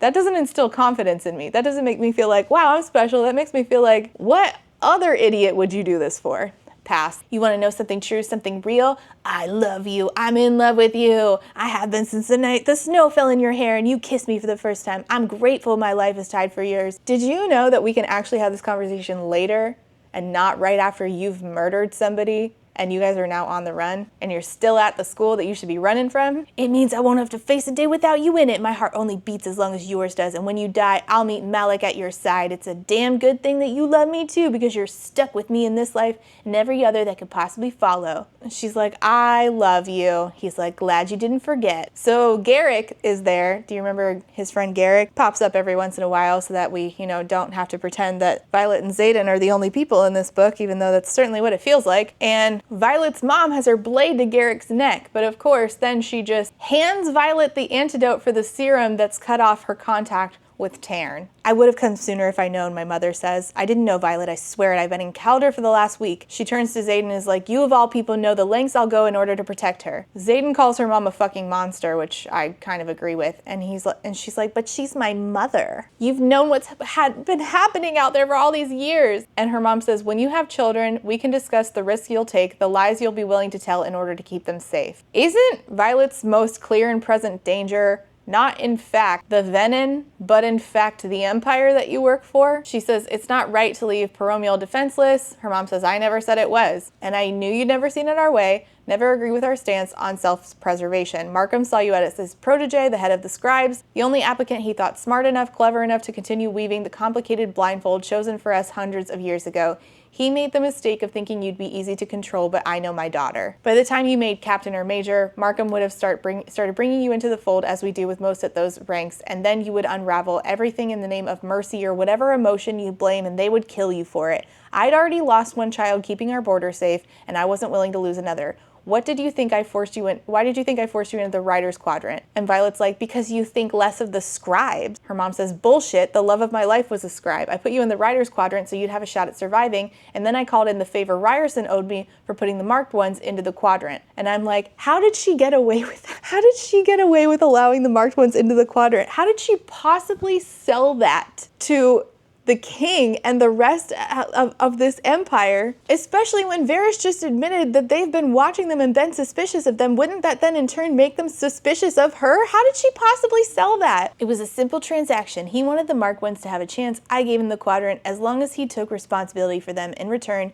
for a favor to be named at a later date. You were that favor. If you survived Parapet on your own, all you had to do was see that no one killed you outside of challenges or your own naivety your first year, which he did. Quite a miracle considering what Colonel Atos put you through during war games. Violet is shocked by this, and she's like, you're alive, aren't you? Though I'll admit I didn't foresee the mated dragons or whatever emotional entanglement you've involved yourself in. That's disappointing. It seems by putting you in the writer's quadrant, all I did was hasten our own end. And so the war of the father becomes the war of the son. It is you, right? Stealing the weaponry, arming the very enemy, trying to rip us apart. And he's like, yeah, regret letting me into the quadrant yet? And I'm like, yeah, I'm positive that she does. I don't understand how she got away with that in the first place. I don't understand how she didn't think, hey, I let you be in the quadrant in exchange for a favor. And now suddenly that you're here, weapons that previously were not getting smuggled out are now getting smuggled out. Could you maybe tell me if that was you? Like, I feel like this is really stupid. So her mom, lets them leave, and she tells Xaden, we need to give everybody a choice, or we're no better than leadership. They can either desert this Empire's military and join us in fighting the Venin with Boromeo, or they need to stay here. And the dragons will vouch for the ones who want to leave for the right reasons. So the dragons will vouch for people now, but we don't use the dragons. Okay, you know what, never mind. And Dane starts to explain to everybody, leadership is trying to hide the bodies of over a dozen wyvern. The wyvern and the venin are real. If you don't believe me, ask your dragons. If their dragons even agree to tell them, somebody says. Taryn says that the Empyrean, which is the meeting of the dragons, decided that it's going to be up to each individual dragon. They will not interfere, nor will they punish those who choose to leave and take their clutches and hatchlings with them. Somebody named Heaton gets mentioned. I don't know why. I just highlighted Heaton draws their axe at the base of the steps. The purple flames dyed into their hair, matching the shade of my pinky finger. I'm like, why do I need to hear about Heaton and their purple flame hair? Why did I need to know about that? Also, why does this feel like a middle grade book again? She tells Taryn, her black dragon, hey, can you share the memory of Ressin, what happened at Ressin, how Liam actually died against the wyvern and venin? It's the easiest way for everybody to have the same information. So now they all have this information, which I don't understand how she couldn't have just advocated for that to happen, and then everybody would have had to be like, all right, well, that's what the dragon says, and puny humans have to listen to dragons, but all right. Whatever you decide in the next hour to determine the course and perhaps the end of your life. If you come with us, I cannot promise you'll live, but if you stay, I guarantee you will die fighting for the wrong side. Professor De Vera decides to join them and says, we won't stop you. In fact, some of us have been waiting to join you. I'm the one who left all the news about Zolya all over Battle Brief. And I'm like, wait, so you left it, but then you pocketed an extra one? You didn't think that you needed to save one in the first place? So that was just written there so that it could be a clue that she was gonna desert later? Okay, sure. My question at this point is not about any of these people. My question is, where's Jack in all this? Where's Jack Barlow? Anyways, 200 dragons and 101 riders, nearly half the quadrant, are leaving, and more are coming with their hatchlings on a slower route. They show up at Orisha and meet up with her brother Brennan, who lives there with the rest of the resistance in secret. And she's like, Brennan, you did say you needed dragon riders, right? Part 2 of the book. Not part 2 for us, because we're in part 2 right now, but this is now part 2 of the book officially. In this new chapter, we are in a sex scene. I slide my hand under his waistband and wrap my fingers around the thick length of him. How is every inch of this man perfect? There has to be a flaw somewhere. You're not even recovered for the things I want to do to you, he growls. My core clenches at the warning, the promise, whatever it is. I want it. I want him. You have to stop or I'm going to lose it on you. Wow. That sounds terrible and a little bit too violent for me. Personally. And I'm not sure I can be gentle. Wow, the red flags continue. Practically a whole sea of them, just flapping in the wind. And she's like, lose it. Sounds excellent to me. I don't want gentle. His mouth is on mine, kissing me hard and deep. It's all tangled tongues and nipping teeth. Oh, tangled tongues and teeth are back. Oh, it's a throwback. Carnal and fierce and exactly what I need. He slides his hand up my inner thigh, blah, blah, blah. They start to fool around. There are hundreds of people in this palace of a house, and I want all of them to know you're mine. So he's telling her to be loud. Then come to find out he warded their room so they can't hear anything anyway. So she was just, belting during sex for no reason. An hour later, they emerge from Xaden's room.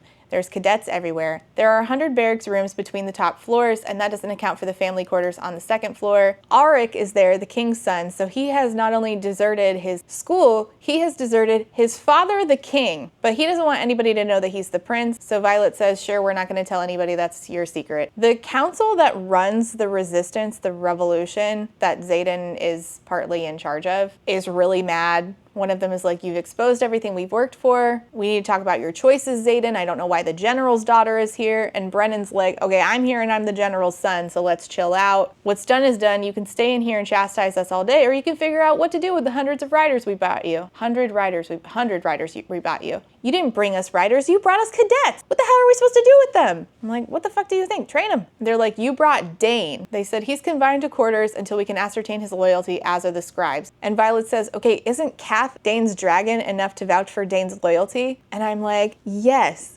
So, Violet, mayhaps, you could have asked long ago, your dragon, have your people call Dane's people. Why didn't you ask Taryn to talk to Kath and see if y'all could work something out? No? Okay. They're like, okay, well, Jacinia and Dane are staying, sequestered until we figure out where their loyalties are. She says, well, I have Warwick's journal. And they're like, we don't trust you. You may have just led the king and General Melgren right to us. We don't have wards. We don't have a forge. And now we have children running amok in the hallways. And Xaden's like, well, first of all, bitch, this is my house and I don't ask permission to have anybody at my house. And it's at this moment that Violet realized, oh my God, the empty seat in the 7 seats, the empty one, the 7th is Xaden. I knew this was his house, but it never really registered. I'm shocked. Something didn't register for you? Oh my gosh, it's not like that's an ongoing problem. Violet's like, we didn't just bring you riders, we also brought you 4 professors. Violet's other dragon, Andarna, has been completely MIA because she's been in the dreamless sleep, which is something the dragons do when they age up. Well, suddenly Andarna is now awake, and she talks to Taryn about Andarna. Andarna's wings are not quite correct. Part of the webbing never pulls taut. And Darna says to her, I'm not broken any more than you are. Taryn explains there are many reasons younglings do not leave the Vale. The mass expenditure of energy in Resin forced her into a rapid rate of growth. If it had happened here or at Basgayath, where she could have been quickly safely sheltered for the dreamless sleep, perhaps she could have grown as usual. But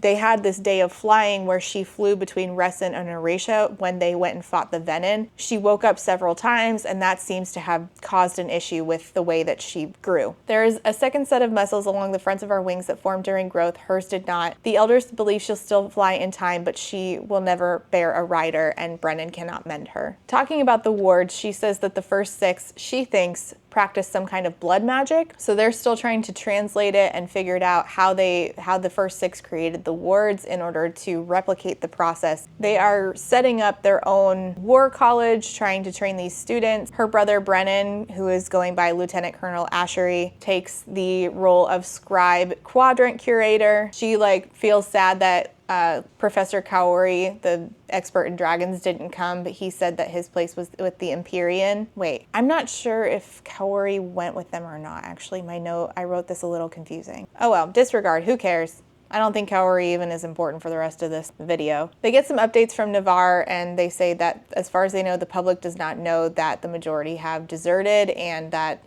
still don't know that the Wyverns and the Venin are a thing. And the good news is that all of the riders who left, somehow their families haven't been targeted, and they're reaching out with offers of sanctuary, which is probably a terrible idea, because I feel like that would lead the Empire directly to knowing that Orisha is still well and alive, but okay. They've been too busy cleaning up the mess Ryerson dumped at the border to bother with us. Yeah, Xaden made a huge mess at the border and dumped a bunch of information saying, hey, by the way, the Wyvern and the Venin are real and they are gonna come kill you, and the Empire has been lying to you about it before he flew back to go kick Varish's ass, which Dane did for him. Some of the writers are like, when do we get to fight Venin? And they're like, you can fight them when you graduate. Before you graduate, you're going to learn how to take on a Dark Wielder and survive, Brennan says. It requires a different style of fighting. Honing your signets, which you may have noticed are a bit testy up here in Orisha, and that's because they do not have a ward to amplify powers. Flyers are dangerous, but they're not the enemy you've been raised to fear,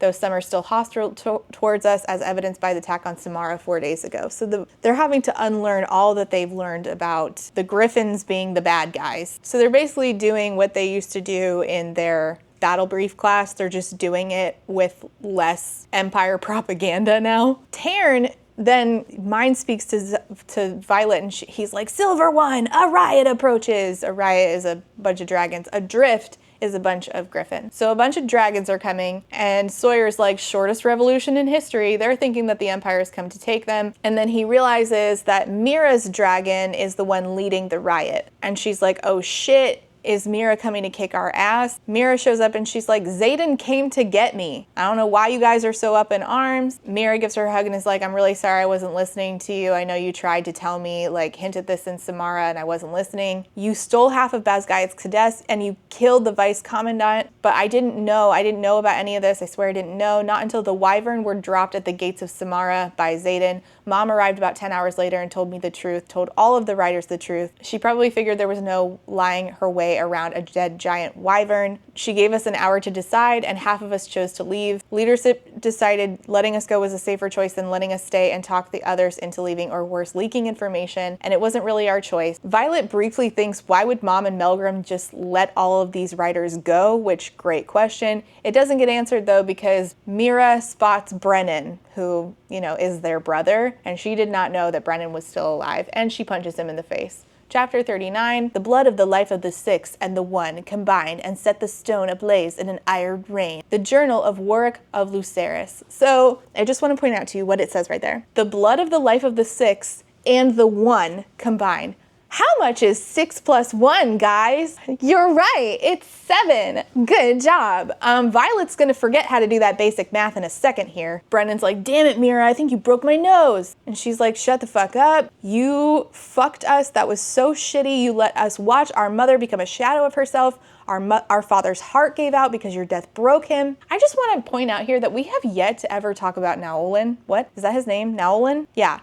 The guy who died, who used to ride Tarn, who was best friends with Brennan, who Brennan was trying to help mend, and that's how he ended up dead, except he didn't die. We never talk about him. Why don't we talk about him? We're doing so much stuff. We're doing so many sex scenes, and yet we never talk about Naolin. Weird. And I would think that if I had been told a particular story about, you know, how my brother died, I would then go and be like, hey, want to explain to me this story that I've been holding on to for years as what happened when you died and how you want to explain like what actually occurred? I'd love to know, personally. Not even my brother and I'd like to know. Our father would understand what I've been doing, Brennan says. And as for our mother, I hope my death haunts her every damn day. She was so willing to sacrifice my life for a lie. That's not fair, Mira snaps. I may not agree with what she did, but I understand how she thought it was best to keep us safe. Us safe, Brennan says. You weren't killed. She says, neither were you. Can we talk about that actually? Neither were you. You hid up here like a coward instead of coming home when we needed you. You chose complete strangers over your sisters. I chose the good of the continent. And to think I used to wish I had siblings, Xaden says from the doorway, leaned against the doorframe casually, like he's been watching us for a hot minute. Oh, yay, yay, good. And then they start making out ferociously in front of her siblings. Seriously? Right in front of my salad? Brennan's like, seriously, right in front of me. And Mira's like, oh, this is tame for them. Wait until they basically decide to climb each other in a public place. You can't burn that shit out of your head. Trust me. Bitch, I believe you. Mira, best friend, we are on the same page. I can't burn this shit out of my head. These sex scenes will never leave me. I'm distraught. She says to Xaden, I need the blood of the 6 most powerful riders. And Xaden, without batting an eye, it says, asks, ever or living now? She says, in residence, I think. I know how to raise the wards. Just want to back up here. You have no idea if it's the 6 most powerful riders ever or in-house. You don't actually know that. How do we quantify that? I don't know. The council meets and they're like, hey, we might want to discuss maybe making a negotiation with Viscount Tecarus since we're all here. He says we can have his luminary and bring it back to Orisha if we just let Violet go over there and talk to him. And Xaden's like, that dude will meet Malik, the god of death, before Violet. He turns to Brennan and is like, unless you're eager to never see your sister again, he'll keep her as a weapon. You and I both know it. Brennan's like, no, I can talk him out of thoughts on that direction. They're like, we don't have another option for a luminary. There is no other luminary, but isn't there another luminary? Why couldn't they have thought about maybe stealing the one from Bazgayeth? And really, is there no other luminary? They couldn't have, they like snuck in all those records, but they couldn't find out like, hey, is there another luminary? How do you make what is a luminary? And how do you make one? Where do you get one? Are they naturally occurring? What the fuck is it? I don't know. Everything's made up and the points don't matter. So Violet's like, I don't know, I think that I should just go over there and talk to Viscount Tecarus, but you know what, let's try to make our own wardstone. Wait, so the wardstone, why did they even buy, isn't it that you need the luminary to smelt to, wait, no, so the wardstone is already made and there's one at Orisha and it's not working right now. That's it. So they're trying to get it to work because they have an already made wardstone and they're not sure why it's not working. So before they even go and think about getting the luminary from Viscount Tecarus and whatever the fuck he wants with Violet, they're like, all right, let's see if maybe the wardstone that exists in Orisha, we could get it back up and running. The shimmering black pillar rises to over twice the height of Zayden. Oh, it must be big because he is bigly big. It would take all 9 of us holding our arms outstretched to surround it. Etched in the very center, at least 6 feet across, is a series of circles, each fitting with the next and boasting a rune carved in along its path. It's almost the same pattern as on the pages of Warwick's journal. We can't say for certain, but my father thought it was polished iron. And she's like, this is it, because Warwick's journal talked about iron rain. This is it. We're about to have wards. We're going to do it. We're going to get the wards. We don't need the other shit. We can just do it ourselves. DIY ourselves some boundaries. You know, like the ones you and I have to make because our parents didn't teach it to us. So the parchment says, we gathered the most powerful riders in residence and the blood of the 6 and the 1 combined and set the stone ablaze in an iron rain. And she says, the 6 and the 1. And I'm like, why the fuck would the stone be the 1? I don't understand. Clearly not. There's no blood. Stone doesn't have blood. Like, blood does not automatically mean iron. So even if it was polished iron, it's still like that. You know what I'm saying? Like, I feel like this is so basic. You can't possibly think that the stone is the 1. There has to be something else. There has to be some other component. I might not even be right. I don't know. But I just feel like if that's what we're relying on is her just not understanding that 6 plus 1 is 7 and the 1 is not the stone, that's really stupid. So they figure that the 6 most powerful riders in Orisha are Zayden, Felix, Bodhi, Violet, and Brennan, and Surrey. I don't remember, Surrey is on the council. So they all cut their palm, put the blood on the stone, and nothing happened. So Ulysses, also on the council, is like, all right, offer the Viscount twice the number of weapons, let's just get the fucking luminary. Violet's like, I failed, I hate this, I hate failing, I hate failure, this makes me feel bad about myself, take me to Tecarus. Zayden's like, I'd rather die. She's like, we're all gonna die if you don't let me do this. He's like, I'm not gonna let it happen, subjects close. So she goes and undermines him, talks to her sister, and is like, I wanna go talk to Viscount Tecarus. She briefly has one little training montage with one dude who is like, hey, I think the way that you were trained to use your lightning power was kind of shitty. They were just trying to make you use a lot of it all at once. Here's an idea. What if we tried to do it smaller and hone that? And I'm like, oh my God, is this one of those CW shows with the DC characters? Because it feels as corny as that. Don't get me wrong, I watch those, but I go into them knowing they're gonna be corny. I went in this thinking I could take it seriously and was proved wrong. You might just wield the most devastating signet on the continent, but you know nothing about it. Instead of shooting your power like an arrow, precise and measured, you've just been heaving it around like boiling oil, hoping you've hit something, and lightning comes from the sky or the ground, depending on the storm, so why not your hand? You're slated to be the most powerful rider of your year, perhaps your entire generation, and yet you're just a glorified light show. Not only can you not aim, you don't have any control. So he gives her this glass orb that is supposed to help her. It's called a conduit that's supposed to help her with like channeling her power particularly. You are the vessel, you are the pathway, you are the cloud for lack of a better term. You're wielding Terran's power. How else do you think you can wield from a blue sky? Did you never realize it's easier for you to wield during a storm, but you're capable of both? Your lack of aim, your lack of control isn't your fault. It's Professor Carr's who was teaching her. Why wouldn't he if I was the best weapon? Knowing Carr, I'd say he's scared shitless of you. After all, you just took half their cadets without even a plan. You brought down Basgaiath on a fucking whim, no less. Hold on. Wouldn't they do everything in their power to make it impossible for cadets to end up like her? Wouldn't they try to ingratiate themselves with cadets, or at least feel like the cadets need them in order to secure long-lasting loyalty to the Empire and not have kids end up like Violet?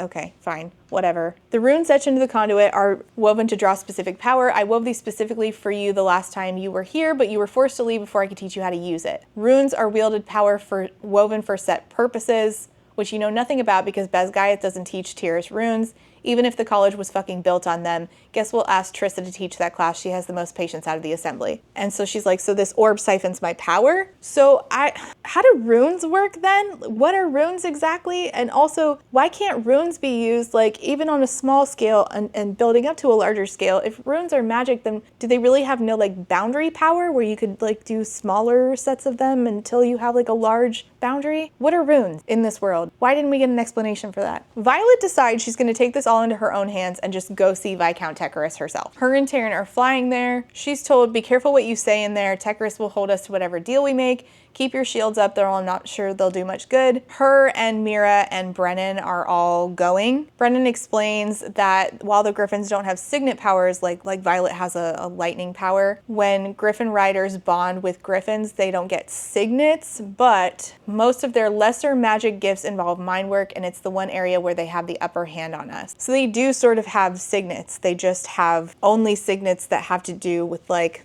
mind stuff. Like Catriona's ability is going to have to do with emotions. So they talk to the Griffin Riders and they're like, listen, we're here to see Viscount Tecarus. I want the Luminary. We're here to bargain. Brennan's here. He wants to broker a deal for weapons for the Luminary. Mira is there to be the muscle. She says, make one wrong move towards my sister and I'll gut you like a fish. And who's already there? Xaden, of course, because he's always 10 steps ahead of everybody, especially Violet, who is about as smart as a box of crayons. Chapter 41, having refused every proposal from the Isle Kingdoms, Queen Maria has named her distant cousin, Viscount Tecarus of Cordon, as her heir. As the Viscount is living in his 5th decade and has no direct heirs of his own, the decision has not been a popular one. The Aristocracy of Peromio by Pearson Keto. So my thought is, okay, then who is his heir? And would he not want to broker with, like, you know, his own heir? So assumedly, if Xaden knows Viscount Tecarus well enough to know stuff that he doesn't like about him, and he also had a relationship with Kat, then Kat is either some sort of ward or daughter or something of Viscount Tecarus. And my note just says, I assume that the other deals were that Xaden marries Kat and Xaden didn't take the deal. They're fighting because she didn't listen to Xaden once again, which, as she has proved time and time again, always works out well for her. Not that I'd want to listen to a guy whose loyalty is, you know, willy-nilly, I'd let Arisha burn because I love you, who you person I met 6 months ago. Am I some kind of pet who should stay curled up on their bed because you said so? I can't believe you brought her here, he says to Brennan. I can't believe you think you outrank me, said Brennan. I do in every way but one. The one is all that matters. And for once, Violet is thinking about her surroundings and thinking, things are not adding up. Why aren't we being escorted by flyers? How the hell does Xaden know this place has a butterfly garden? She asks him, how long have you been here? Xaden says, I landed a few hours ago. My dragon knew your dragon was on the move, which of course he is always up to date with her whereabouts. It's like him always checking the location of her phone, but her never doing the same. And she notices that Xaden knows like the rules around Viscount Tecarus' house. How many times have you been here? Viscount Tecarus says it's poor etiquette to discuss business until dinner. You know the rules, Ryerson. And Catriona shows up and mentions that Tecarus is her uncle. Suddenly, I understand exactly why Xaden's been here too many times to count. I didn't expect you to be here, Xaden says to Kat. Where did you think I'd be after Darkwielders destroyed Zulia? Zulia is where the Griffin Riding College was. And took up residence at Cliffsbang. We kept your room exactly how you left it, of course. Violet's like, wait, he has a room here? Where did you think they were boinking?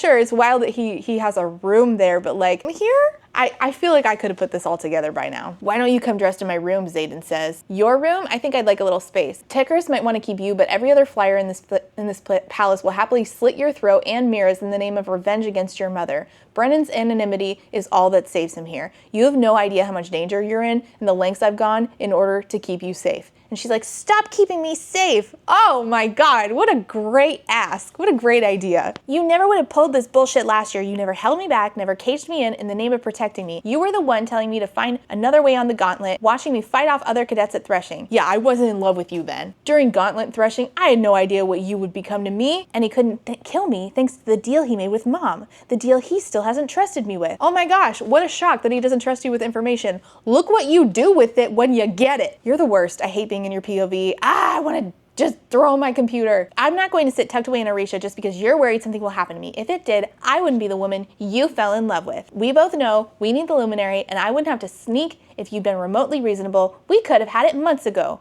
Reasonable for looking for another way before serving you up to Tecarus. Let's get one thing straight. If I ever see a way to keep you safe, I'll take it. I hate to side with a man, but that's incredibly reasonable. Now, it's still unreasonable that he's like, I'd let my home burn because I'm obsessed with you, but that is reasonable. But she says, do you know who you sound like right now? Dane. Yeah, bitch, you have a type.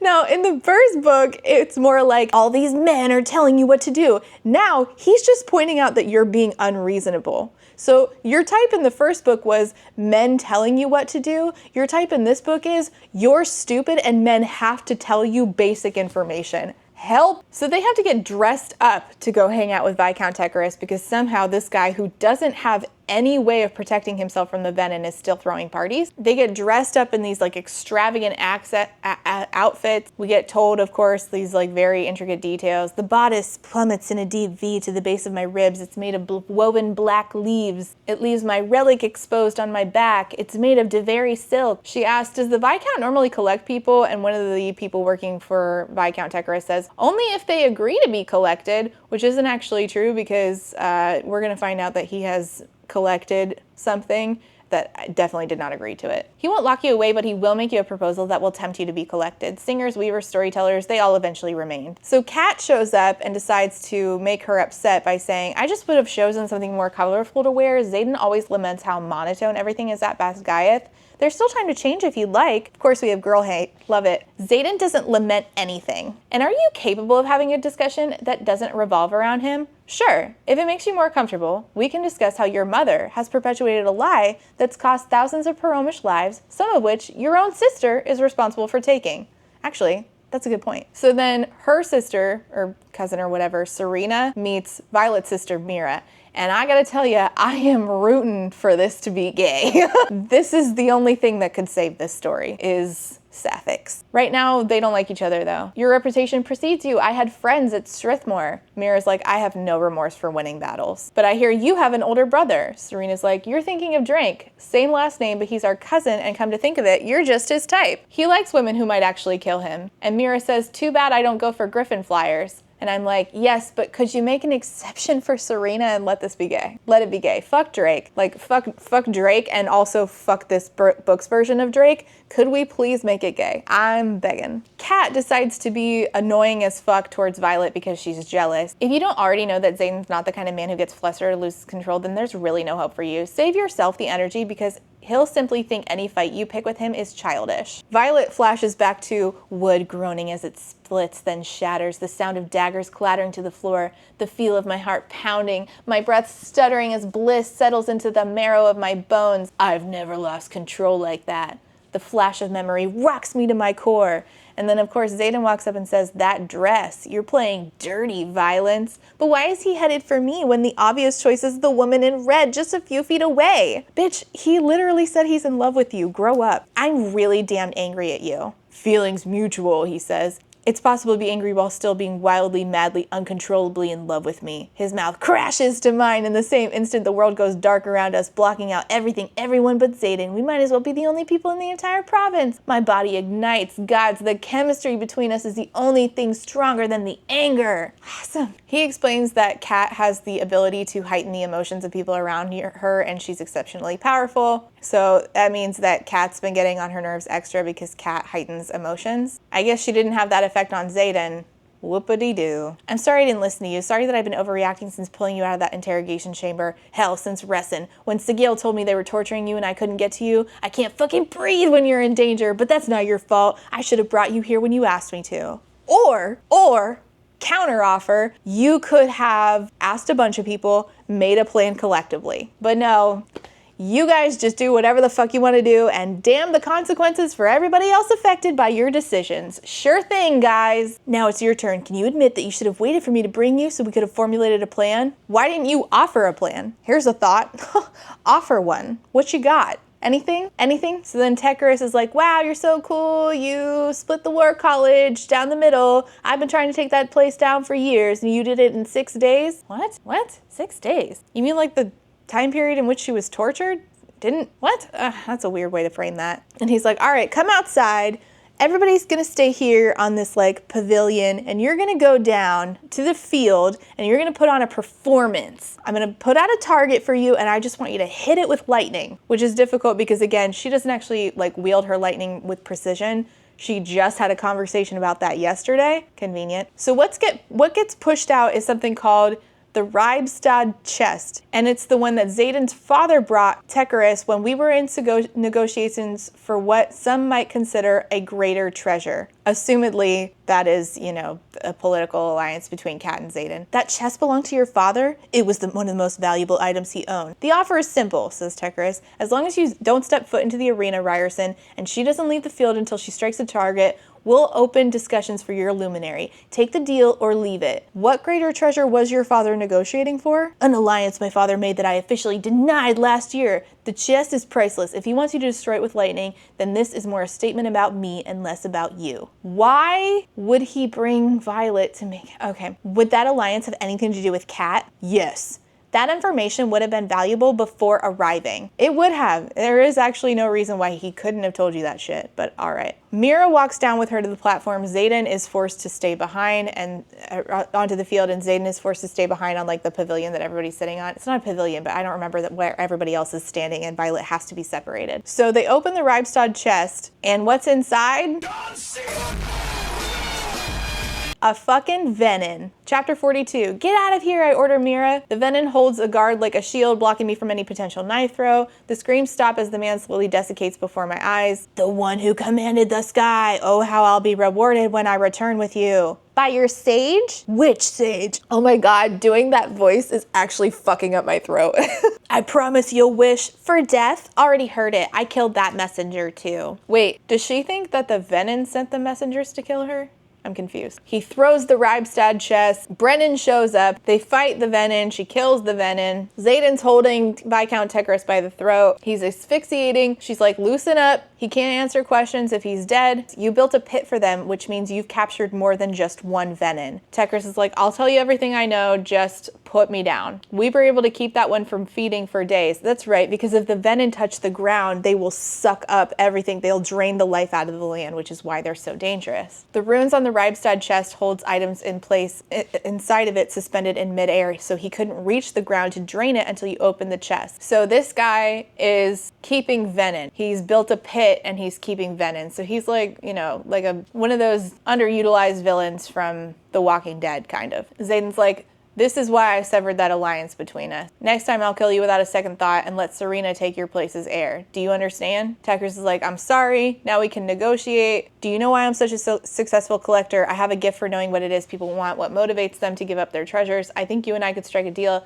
if you consider that I could deliver your wildest dream, he says to Violet. And your wildest dream is peace. Not for you. That's not what motivates you. Peace for the people you love. Peace for him. Violet's like, all right, I'm listening. He wants her to spend a few years as his personal guard dog, monitoring the riderless wyvern who have begun flying over routinely in patterns that look suspiciously like control, in return for living out the rest of my days with Zayden, our dragons, and my loved ones on an isle committed to peace, but it's the coward's way out and it's not feasible. She's like, I'm not doing that. That's running away. That's bullshit. And he's like, even for the luminary? And Brennan's like, oh, my sister just earned the luminary. You said that she could have it if she did the demonstration. Or are you going back on your deal? And he says, no, I never said I would give you the luminary if you wielded. I said we could enter discussion. And Brennan's like, all right, what do you want today in order for us to leave with this luminary? What do we have to give? And so Tekaris says, all right, I want weapons, and you take the 100 flyer cadets I've given shelter to after their academy was destroyed. You take them back to Orisha,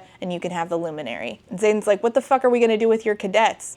And Tekaris is like, I want you to train them just like you're training your rider cadets there. Keep them safe, teach them to work together, and we might have a chance of surviving this war. And Brennan's like, done, as long as everybody brings a crossbow with them. Chapter 43. So now they have to get back across the border, but the problem is there's this part you can see in the map called the Cliffs of Draelor, which are very difficult. It's very hard to get up there. Griffins can't fly that high. So they're going to have to travel on foot, at least the Griffins do. But obviously they can't just leave the Griffins to go by themselves. What if the Venom attack? She talks to like Kat's best friend, and they're, you know, some of them are getting along, some of them are not getting along. It's Griffin flyers versus dragon riders. She actually learns a little bit about how Griffin flyers, get bonded to their Griffins. And it turns out that they go to like this cliff and they jump off, and if they can land on a Griffin, then they will bond. But if they fall, then they don't get selected. But they don't end up dead. And the Griffin flyers are like, y'all are the weird ones killing cadets on your conscription day. And I'm like, yeah, that is weird, isn't it? They feel some sort of power overcome all of them. And they're all like, whoa, what is that? And it turns out that the feeling is because Orisha's first hatchling has chosen to emerge. But that's not a good thing, because every channeling creature within a 4-hour flight of the valley will know. So, you know, it's sort of like a beacon now. Though how they would figure out exactly where the hatchling hatched is beyond me. I don't really understand this. So they're all walking like in this like long line up these cliffs of Draylor, trying to get back to Orisha. Up somewhere on the lane, Dane says, don't step there, you'll trigger it. That's a pressure trigger. It sends out arrows, but we don't know from where. So it's like this trap. None of them somehow have any power that can prevent this trap from going off. Why somebody couldn't just, I don't know, roll something across it, have the fucking things go off, and then, you know, one and done. I don't fucking know. I don't really understand the logistics of this scene. All I know is there's trouble. I think maybe the bad guys show up. I think maybe some Venom show up, but I'm not really sure.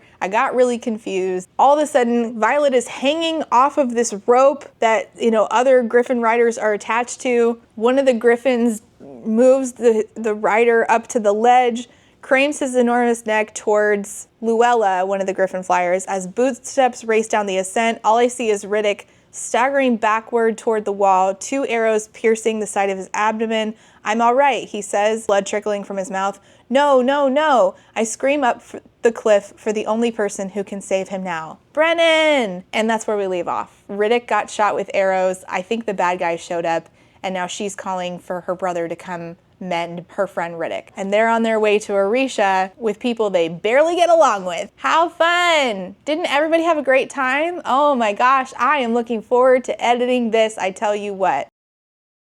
I just think that all of this was a wild goose chase to nowhere. This is so long for no fucking reason. I just have nothing but questions. Like, I feel like I've sat here and just posed questions over and over and over, and they're not getting answered. And I really just hate how absolutely stupid Violet is. Like, this is just basic shit. You're not picking up on basic context clues. Why are you so stupid? It's exhausting. I also just really hate how shallow this is. Like, there is no nuance to talking about Empire here. There's no nuance talking about propaganda and colonization and erasure of history. There's just like, here's the bad people who did that, and here's the good people who did. And there's no talking about like the incredibly difficult thing it is to grapple with knowing that you grew up in a position where you were fed this bullshit and then unlearning it and having to realize like, I am shit for upholding it this long. And then worrying about the fact that you might be separated either ideologically or physically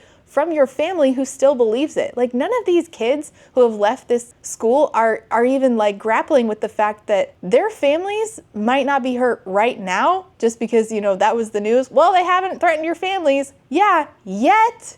They haven't threatened your families yet. Like, some people may not have deserted just because they don't want to put their families at risk eventually. And again, the dragons can talk to each other. So like, I feel like the dragons could just sort of be like, humans, you cannot allow the venom to exist. You can't lie to each other about it. That's going to eventually hurt our baby dragons. And I don't understand why any dragons would be split down the middle when one side has said that they want to test on baby dragons. I don't understand. I don't understand. And I'm genuinely trying here. Hi, my name is Rachel, and today we're doing Iron Flame, a deep dive part 3. I'm sorry that this took so long. Just this week I've had people saying that they can't find part 3, and that's because I couldn't find the will to finish this book in the last 5 months since we did the breakdown part 2. Onyx Storm just came out. I've already started it. We're going back to back, but we can't do Onyx Storm without finishing out this breakdown. And unfortunately, having finally finished book 2 of this series, I continue to have nothing but but questions. I think we've established that with the series, it's just nonstop me asking questions. How has Violet literally never seen Xaden despite living at the military college for years and years of her life, and he has at least been there the last 3 years? She goes to a tree and climbs up it, one that she's very familiar with, and he just happens to be holding a meeting with other rebellion kids at the same time at this same tree. They've never run into each other before, ever? Why would this army, this country, allow liabilities into the war college at all? Again, how is this possible? Because Mira has a dragon, Violet has a dragon, Xaden has a dragon, all these dragons talk to each other. That guy has a dragon. Could their dragons not just talk to his dragon and be like, can you get your human to calm the fuck down? Isn't Mira's dragon going to have beef with that guy's dragon? Like, if they all report that, if all the dragons report this to the Imperium, won't the Imperium like, that guy has to go, or that guy has to at least shut the fuck up? Why is it that the lesser magics are things like making you run faster, being able to fill ink pens, locking doors? Why do certain people know about signet powers, but others like Jack do not even know what signets are by the time he gets to the war college? This isn't information that's common in all of Navarre. Why not? Why are intrinsics, people that can read minds, inherently a security risk because of them being able to read minds? The dragons can also read their humans' minds and then go talk to other dragons who could then go share that information with other humans. Isn't that also a risk? Doesn't this mean that a bunch of fucking dragons are lying to their humans and therefore are basically like faking this bond and relationship with them? Because these dragons are bonded with humans who are actively out to get information about baby dragons who the dragons are kind of worried about protecting. What do you mean? So yeah, as you can see, questions abound. Okay, so here's where we left off. We were climbing cliffs for some reason. I don't know why we couldn't have found another way. It seems, just so we're setting ourselves up for certain scenes, but it's fine, I guess. All of a sudden, Violet is hanging off of this rope that, other griffin riders are attached to. One of the griffins moves the rider up to the ledge, cranes his enormous neck towards Luella, one of the griffin flyers. As footsteps race down the ascent, all I see is Riddick staggering backward toward the wall, 2 arrows piercing the side of his abdomen. "I'm all right," he says, blood trickling from his mouth. "No, no, no." I scream up the cliff for the only person who can save him now. "Brennan!" And that's where we leave off. And then Riddick got shot, and I really thought she was gonna do it. I thought that Rebecca Yarros was for once going to kill her darlings. Nope. No, actually, I need to complain. I still don't understand why the scene was written this way. It feels like the climb up the mountain absolutely could have had a workaround, and we only did this so that Violet would be in this position where she's now further pissed off Xaden's ex Catriona, which I just do not care about, because she's not able to save one of the griffins and the griffin riders. The griffin falls, and then the rider as a result dies. Wait, other way around? Anyway, that's where we pick back up. Technically, this is part 2 of the book, but this is part 3 of my series. When a griffin bonds, it does so for life. Guard your life as you would your griffins, for they are forever intertwined. Chapter 1, Canon of the Flyer. We're on chapter 44. I am not going to do when I made my notes for this, I did not remember to write which chapter I was on. So we're currently on chapter 44, and we're going to go up to chapter 66. Onyx Storm also has 66 chapters, so we'll be doing the same when we start Onyx Storm. Violet didn't drop Luella, who was a griffin rider, flyer. Violet was not able to save Luella. She fell off the cliff. She was a griffin flyer, which means she rides a griffin, because they're not riders, they're flyers. I guess when it said fly or die on 4th Wing, it meant the griffin riders, I guess. I don't know. Remember when I had a copy of this? I still have it. My notes are still in the margins. So the griffin who was attached to that rider is now dying because the rider fell to her death. Sorry. And Catriona, Xaden's ex, is very upset that Violet couldn't save that griffin flyer, but of course Violet couldn't have saved her, so we're just setting this up very conveniently so that Catriona will have a nonsense reason to be pissed off at Violet, but we've also set it up so that Violet never does anything wrong, which is an issue that I feel like really got condensed in the 3rd part of this book, where we are just hammering home the idea that Violet is nice and Violet is the best, and anybody who doesn't like Violet is a mean girl. I like shitty women. I like women who do bad things, and I like them having to apologize later for them, but people make mistakes, so watching women make mistakes and not just be loved because they're the best, I just would rather do that. One of my favorite series is Furyborn, And what I love about this is that the main characters, especially one of them, Riel, is constantly fucking up. Never Violet, she always makes the right choice. And everybody should love her. If you don't love her, you're mean. So Brennan has to save Riddick, who got riddled with arrows because there are Venin and Wyvern. Don't forget that the Venin are the evil people who suck the magic out of the ground, and the Wyvern are their dragon-like creatures that they create. Now, at this point, I really thought that Riddick was going to die. Absolutely not. He did not die because, and I'll complain about this later, I'm going to have a big rant at the end. I almost said Sarah J. Maas. Rebecca Yarros cannot kill her darlings because she went to the Sarah J. Maas School of Writing, as my friend Maddie from My Name is Madinez calls it. So in order to kill the Wyvern, now, of course, Violet ends up back on her dragon anyway, gets up into the clouds, there's a bunch of Wyvern, and she has to like have this huge explosion of lightning that she makes. We break through the clouds and I throw my arms wide, pushing past the pain and screaming with it all in the same breath, setting the molten energy within me free. And for the first time in my life, I force the power downward. 4 distinct shapes light up beneath us, 2 directly under and 2 closer to the edge of the cliff, flashing brightly with the endless stream of power. And we start to learn that the way that she envisions her power in order to control it, similar to the way that she communicates with her dragon, her dragon's mate, and her dragon's mate's rider, who's her boyfriend. They're in this cute little square. There are doors in her mind. Now, this I feel like has become kind of a convenience tool for authors where I'm seeing it nonstop. We're describing power that way. We're describing feelings that way. I went down to my lake. This is from When the Moon Hatched. I went down to my lake and I threw something in my emotions lake. In The Night and Its Moon, it was like a box and there were tentacles inside of the box. And again, because this book in particular is very similar to Sarah J. Maas, this is talking about walls and doors. Like there's a wall of adamant is what Sarah J. Maas says about Reese and Farah communicating in their mind. That comes up here. And then of course there's the doors that come open and they swing open and all the power comes out and all this is in her mind. Just because I've seen it so many times now, it's starting to feel a little bit like we're just writing the same book in a different shade of blue. Now these wyverns that she killed were riderless because the Venin can just use wyverns to patrol riderlessly. Venin share a collective conscious with the wyvern they create. That's what Tekkers's book says. Now don't forget, we needed to steal Tekkers's book because we needed to figure out how to create wards. My God, we have done so much in this book and yet I feel like we've done nothing at all. Do you ever watch a TV show that has gone on too long? One of those 24 episode TV shows? You notice that, wow, we're doing a whole lot in this season, but by the time I get to episode 24, I've entirely forgotten what we did in episode 3. It feels like that. Anyways, now because of the collective conscious thing, the Venin know that the Griffin Flyers and the Dragon Riders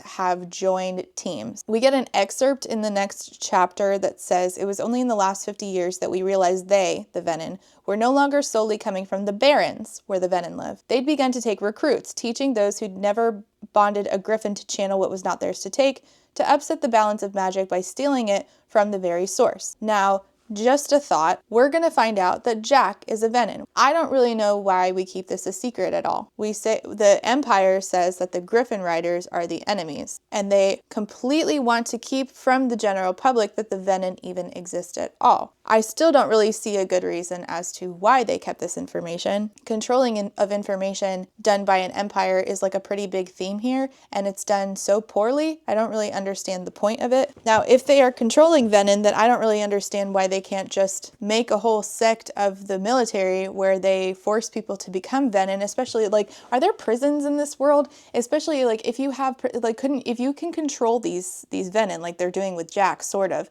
then wouldn't it stand to reason that you could make people become Venin and then use them as weapons? Like they would only be able to use the power and channel if you allowed for them to. I don't know. I feel like there's more that could have been done here. It just opens itself up for a lot of questions, obviously. So now they're at Zayden's house, camps where the resistance is run, and all of the Griffin flyers who came over from the Griffin flyer land are now training with the dragon riders who are part of the rebellion, which of course are all of Violet's friends because Violet only makes friends with good people. And they're talking about how they have been going out on missions trying to divert the Venon's attention from our valley because there are 4 new baby dragons that were just born. And unfortunately, in the endeavor to lead the Venon away from where they are, they lose people, in fights. But it says 2 riders in 1 day is unfathomable in active service. The entirety of the Oretian quadrant will be dead in less than 2 months at this rate. Oh, is it? Is it unfathomable? You guys haven't hardened yourselves to that by now, considering it's very much allowed back at dragon riding school? Okay. Well, you got me. By all accounts, it doesn't make sense. Every commissioned officer that isn't here teaching has been sent in shifts to man the outposts along the cliffs of Draylor, like Zayden, Garrick, Heaton, and Emery, or to hold the front like Mira. Now, I forget who Heaton and Emery are because this book has a bunch of people that are just thrown at you and are hardly given any characterization. All I know about Garrick is that he's Zayden's cousin. Wait, is that Bodhi? See, actually, I don't know about him at all. Never mind. But we just move on from that and move on to Catriona. Kat's hellbent on making my life as miserable as fucking possible every other minute of the day and tries twice as hard on the day Zayden is here. Oh, trust me, we're all in misery. And of course, the Griffin flyers blame her for Luella's death, but especially Catriona. And Catriona has been showing up at Zayden's room at night. She showed up in a Deverelli silk robe when Violet answered the door. Technically, I shouldn't be sleeping in a lieutenant's room. Not that either of us care or leadership is going to say anything to the man who owns the house. Yes, this setup is very odd. In fact, I'm surprised there's rules in a rebellion at all. To be quite frank with you, what are they? I don't know. I don't know why they would even bother borrowing rules over from the people they just rebelled from, but that's neither here nor there. And it says that some of them in the rebellion have been getting their families moved out of the Empire, including Violet's best friend Rhiannon, because of course we didn't have anybody abandon the rebellion to go try to save their family, which is, something that a lot of normal humans would do. Instead, all of Violet's friends just up and left and everything works out. Great. So then we have a class where a professor named Professor Trissa, who I could not tell you what this person looks like because she shows up for the scene and then basically never shows up again, asks, who knows how mage lights are powered? Oh, wow. Thank you so much for answering questions I had in book 1. Would be nice if we explained what a mage is in this world. It wouldn't take much to define our terms, by the way, despite what somebody tried to tell me in my comments. It would make more of an impact if we're going to use a word to define it, and so that I understand more of the world that I'm supposed to be immersed in. It's like if you randomly threw the word fairy in here, I'm going to be like, wait, there's fairies now? Instead, we're just going to jump into another word that we didn't define exactly in the last book, and now is randomly going to be very important 3 parts into this book, which is runes. Now, runes are a written, I struggle to explain to you how runes were defined in book 1. In 4th Wing, it was clear that Tyrish runes, Tyrandor is where Zayden comes from, are a thing, but it was more like, I thought that they were like a written form of communication, but instead they are specifically a magic language. But we're about to be told that they were outlawed, which in that case, I'm not sure how Violet knows what they are at all in 4th Wing and doesn't, if it's outlawed, then how does she know what they are at all? I just, if it's erased from history so that they're not used, I just don't get it. So they ask, how are mage lights powered? Lesser magic. Professor Trissa says, the ones that you create yourself are of lesser magic. But what about the ones that can run continuously in, say, the first year dorms? They're powered by the excess magic both we and our dragons channel, I answer. It comes off us naturally, like waves of body heat, but it's such a small amount that we don't even notice it. And what is it that makes this kind of magic possible? Magic tied to objects instead of a wielder. So she's talking about runes, and she says runes aren't just decorative. They're strands of magic pulled from our power, woven into geometric patterns for specific uses, then placed into an object either for immediate work or usage at a later date. We call the process tempering. Marin, one of the Griffin Flyers, says that's not possible. Magic is only wielded. Professor says it's still wielded, but just like when we store food for winter, a wielder can temper a rune using as much or as little power as they choose, then placing it into something. I just don't know why we are introducing this concept of, like, in the last third of this second book. Hey, I'm eating my peanut butter and jelly and I'm editing this. I also don't know why Marin from Paromial wouldn't know about runes, because I assume that Paromial had a good relationship with Tyrandor where the runes came from until Navarre stepped in. So just because they're banned in Navarre, why and how were they also banned in Paromial?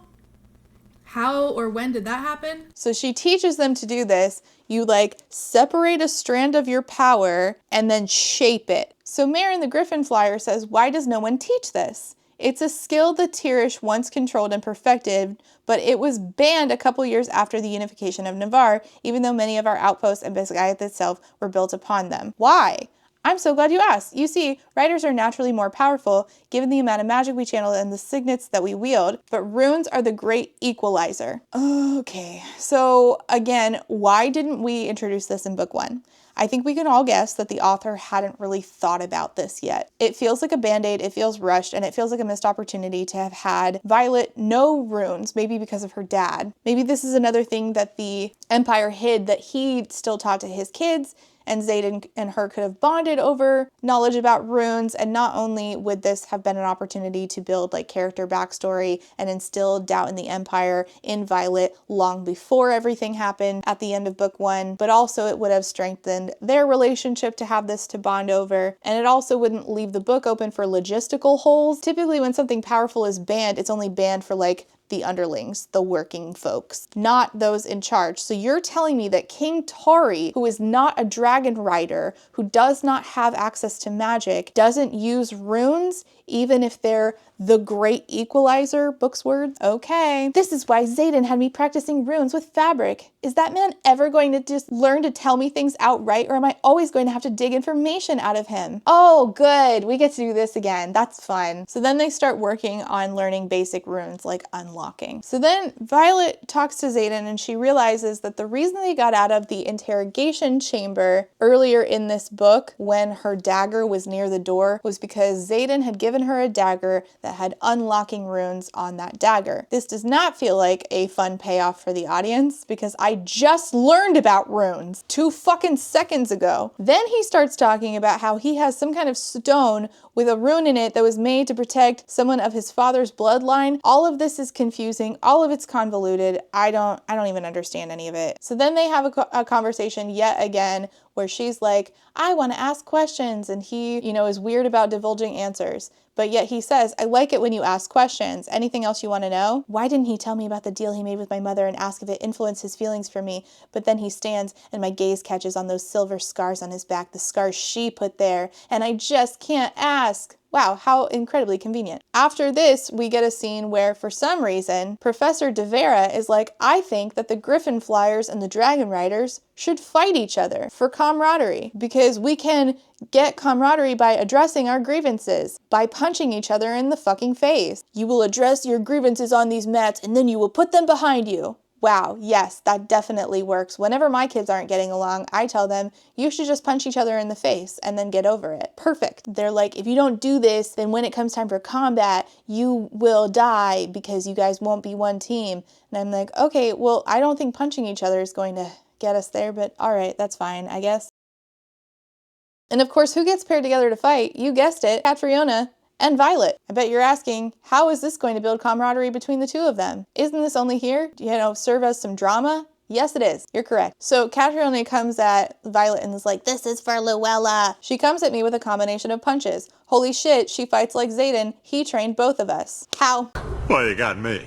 By all accounts, it doesn't make sense. How was there time for Xaden to do that? How much time and how did he have the time? How much time did he spend with Catriona? How the fuck did he get away from Stabby College in order to go to Griffin Rider Land, have his own bedroom at the palace of Count Tecarus, have time to have a relationship with Catriona, and teach her how to fight. How did this even happen? Does it bother you, Catriona says, that he taught me first, that I had him first? Not at all, since I have him now, Violet says. Seeing me here, where I belong, sleeping right down the hall, I bet it keeps you awake at night. I'm a better match for him in every way, counting the seconds until he tires of your frail excuse for a body and comes back to the woman who knows exactly what he likes and how he likes it. You seem very angry, Violet. Are you just now realizing you're nothing special, that you're just a convenient placeholder that he can I know how good he is. I'm the one who taught him that little trick he does with his fingers.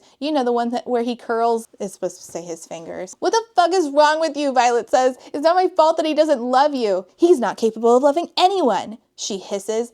You think I'm so petty that I'd attack another woman over love? He thinks ahead just like me. Gods, do you even know why he didn't kill you that first year? I do, because he trusted me to look ahead with him. Who wouldn't love all that power and the case it comes in? But I'm sure as hell not fighting you over a man's affections. I'm going to war with you for a crown. That was the reason we were engaged. It was promised to me, and I'm not giving it to a damned Sorengale who chose to drop the flyer instead of her squad mate. Your entire family deserves to die for what you've put us through. A crown? Engaged? My chest aches because it all makes sense. Two aristocratic families in need of an alliance. The three of us, soon to be the two of us. And I'm one of those too, right? Wait, I thought you knew that they were engaged already. Did we not? I picked up on that. Did the main character, who's supposed to be clever, not pick up on that? You're finding out now? Man. Get some control over your emotions, would you? You're so fucking weak, it's pathetic. How dare she come after me like I had a choice in Luella's fall, like I had anything to do with Xaden's choice to leave her. Fuck that. How dare she come after what's mine? He isn't a crown.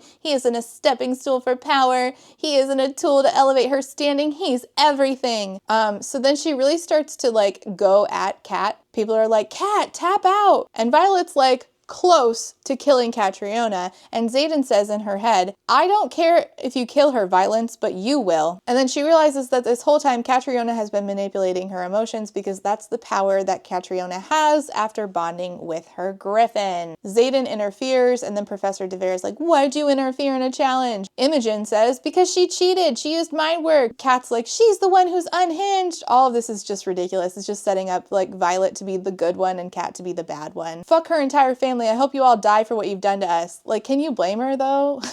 Like, I can't blame Kat for feeling that way because Violet is so upset. Xaden leaves with her because they can do whatever they want because they run the rebellion, just a couple of 20-year-olds. So they go to the war room, essentially, where Xaden's basically throne is, and he tells everybody, including Violet's brother, to get out. Turns out that Xaden heard everything that Catriona said to Violet, which she's like embarrassed about. She wants you for your name. I know. And you love me in spite of it, his name.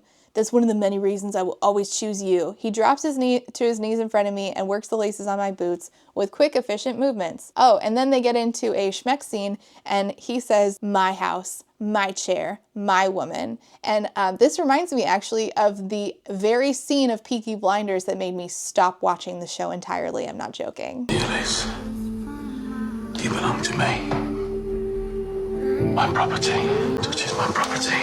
I stopped watching over this scene. Love, chemistry, attraction, desire, everything between us keeps me constantly burning like an ember. Oh, like an ember in the ashes?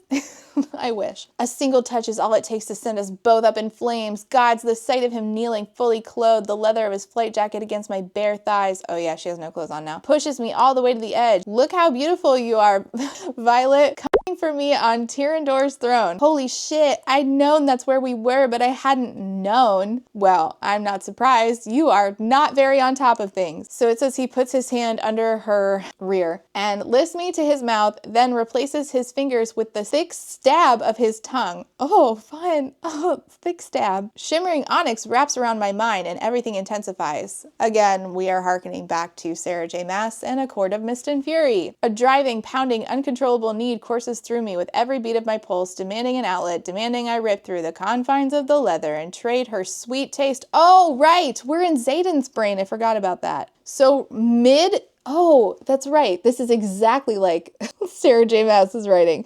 So now we're in his head during sex, you know, at like ACOWAR. Yeah. So in his head, it says, shimmering onyx wraps around my mind and everything intensifies. Rhysand, is that you? Are you with us? A driving, pounding, uncontrollable need courses through me with every beat of my pulse, demanding an outlet, demanding I rip through the confines of leather and trade her sweet taste for the incomparable perfection of sinking into her when she comes. Oh, here she comes. I need her to flip her over the arm of this throne and drive into her, but I can't. I need her nail marks in the wood, need her cries filling this whole fucking house, needing her knowing what I can be for her, anything and everything she needs. She's heaven in my mouth, flawless, mine, and she's almost there. God's, yes, her legs are shaking, her walls are fluttering around my tongue. God, I love her so fucking much. Or Gods, I love her so fucking much. So then she like, I don't know, explodes in lightning or some shit. But she has like the conduit in her hand, so it like crackles through the conduit or something. Oh yeah, did you forget? Not only do we have runes now, we have conduits too. Right after, for some reason, he like moves away from her. Come here, I whisper. No, my head draws back. You can't possibly think I'm going to let you get me off twice and not return the favor. I should not have done that. I'm hanging by a thread, so I'm begging you, please don't. Do you want to clue me in on why you're so keen on torturing yourself? Because I need you to see that I'm more than capable of worshiping your body without reciprocation. You're not a convenient placeholder for me to fuck. And she's like, oh, I guess this is about Kat. Before you start another argument, I'll fuck you later tonight. Trust me, I'm making a momentary point, not a lasting vow of masochism. Wow, what a gentleman. Love him. Amazing. Talking about what happened with her and Kat, he's like, oh, I thought you were going to kill her. And she's like, I almost did. Oh no, Violet almost did a thing that isn't good? We all would have been shocked. Of course it didn't happen. I don't particularly care if Kat lives, but I'm not cheering for her to die either. Oh boy, here we go. He's so morally gray. I do care that you would have regretted killing her. Man, if I'm gonna keep this up, I need some water. Somebody get me some tea. I don't know how Natalie does this for hours. I don't even know how long you were engaged for. I feel stupid. I would have told you if you'd asked. That's the problem here, Violet. You don't ask. No! No. No, not this conversation again. I can't bear it. You guys don't communicate with each other. It's your fault for not telling me anything. No, it's your fault for not asking. I don't care. Both of you could fall off that cliff instead of Luella. My God, I'm wishing for it to be me. And then they talk about like, okay, well, if you were fighting Atos, then what would you do? Because he hates Dane. I'd kick his ass, partially because that's what I do when somebody challenges me, and more importantly for implying there's any other future besides the one where you and I are endgame. So goofy. Oh, we're endgame. If Carlos says that to me, divorce. I'm sorry, I have rights. And are we going to be that? Surely. It's been 16 years now. I don't see him going anywhere, but I tell you what, we're never going to use that word. I may be millennial, but I draw the line somewhere in regards to cringe. Are you the king of Tyrandor? Fuck no. I mean, yes, technically I'm the Duke of Orisha by birth, but Llewellyn's on our side and doing just fine at governing the province. So the governor of the province is on the rebellion side. I forgot that there was a governor of the province, to be honest with you. He never comes up. So he explains to her that Kat can't plant emotions. She can only amplify what you're already feeling. So if you are feeling this way and you're feeling like frustrated, then you need to deal with those feelings so that Kat can't use them against you. But he has a dagger for her that is intertwined with runes, of course, that is meant to protect Violet from Catriona's gift. And then he assures her that they're endgame by saying, she will never wear a Tyrish crown. She's never had me on my knees in front of her. And I've also never f***ed her with my tongue. Great. Thank you. So back with everybody. Marin, one of the Griffin Flyers, is chastising. It literally says chastises Catriona because Kat is, quote, you're being ugly. I've told you over and over that she didn't drop Luella. She fell. It's as simple as that. So of course, Marin is another person who sees that Violet is good and perfect and points this out and says that Catriona mean Violet good. Everybody just exists to make Violet look better. Violet says to Catriona, oh, and that trick you mentioned, this is just so goofy. I'm sorry. Oh, and that trick you mentioned, you know, with the fingers, thanks. Great. So they are still deciphering the journals of the people who created the wards, the 6 who created the wards, but it's written in Crovelish, and that is Dane's specialty. So Violet gets to hang out with Dane again, and of course they have another conversation about how everything went awry with them. I was so pissed and scared. I finally made it to second year,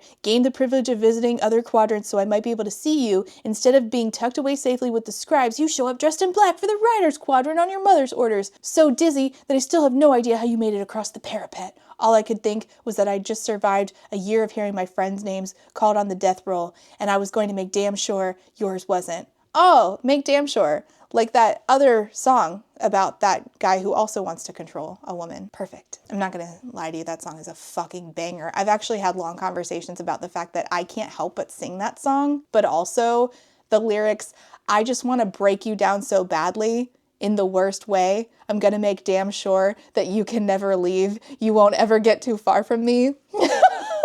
Maybe I shouldn't be singing that out loud. Anyways, that is exactly who Dane is. In fact, his entire personality in book 1 was the lyrics of Make Damn Sure. And then you hated me for trying to give you what you'd always told me you wanted. You wouldn't let me grow up, she says. And you were so fucking pig-headed that you knew what was right for me. You were never like that as a kid. Vi, we finally gonna talk about what happened? She ignores the question and asks him, do you know how to imbue? Like with runes, I guess? He's still trying to talk about something else. He says, I'm sorry, Violet. She says, it feels like it should be imbued, don't you think? Reminds me of the way raw alloy feels empty. I'm sorry for the role that I played in your deaths. Oh, right, Liam's death and his dragon. He's upset that he had a part to play in that. I'm so fucking sorry. Did you steal my memories every time you touched my face last year? No, I did it by accident the first time. I was just so used to touching you, and you'd gotten so close to Ryerson, and my father had pretty much bragged about the way your mother cut into him. I knew he had to be after revenge, but you wouldn't listen to me. He wasn't out for revenge, not with me. I know that now. I fucked up. I should have trusted your judgment. There's nothing I can say or do that's going to bring them back. Bring Liam back. No, there isn't. I don't even know how to start making it right. I just know that I can't think about Liam and look at you at the same time. I don't even know how to start making it all right. I just can't look at you without thinking about Liam. I don't want to hate you, Dane, but I'm not sure I'll ever be able to. And she's like,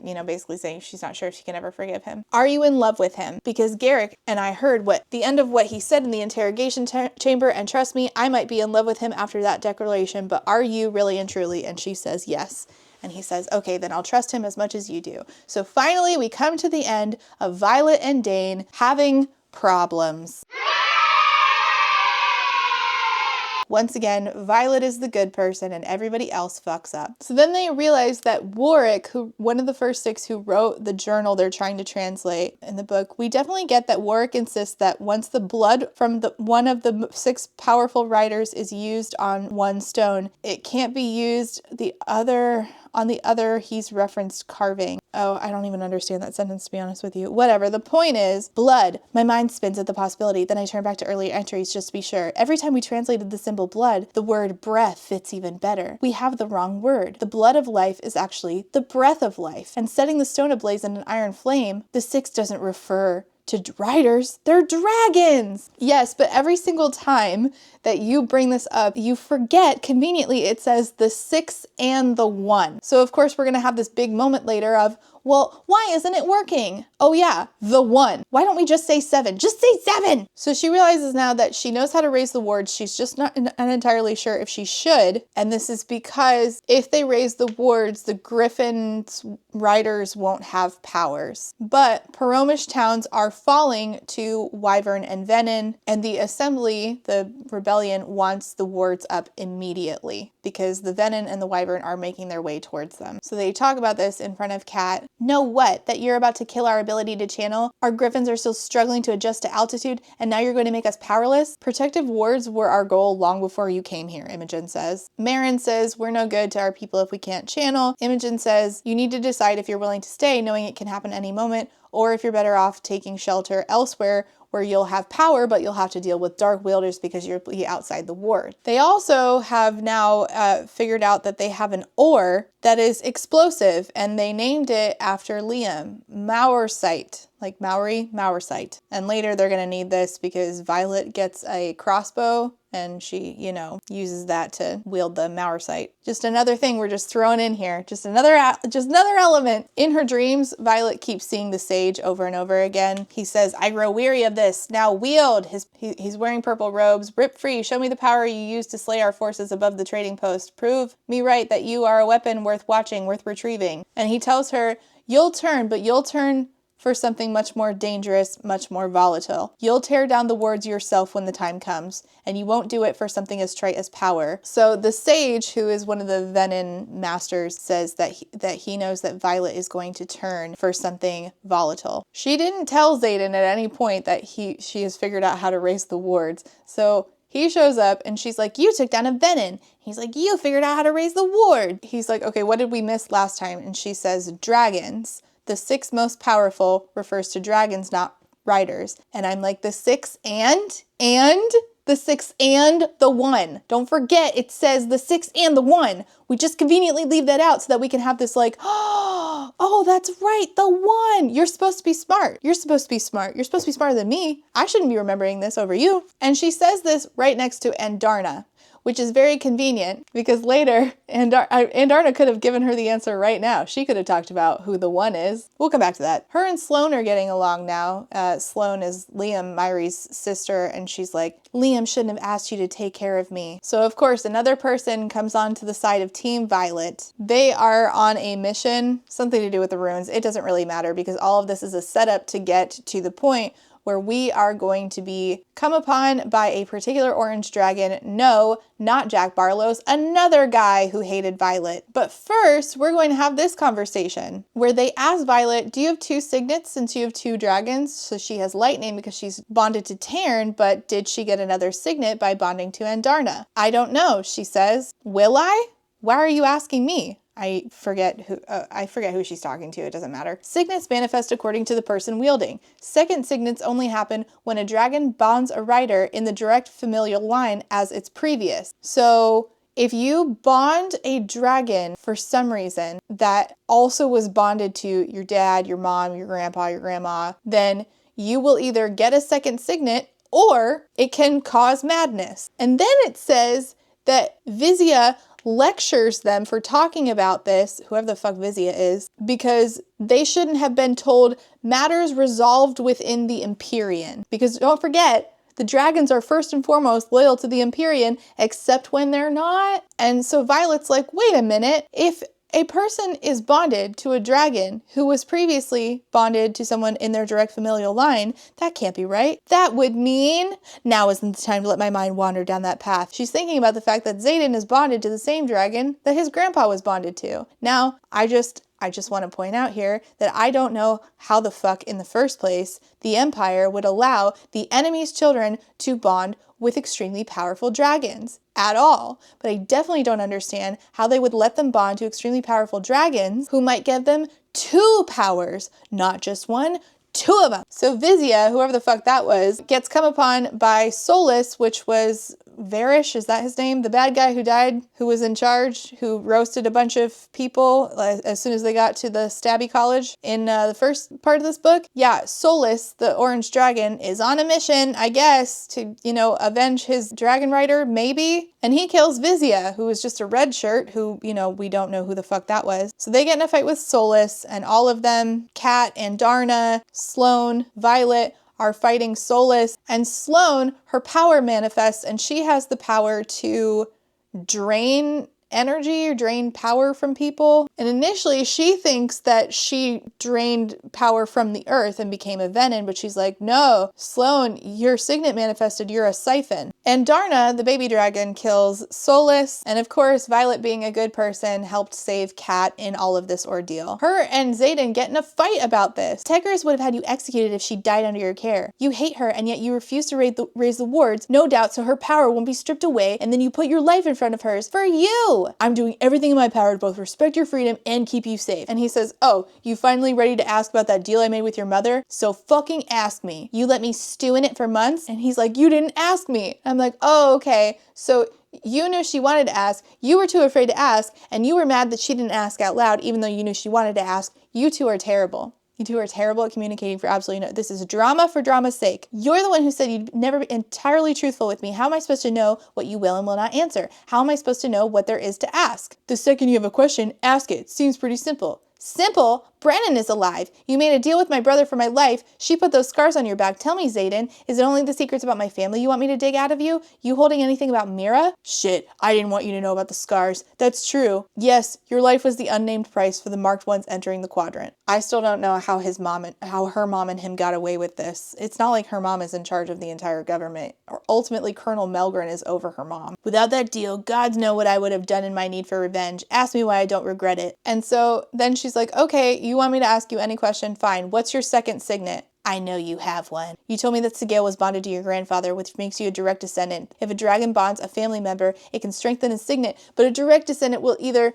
produce a second signet or madness. Oh my God, this is so convoluted. And so he won't answer. He's very scared. Brennan shows up and says, hey, there's a whole horde of wyvern on their way to us. Are you ready to raise the wards? I glance over at Zayden, his jaw clenched. Maybe he and I keep having the same fight because neither of us actually get to finish it. No. We keep having the same fight for the sake of drama. So they figured out that the stone, in order to make a ward stone, they need to have a representative from each den, all 6, blow on them. And the dens are the different colors, I guess, of dragons. So I'm not really sure, like, Sigale and Tarn were to have a baby.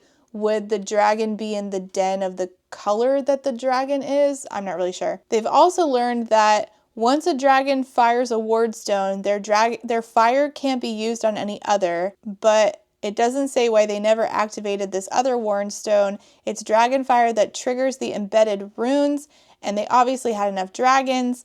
I don't know. I don't know. This is so overcomplicated for no reason. You know how when you're a kid and you want to make up your own card game, but you don't really know what you're doing, you don't know what your end goal is, so you just start with a couple of rules, and then you keep adding on a bunch of fucking rules, and then by the end you have to write down all the rules, and some of them contradict each other? That's this book. And Darna had to get questioned by the dragon elders because she killed another dragon.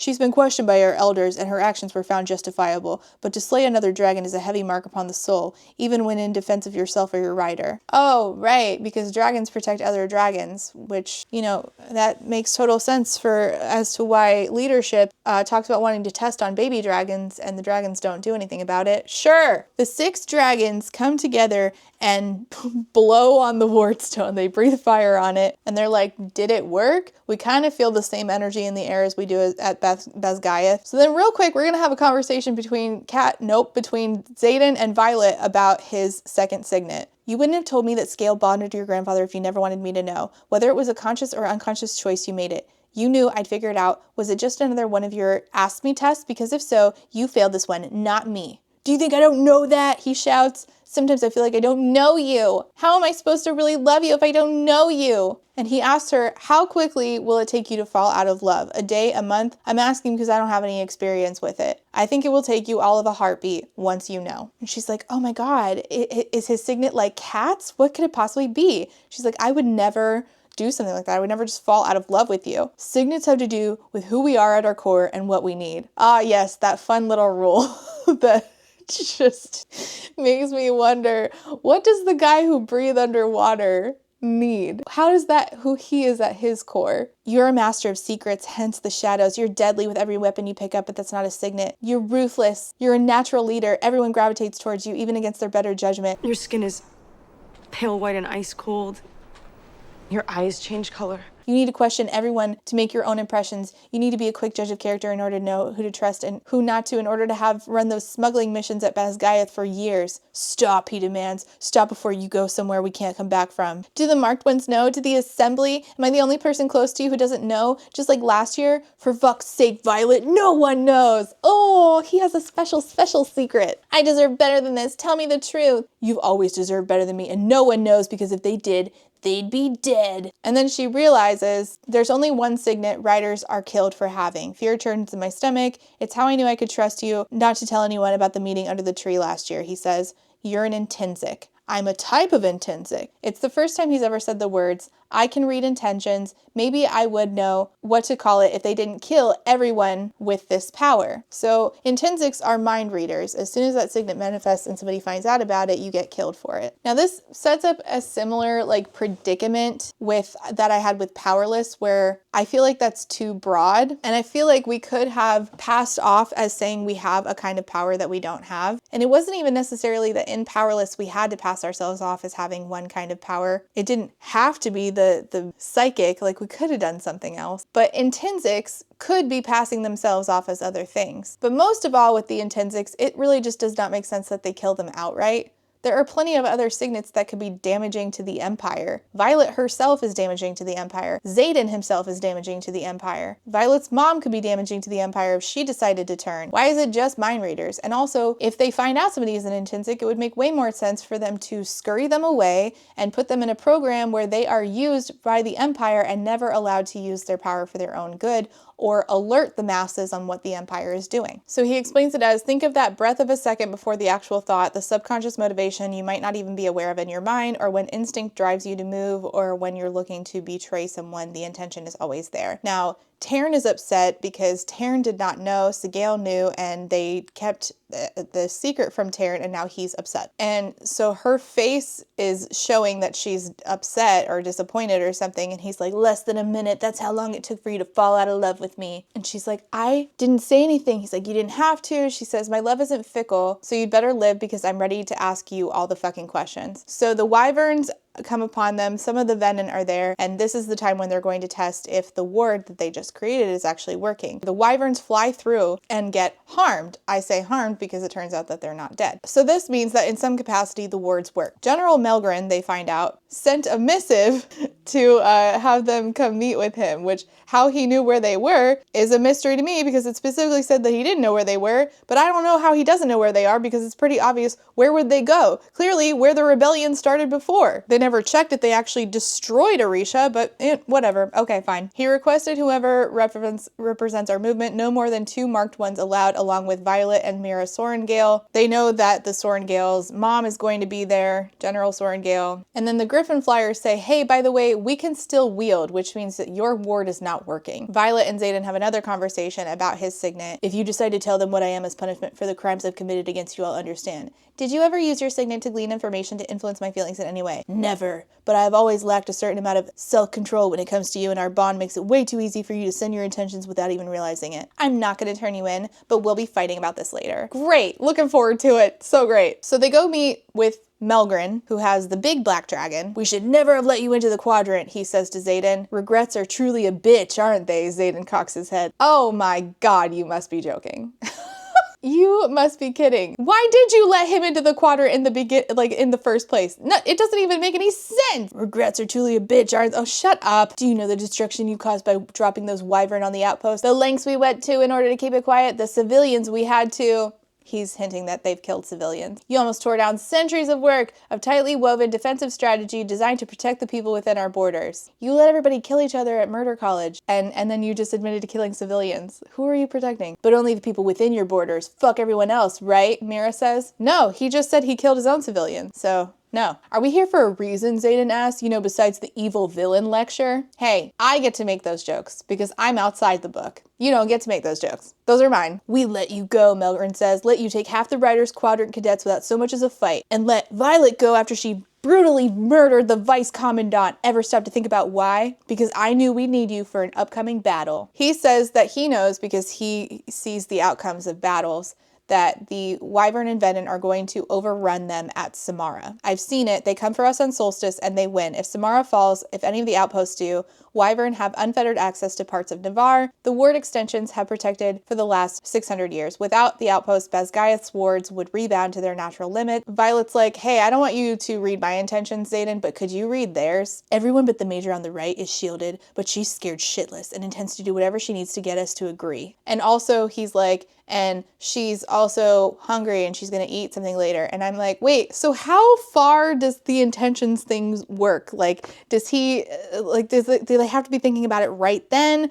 Can he know her intentions of like her 5-year plan? What's the limits of this? Malgren's like, he wants them to change the outcome of the fight by them joining them for this battle. If we're willing to fight to defend the civilians of Poromiel, why wouldn't we fight to defend the Navarians too? And their mom says, General Sorengale says, Dragonkind won't stand aside if the hatching grounds in the Vale are compromised. And Taryn says, your mother is presumptuous to speak on behalf of Dragonkind. Oh, her mom's presumptuous to speak on behalf of Dragonkind? But you guys just sat there and said nothing while Violet was like, hey, here's how we fix the wards. You have to breathe fire on them. And you guys didn't, I don't know, create an Empyrean, like, oh my God, the whole when the dragons do and do not act as like intelligent beings is so dependent on which conversation we're having. Melgren says that if they fight for them at Samara, King Tori said that we will respect the independence of your riot and the city you've taken refuge in. Then their mom realizes that Brennan is alive because he walks up. Brennan's like, we rule by committee. And then he shit talks his mom a little bit. You will not escape the suffering you forced the continent to endure. When all 3 of your children stand against you, perhaps the time has come for self-reflection. Your hatching grounds are not in danger,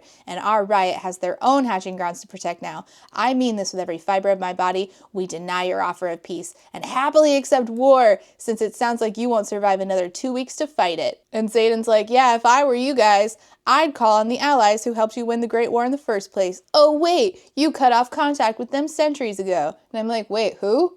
Who are we talking about here? I don't remember this at all. Melgren's like, all right, we're done here. You can say goodbye. Mira gets really mad at their mom and says, it's appalling to be left in the dark, isn't it? To feel lied to, perhaps even betrayed by your own family. General Sorengale says, what I want most, what I've always wanted, is for my children to live. Whatever wards you've raised from the instructions in Warwick's journal will fall. Cut open the bodies of the wyvern who died crossing your border yesterday. So basically she's saying that there's evidence that their wards are not up to par, and if they cut open the wyvern, they will see that this is true. And also, apparently the wyverns, the Venin use runes, which again, if the Venin are using runes, then I don't know why the Empire isn't using runes, but all right. You're like tying one hand behind your back when your enemies both have access to this. So they figure out that the wyvern that flew across the border were not dead, they were just sort of impaired. A llama? He's supposed to be dead!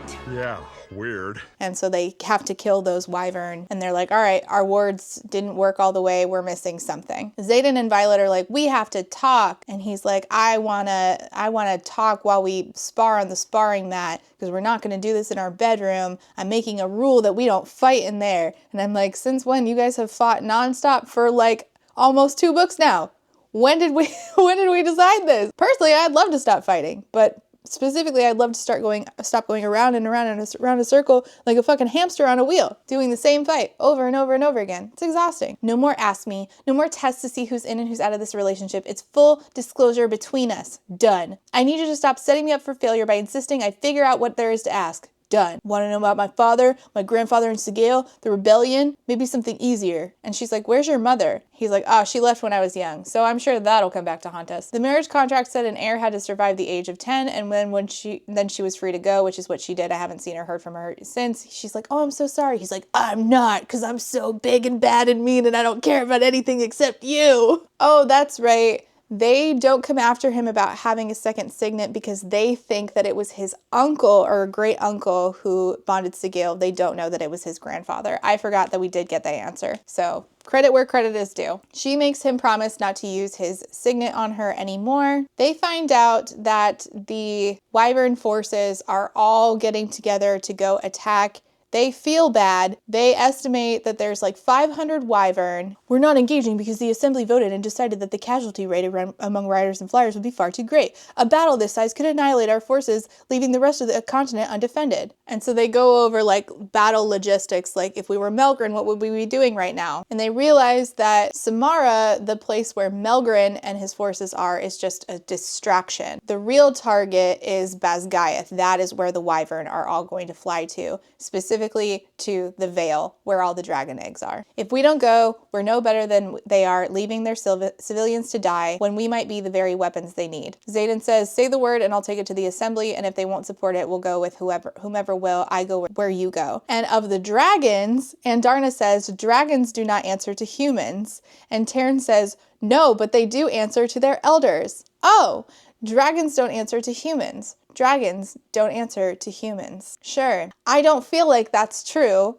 from what I've seen and what I will continue to see, but okay. But the assembly won't budge because they think that they're all going to be rushing into enemy territory with untrained cadets, which is true. So then the dragons, who are also interlinked on their own, are like reaching out to each other to try to get different people to come fight. So they go to Basgiath, they see General Sorengale, and they tell her, hey, the battle that you're expecting at Samara is not happening at Samara, it is happening here. They're going to take down your wards and leave you completely vulnerable. And she's like, no, that's not possible. They're heavily guarded. Xaden's like, all right, let's go check. So when they go check, they realize that the guards near the wards are dead, and this place is basically empty because they've sent mostly everybody to go fight at Samara, leaving the wards open to attack. And who came in and attacked the guards at the wards? Jack!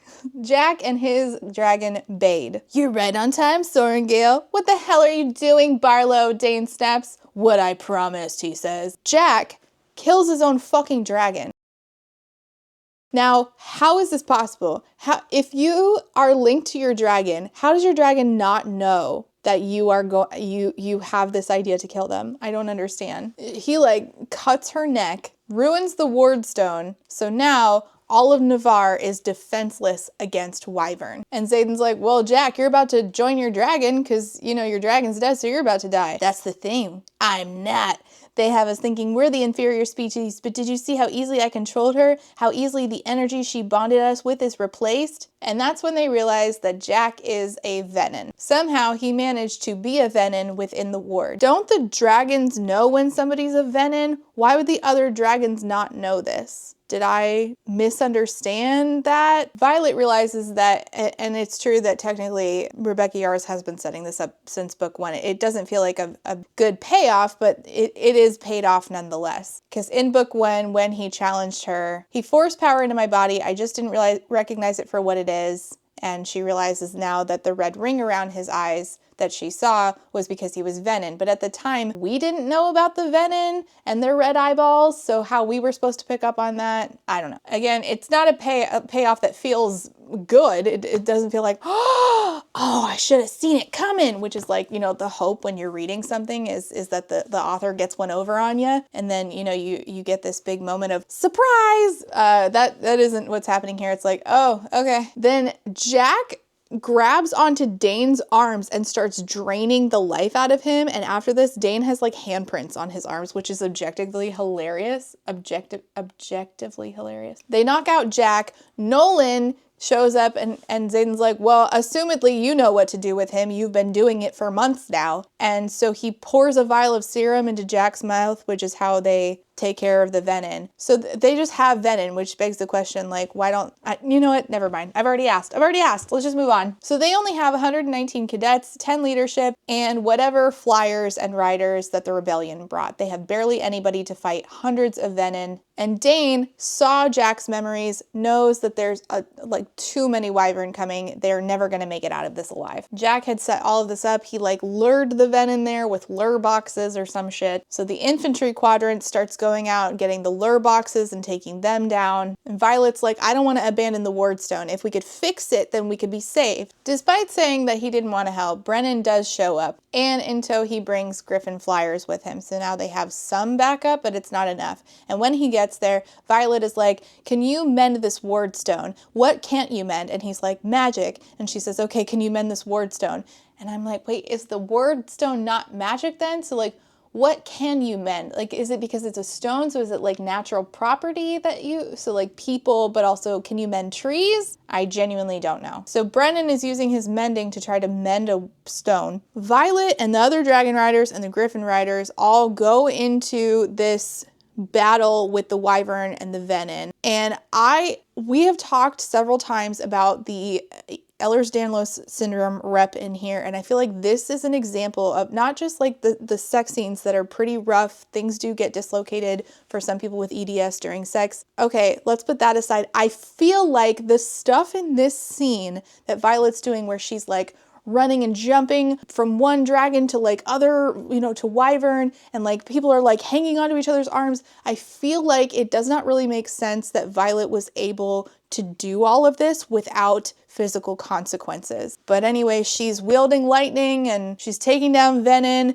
and one of them says, "You're the one he wants." Melgren's on his way back, but he's 10 minutes out. The fight rages on. Sawyer, who I don't know from Adam, but he's, one of the gang. I think that that's the guy that got recycled, right? So he didn't get bonded to a dragon, so he had to repeat his first year, I think. And also in this book in particular, he's had a crush on Jacinia. Anyway, Sawyer gets his leg bitten off by a wyvern, and they're like worried that he's gonna die. And I'm like, oh, so Riddick didn't die, but maybe Sawyer's gonna be the one. We're finally gonna kill somebody off. We're gonna kill one of the darlings, right? It's not a main character, it's a side character, but it's like a liked side character. Rebecca can't do it. She cannot kill anybody off. She can't stand it. And I'm like, Rebecca, your books are suffering. You have to have that emotional impact. You have to do it. You have to cultivate characters that really hit, and then you have to kill them off. It's just part of the game. The Dark Wielders catch up to the Venom, catch up to Cat and Violet. The Dark Wielders say to Violet, "You'll be so much fun for him to wield," talking about the sage, the one that, assumedly the one that's been popping up in Violet's dream, which is like, one of the Venom leader. "And I will be his favorite for delivering you. I will be more than just an Asim soon." I guess an Asim is, part of their hierarchy. "I will be given the veil when this is over." And she's like, "Delivering me?" I'm like, what do you mean? Why are you questioning this? Yeah, clearly the guy's been showing up in your dreams. He keeps talking about how you will turn. Of course he wants you to be delivered. Why are you questioning this? Oh my gosh. I want to know what the hell she means about delivering me. And then she remembers, "You will turn for something much more dangerous." And I'm like, is this not all at the forefront of your mind all the time? Whatever, fine. So she's facing off with these Dark Wielders, and from this like cliff behind the Dark Wielder, it says, a part of the cliff itself, a shape moves. A giant boulder? A boulder with slivers of golden eyes. It springs forth from the cliff like a projectile, expanding, changing colors, sprouting wings and claws and black scales.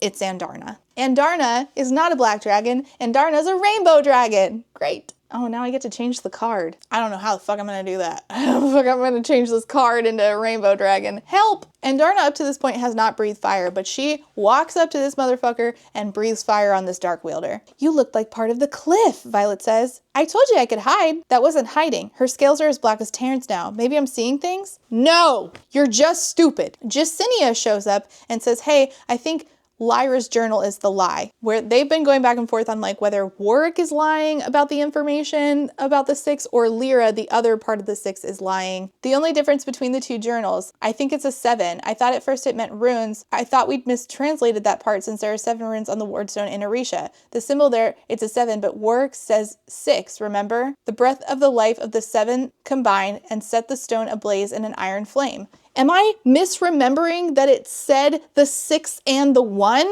Am I somehow misremembering that? How did you... 6 plus 1 is 7! It's 7! There are only 6 dens. Blue, black, green, orange, brown, and red. Then maybe it's not a 7. Maybe you mistranslated?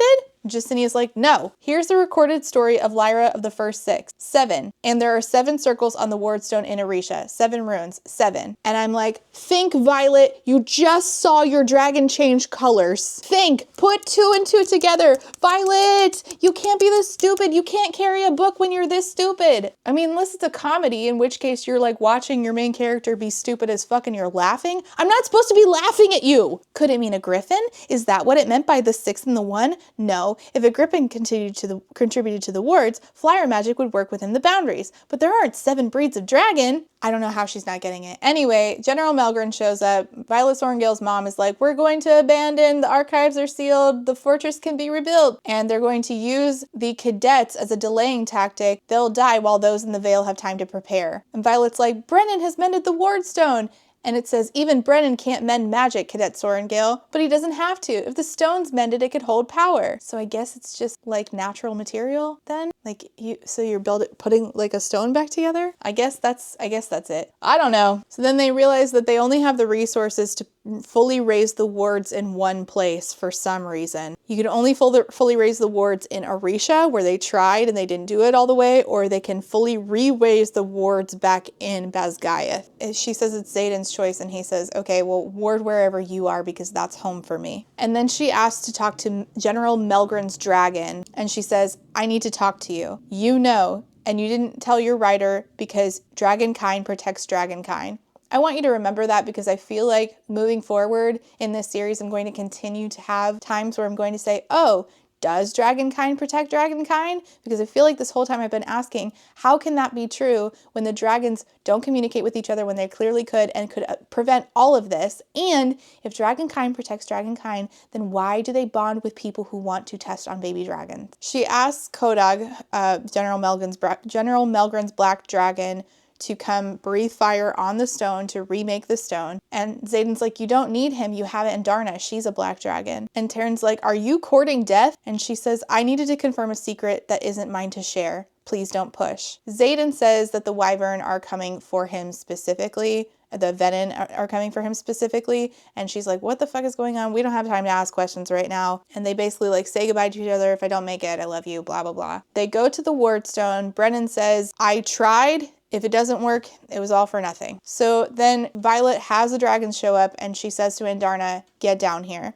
Why didn't you tell me? Tell you what? I know. I should have known earlier. The second I saw you after Ressin, I knew something was different about the sheen of your scales, but I figured I'd never been around an adolescent. So what would I know? Different. That's exactly how I've always felt, Andarna says. It's why you feel you don't fit in with the others. It's why you weren't allowed to bond. Gods, you told me yourself, but I thought you were just being an adolescent. She is the leader of her den. Andarna joked about this before it wasn't a joke. Andarna is the leader of the Rainbow Dragon Den because she is the only rainbow dragon. I should have listened to you when you said you were the head of your own den. That's why no one could fight your right of benefaction last year. Her right to take Violet on as a rider. Say it. Don't just guess, Andarna says. Your scales aren't really black. Your skin is pale white and ice cold. And Darna says, no, but he is, and I so badly want to be just like him. Tarn, Violet says, it's not hard to guess. Yeah, no shit. There's only 2 black dragons that I know of,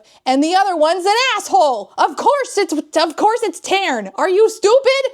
Oh my God! I'm losing it. I'm really losing it at the end of this book. Help! He doesn't know. Only the elders do. They revere him. He is strong and loyal and fierce. You are all of those things too, Andarna. If you didn't figure it out, you weren't worthy of knowing. I waited 650 years to hatch, waited until your 18th summer when I heard our elders talk of the weakling daughter of their general, the girl forecasted to become the head of the scribes, and I knew. You would have the mind of a scribe and the heart of a writer. You would be mine. Wait, so you're like omniscient and you know shit, but then, you know what? Never mind. We're just gonna leave that train of thought to go off on its own. Because if I go down that route, we'll be here for hours and I have to pick up the kids in 40 minutes. You couldn't have known I would be a writer, and yet here we are. It is why I was left behind, at least from what I remember. It's been centuries. Oh, by the way, you remember Arik/Cam, the prince? Yeah, he's there. And General Sorengale's like, nice to see you, Cam. Your father's been looking for you. I don't know how they got away with a prince being missing, and I don't know how he got away with being at the war college without getting caught because he's, the prince. We're just gonna let things go. I'm a bonded writer. There's nothing he can. And General Sorengale's like, I don't really care. And you know what? Neither do I. Violet is channeling all of her power. I don't even remember why. And she's gonna burn out. And she's like, Taryn, I'm so sorry. He's like, you have to stop. And she's like, oh, I feel so bad. You shouldn't lose 2 riders to a burnout this way. You must save yourself. I chose you not as my next, but as my last. And should you fall, then I will follow. And so Violet's mom is like, okay, I'm taking over here. And she says, I'm gonna put my power into the stone. I don't even know why this is necessary. But then for some reason, she decides that she has to do it through Sloane. And so Sloane, who can siphon, she pisses off Sloane. She's like, you're a Myri. I killed your mom. And so Sloane siphons the power out of General Sorengale and into the stone. I guess. Meanwhile, Violet can feel that Xaden is dying. Brennan's so sad. He says, don't do this. Mom, don't do this. The wards are back up. General Sorengale is dead. She says, you were everything we dreamed you would be, as in, you know, their parents, about them. Violet can feel that Xaden is still alive, so she goes to where he is on the battlefield, and he won't look at her. She reaches for his hand. He tugs it away. She says, Melgren wants us to come back. Then we come back. Orisha's wards are already weakening, and these are intact. And she's like, what is going on? I just fought an entire Wyvern army, dark wielders, and raised wards, losing my mother in the process. Please do tell me what could possibly be scarier than that. You love me, he whispers. You know I do. What's out there that I should be scared of, Xaden? What did he tell you? What did you see? Because he fought with the sage that has been in her dreams, and I guess maybe also his, or maybe it was his dream she was seeing the whole time. We're unclear on that at this point. All I know is he fought the sage and apparently threw the guy in the river. And so that sage that we've been leading up to like this big moment with, we didn't even see it. The guy is now dead. We're going to see it retroactively a little bit. And the guy's body was just in the river. I don't know if he's going to come back to life or what. What's out there that I should be scared of, Xaden? What could he know that has him this shaken?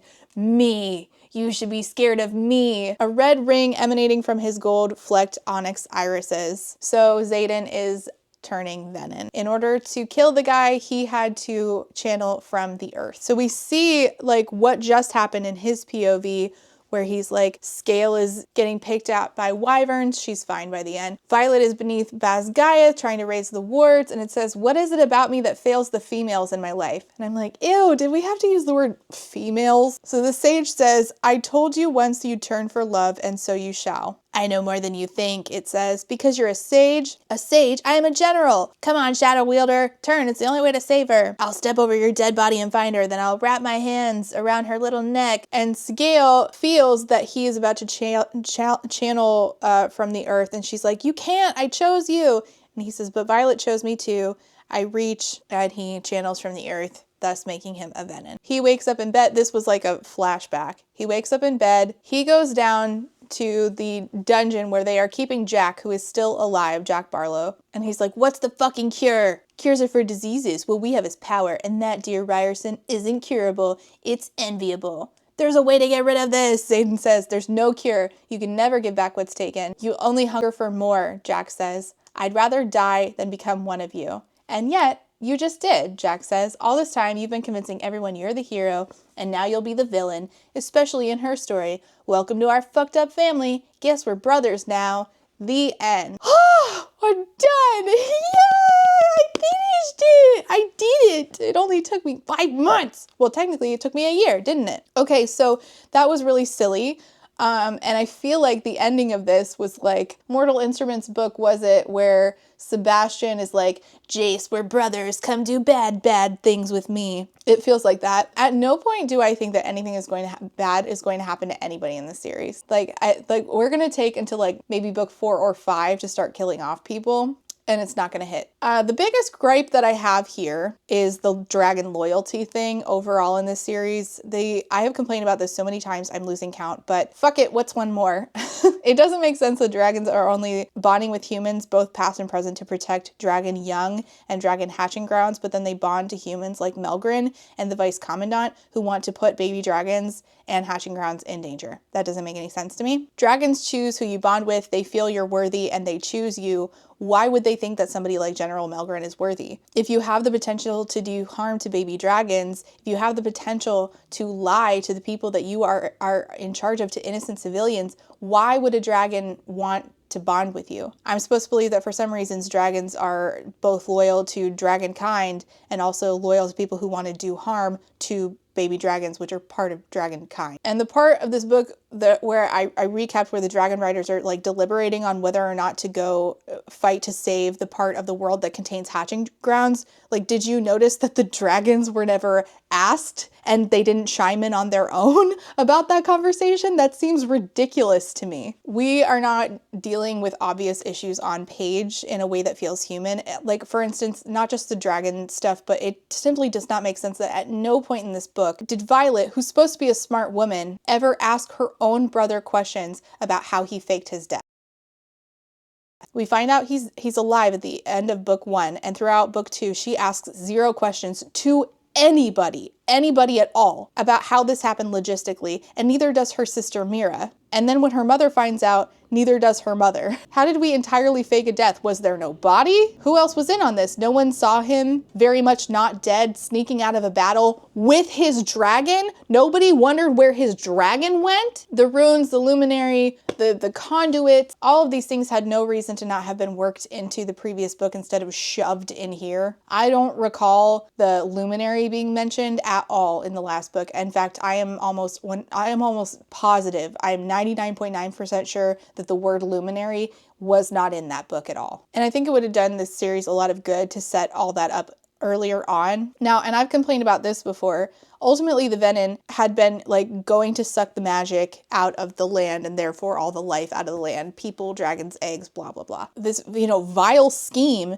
that's happening, the dragons on some level know that this is happening. And the leaders of the country of Navarre know that they exist and knew that this was a danger, that they would possibly attempt to do this. So that means that those people who knew, their dragons also knew. So if the dragons are beholden to the Dragon Empyrean, then why in fucking hell would leadership dragons allow bonded humans to perpetuate lies about the Venin who ultimately want to put baby dragons and hatching grounds in danger? The Venin exist and the dragons not telling their bonded humans makes 0 sense. Because the ones who don't know makes 0 sense because ultimately they need each other. Like they need to be in cooperation with each other in order to keep the goal of protecting dragon kind. So why dragons would not use humans to their advantage, even if it meant having to pit humans against each other, I don't get it. Are you loyal to the dragons or are you loyal to the people? Which it cannot, in many instances in this series, it simply cannot be both. Like, what do the dragons even get out of this? The Venin exists and the dragons not telling their bonded humans doesn't make sense. They all communicate. Also, the dragons all communicate with each other. Why did they not figure out a new plan? Humans are clearly bad at plans, so why don't the dragons, who already think that they're better than humans at planning things, just prioritize the baby dragons? Why do the dragons allow any and all of this? Speaking of allowing this, how the fuck did Jack Barlow's own dragon not get called in by the other dragons? They didn't think something was amiss there? And also, how is this not made into a huge deal? A rider killed their own dragon, and not only that, but he lived. How can you be a Venin and a dragon rider? Why would his own dragon allow that and not tell the Empyrean? The relationship in this series is obviously not something that I enjoy, but this book really took it to the next level by having this entire book just be Violet and Xaden having the exact same fight and then the exact same sex scene over and over and over again. It's super unenjoyable. There was a point where I just wanted to drive to, where does Rebecca Yarros live? Colorado? Utah? Just wanted to drive straight to her home and take her by the shoulders, ring the doorbell, and be like, listen, that's enough. I demand you do something else with these people. This is a slow form of torture. This is like my son making me listen to the Blippi Excavator song on repeat for hours. Please, Rebecca, I beg of you, release me from this torment that is listening to Xaden and Violet having the same fight about them both having no communication skills. And it's not just aggravating, it's unnecessary. It comes off like Rebecca realized that she has 5 books to write and didn't know what to fill them with because these people have already gotten together in book 1, so we have to fill it with some kind of drama, so we just made the drama the same fight over and over for 600 pages. I'll just put them on a hamster wheel. What else is there to do? Growth! We could have done some. We had 600 pages to try! Oh, I'm getting Mickey Mouse voice again. It really pissed me off that at the end, General Melgren says, I shouldn't have let you into the college, and Xaden's basically like, yeah, you really fucked up there. And we don't all stop to think like, wait, pause the war. What was even the point of that? Mickey Mouse is coming. I can feel it. At least don't point it out, because when the characters point out the foolishness feels compounded. It doesn't make sense that accomplished strategists would put their enemies' children on massive dragons. I cannot reasonably be made to believe that they would put their enemies' children on these dragons and that they ever thought that that was a good idea or had a good outcome for them, and they had no reason to do it at all. Now we could say, okay, we have a shortage of writers, fine, but then you'd have to stop killing them at Murder You. You could just put the enemy's children in the infantry and start training the infantry as dragon riders, but no. But then we'd have to have a conversation again about, oh yeah, there's a fucking shortage of dragon riders. So why are they only allowed to, they're not allowed to kill each other, except they are allowed to kill each other, but not when they're sleeping. They can't kill each other when they're sleeping. But then when Vice Commandant Varish came on the scene, literally seconds after he's on the scene, he roasts a bunch of riders. You're hurting for riders, but your new Vice Commandant just kills them and there's no repercussions for this. He can just light them up 2 seconds after they step through the gate and there's no problem with that. Please. When Karis Vituria kills trainees off at Blackcliff in An Ember in the Ashes, it makes sense. It keeps the rest of them in line and there's a whole new crop of them at all times. They're not hurting for members of the army. So then when a bunch of their elite trainees who are about to graduate end up dead due to leaders manipulating circumstances, I'm trying to be vague here, so I don't spoil An Ember in the Ashes for you. If you haven't read it, it's one of my favorites. I don't question this in that book because I've been told information previously that makes this make sense. But if they'd said like, we're in a deficit of trainees who will become masks, then I would question why we kill off so goddamn many in this book. That's the question I have for this series. It's just nonsensical given what we do throughout the book in Murder You. This should not be in Violet's POV. It doesn't even make sense that it's in Violet's POV. There's no reason for us to have Jacinia narrating Violet's diary, including the sex scenes and translating that, but okay. I would have liked to see how Brennan came to be Asherai, came to be the rebellion leader that he is now. When did this happen? Did he ever talk to his dad about it? We had a whole book to start having these conversations. Did he talk to anybody about it? Why and when did faking his death become the option he took? And again, how? Was there any clue that he was turning against the Empire beforehand? How and why did he keep that to himself? And why did he abandon his sisters to serve that Empire while he fucked off to secretly be in the rebellion? And up to this point, we have no reasonable explanation as to how his dragon kept the other dragons from leaking this information to General Melgren or his own mom. I don't understand. If it's about dragons and he's off fighting the Venin because he's scared of the Venin, then why are the other dragons keeping the people who are hiding the Venin?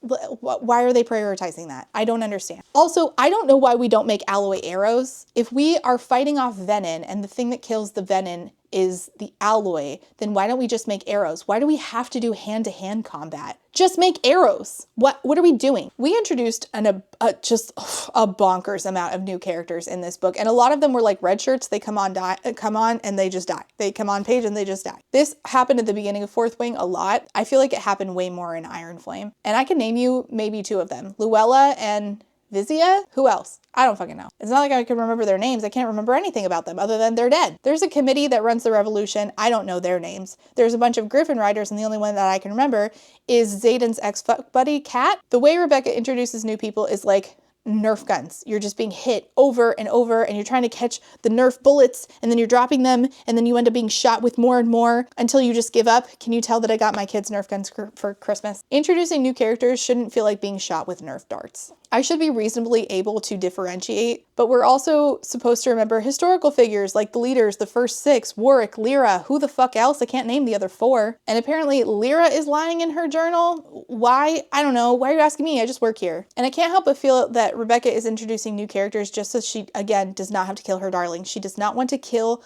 off the characters that we're actually supposed to remember. One person of consequence died in this book, which was Violet's mom. The last book, one person of consequence died. It was Liam, but I felt like Liam was really only in that last third, so it didn't make an impact on me as a reader at all. All of Violet's closest friends and family made it out other than her mom, but we kill off random ass people like Nadine, whose neck got snapped at the beginning of this book, or like the Griffin rider Luella or Vizia. Was I seriously supposed to care when they died? There was a moment when I thought Dane was going to die at the end when Jack had his arms on Dane, and I was like, oh, finally, maybe we'll have some emotional impact. Nah, just kidding. Again, Maddie calls books like these books that went to the SJM School of Writing, and that is 100% how the Agatar series is. We do not kill our darling. The hilarity of the fact that the new character we introduced in this, who had like a lot of page time, was the Varish, who got a bunch of page time, He was a really bad guy, and then we killed him off. This is also a really good example of how like black and white this is, where bad people bad, good people good. There's never any like real humanity to them. She writes these characters that you are supposed to fall in love with, like Riddick, and she can't kill them off because then you might stop reading. Sawyer, Garrick, Riddick, Jacinia. Jacinia is actually the person that I know most about in that little list I just gave. And to be honest, I'd much prefer a book in her POV. Why are the dragons colors chosen by genetics, but their swords are a matter of choice and need? It says that in this book. In this book, it says that their tails, which include sword tail, are a matter of choice and need. Can I get some examples of what constitutes like choice and need that would result in like, say, a sword tail? Why would you need a sword tail over a morning star tail? Why would we write this in here if we're not going to explain? It's my biggest question. What was the purpose? Why would we need a sword tail over a dagger tail? Also, can I please see what the sword tail looks like? Is it literal or not? I just want to know. Do they ever mess up in the process of growing their weapon tail that may or may not be literal? Like, what if halfway through, like I'm a dragon, halfway through I'm like, oh, I said I wanted a morning star tail, I'm actually gonna go with sword tail. Do I end up with like